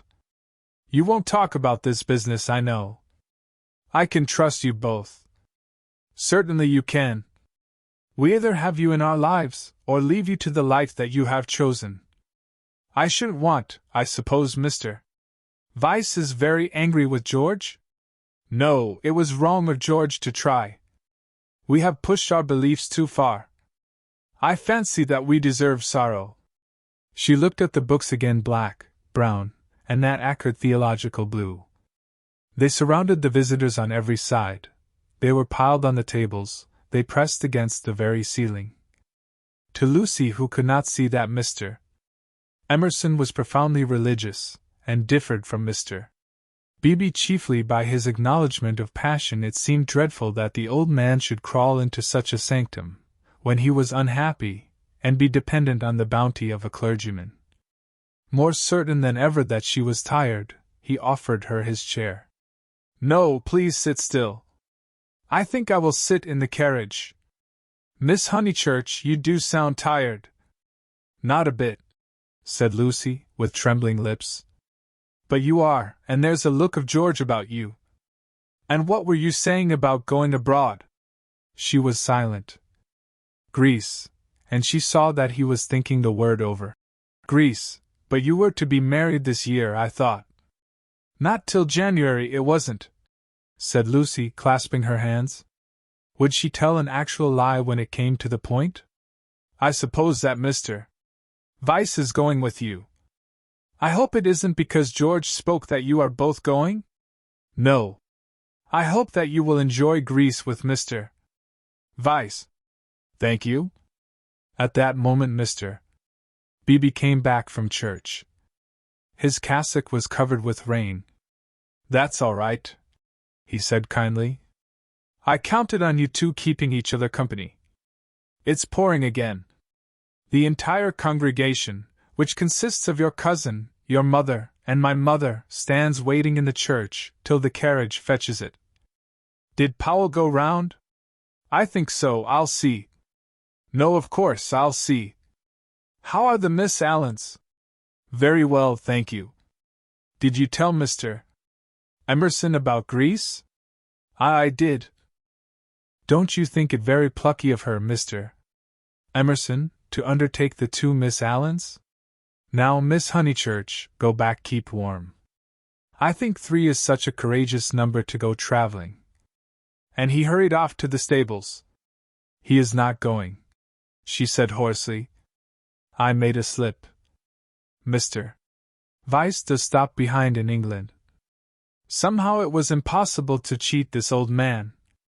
To George, to Cecil, she would have lied again, but he seemed so near the end of things, so dignified in his approach to the gulf, of which he gave one account, and the books that surrounded him another, so mild to the rough paths that he had traversed, that the true chivalry, not the worn-out chivalry of sex, but the true chivalry that all the young may show to all the old, awoke in her, and, at whatever risk, she told him that Cecil was not her companion to Greece. And she spoke so seriously that the risk became a certainty, and he, lifting his eyes, said, You are leaving him? You are leaving the man you love? I had to. Why, Miss Honeychurch, why? Terror came over her, and she lied again. She made the long, convincing speech that she had made to Mr.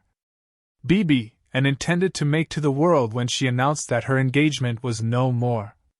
He heard her in silence and then said, My dear, I am worried about you. It seems to me, dreamily, she was not alarmed, that you are in a muddle. She shook her head. Take an old man's word, there's nothing worse than a muddle in all the world. It is easy to face death and fate, and the things that sound so dreadful. It is on my muddles that I look back with horror on the things that I might have avoided. We can help one another but little. I used to think I could teach young people the whole of life, but I know better now, And all my teaching of George has come down to this: beware of muddle. Do you remember in that church, when you pretended to be annoyed with me and weren't? Do you remember before, when you refused the room with the view? Those were muddles, little, but ominous, and I am fearing that you are in one now. She was silent. Don't trust me, Miss Honeychurch. Though life is very glorious, it is difficult. She was still silent. Life, wrote a friend of mine, is a public performance on the violin, in which you must learn the instrument as you go along. I think he puts it well. Man has to pick up the use of his functions as he goes along, especially the function of love. Then he burst out excitedly. That's it, that's what I mean. You love George. And after his long preamble, the three words burst against Lucy like waves from the open sea. But you do, he went on, not waiting for contradiction. You love the boy body and soul, plainly, directly, as he loves you, and no other word expresses it. You won't marry the other man for his sake. How dare you? Gasped Lucy, with the roaring of waters in her ears. Oh, how like a man! I mean, to suppose that a woman is always thinking about a man. But you are. She summoned physical disgust. You're shocked, but I mean to shock you. It's the only hope at times. I can reach you no other way. You must marry, or your life will be wasted. You have gone too far to retreat. I have no time for the tenderness, and the comradeship, and the poetry, and the things that really matter, and for which you marry. I know that, with George, you will find them, and that you love him. Then be his wife. He is already part of you. Though you fly to Greece, and never see him again, or forget his very name, George will work in your thoughts till you die. It isn't possible to love and to part. You will wish that it was. You can transmute love, ignore it, muddle it, but you can never pull it out of you. I know by experience that the poets are right. Love is eternal. Lucy began to cry with anger, and though her anger passed away soon, her tears remained. I only wish poets would say this, too: love is of the body, not the body, but of the body. Ah! The misery that would be saved if we confessed that. Ah! For a little directness to liberate the soul. Your soul, dear Lucy! I hate the word now, because of all the cant with which superstition has wrapped it round. But we have souls. I cannot say how they came nor whither they go, but we have them, and I see you ruining yours. I cannot bear it. It is again the darkness creeping in, it is hell. Then he checked himself. What nonsense I have talked, how abstract, eh? And remote. And I have made you cry. Dear girl, forgive my prosiness, marry my boy. When I think what life is, and how seldom love is answered by love, marry him, it is one of the moments for which the world was made. She could not understand him, the words were indeed remote. Yet as he spoke the darkness was withdrawn, veil after veil, and she saw to the bottom of her soul. Then, Lucy, you frighten me, she moaned. Cecil, Mr. Beebe, the tickets bought everything. She fell sobbing into the chair. I'm caught in the tangle. I must suffer and grow old away from him. I cannot break the whole of life for his sake. They trusted me. A carriage drew up at the front door. Give George my love once only. Tell him muddle. Then she arranged her veil, while the tears poured over her cheeks inside. Lucy, no, they are in the hall. Oh, please not, Mr. Emerson, they trust me, but why should they, when you have deceived them? Mr. Beebe opened the door, saying, Here's my mother. You're not worthy of their trust. What's that? Said Mr. Beebe sharply. I was saying, why should you trust her when she deceived you? 1 minute, mother. He came in and shut the door. I don't follow you, Mr. Emerson. To whom do you refer? Trust whom? I mean, she has pretended to you that she did not love George. They have loved one another all along. Mr. Beebe looked at the sobbing girl. He was very quiet, and his white face, with its ruddy whiskers, seemed suddenly inhuman. A long black column, he stood and awaited her reply. "I shall never marry him," quavered Lucy. A look of contempt came over him, and he said, "Why not? Mr. Beebe, I have misled you, I have misled myself." "Oh, rubbish, Miss Honeychurch." "It is not rubbish," said the old man hotly. "It's the part of people that you don't understand. Mr. Beebe laid his hand on the old man's shoulder pleasantly. "Lucy! Lucy!" called voices from the carriage. "Mr. Beebe, could you help me?" He looked amazed at the request, and said in a low, stern voice, "I am more grieved than I can possibly express. It is lamentable, lamentable, incredible." "What's wrong with the boy?" fired up the other again. "Nothing, Mr. Emerson, except that he no longer interests me. Marry George, Miss Honeychurch. He will do admirably." He walked out and left them. They heard him guiding his mother upstairs. "Lucy!" the voices called. She turned to Mr. Emerson in despair. But his face revived her. It was the face of a saint who understood. Now it is all dark.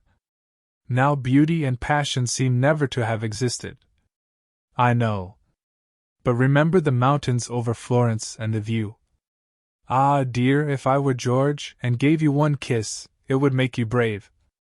You have to go cold into a battle that needs warmth, out into the muddle that you have made yourself, and your mother and all your friends will despise you, oh, my darling, and rightly, if it is ever right to despise. George still dark, all the tussle and the misery without a word from him. Am I justified? Into his own eyes tears came. Yes, for we fight for more than love or pleasure. There is truth. Truth counts, truth does count. You kiss me, said the girl. You kiss me. I will try. He gave her a sense of deities reconciled, a feeling that, in gaining the man she loved, she would gain something for the whole world. Throughout the squalor of her homeward drive she spoke at once, his salutation remained. He had robbed the body of its taint, the world's taunts of their sting. He had shown her the holiness of direct desire. She never exactly understood. She would say in after years, how he managed to strengthen her. It was as if he had made her see the whole of everything at once. Chapter 20. The end of the Middle Ages. The Miss Allens did go to Greece, but they went by themselves. They alone of this little company will double Malea and plough the waters of the Saronic Gulf. They alone will visit Athens and Delphi, and either shrine of intellectual song, that upon the Acropolis, encircled by blue seas, that under Parnassus, where the eagles build and the bronze charioteer drives undismayed towards infinity. Trembling, anxious, cumbered with much digestive bread, they did proceed to Constantinople, they did go round the world. The rest of us must be contented with a fair, but a less arduous, goal. Italiam petimus, we return to the pension. Bertolini. George said it was his old room. No, it isn't, said Lucy. Because it is the room I had, and I had your father's room. I forget why, Charlotte made me, for some reason. He knelt on the tiled floor, and laid his face in her lap. George, you baby, get up. Why shouldn't I be a baby? Murmured George. Unable to answer this question, she put down his sock, which she was trying to mend, and gazed out through the window. It was evening and again the spring. Oh, bother Charlotte, she said thoughtfully. What can such people be made of? Same stuff as parsons are made of. Nonsense! Quite right. It is nonsense. Now you get up off the cold floor, or you'll be starting rheumatism next, and you stop laughing and being so silly. Why shouldn't I laugh? He asked, pinning her with his elbows, and advancing his face to hers. What's there to cry at? Kiss me here. He indicated the spot where a kiss would be welcome. He was a boy after all. When it came to the point, it was she who remembered the past, she into whose soul the iron had entered, she who knew whose room this had been last year. It endeared him to her strangely that he should be sometimes wrong. "Any letters?" he asked. "Just a line from Freddie. Now kiss me here, then here." Then, threatened again with rheumatism, he strolled to the window, opened it, as the English will, and leant out. There was the parapet, there the river, there to the left the beginnings of the hills. The cab driver, who at once saluted him with the hiss of a serpent, might be that very Phaeton who had set this happiness in motion 12 months ago. A passion of gratitude, all feelings grow to passions in the South, came over the husband, and he blessed the people and the things who had taken so much trouble about a young fool. He had helped himself, it is true, but how stupidly! All the fighting that mattered had been done by others, by Italy, by his father, by his wife. "Lucy, you come and look at the cypresses, and the church, whatever its name is, still shows.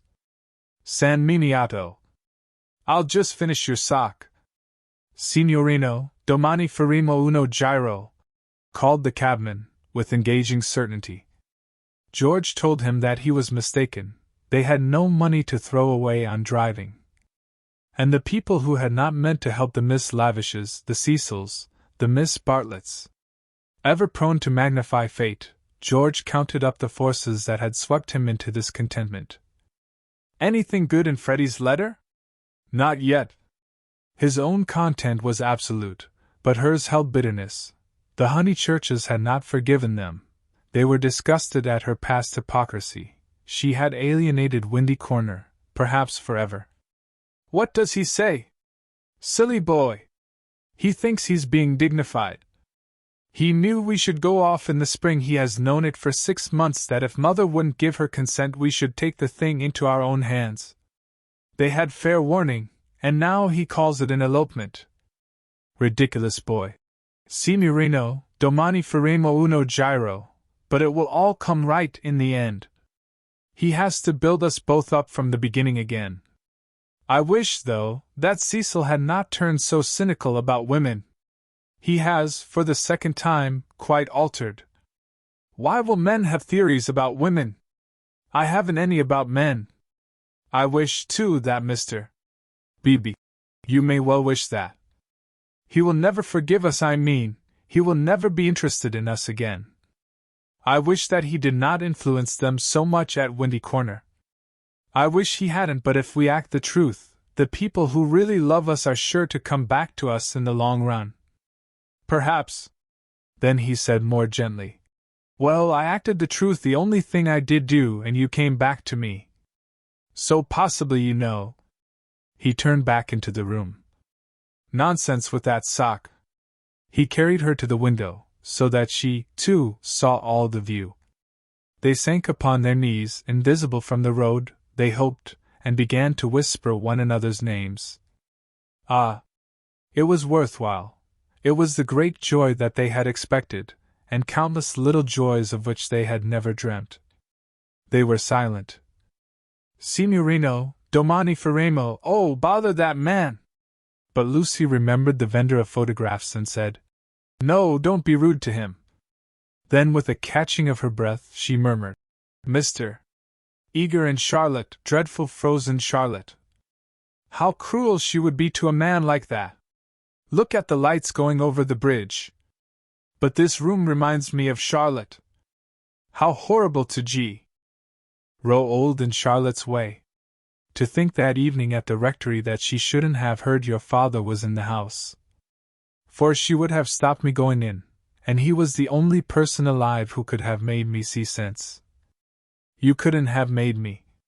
When I am very happy." She kissed him. "I remember on how little it all hangs. If Charlotte had only known, she would have stopped me going in, and I should have gone to silly Greece, and become different forever." "But she did know," said George. "She did see my father, surely." "He said so." "Oh, no, she didn't see him. She was upstairs with old Mrs. Beebe, don't you remember, and then went straight to the church." "She said so?" George was obstinate again. My father, said he, saw her, and I prefer his word. He was dozing by the study fire, and he opened his eyes, and there was Miss Bartlett. A few minutes before you came in. She was turning to go as he woke up. He didn't speak to her. Then they spoke of other things, the desultory talk of those who have been fighting to reach one another, and whose reward is to rest quietly in each other's arms. It was long ere they returned to Miss Bartlett, but when they did her behavior seemed more interesting. George, who disliked any darkness, said, "It's clear that she knew." Then, why did she risk the meeting? She knew he was there, and yet she went to church. They tried to piece the thing together. As they talked, an incredible solution came into Lucy's mind. She rejected it and said, "How like Charlotte to undo her work by a feeble muddle at the last moment." But something in the dying evening, in the roar of the river, in their very embrace warned them that her words fell short of life, and George whispered, "Or did she mean it?" "Mean what?" "Signorino, domani faremo uno giro." Lucy bent forward and said with gentleness, "Lascia, prego, lascia. Siamo sposati." "Scusi tanto, signora." He replied in tones as gentle and whipped up his horse. "Buona sera e grazie." "Niente." The cabman drove away singing. "Mean what, George?" he whispered. "Is it this? Is this possible? I'll put a marvel to you. That your cousin has always hoped. That from the very first moment we met she hoped, far down in her mind, that we should be like this, of course, very far down. That she fought us on the surface, and yet she hoped. I can't explain her any other way. Can you? Look how she kept me alive in you all the summer, how she gave you no peace, how month after month she became more eccentric and unreliable. The sight of us haunted her, or she couldn't have described us as she did to her friend. There are details that burnt. I read the book afterwards. She is not frozen, Lucy, she is not withered up all through. She tore us apart twice, but in the rectory that evening she was given one more chance to make us happy. We can never make friends with her or thank her. But I do believe that, far down in her heart, far below all speech and behavior, she is glad. It is impossible, murmured Lucy, and then, remembering the experiences of her own heart, she said, "No, it is just possible."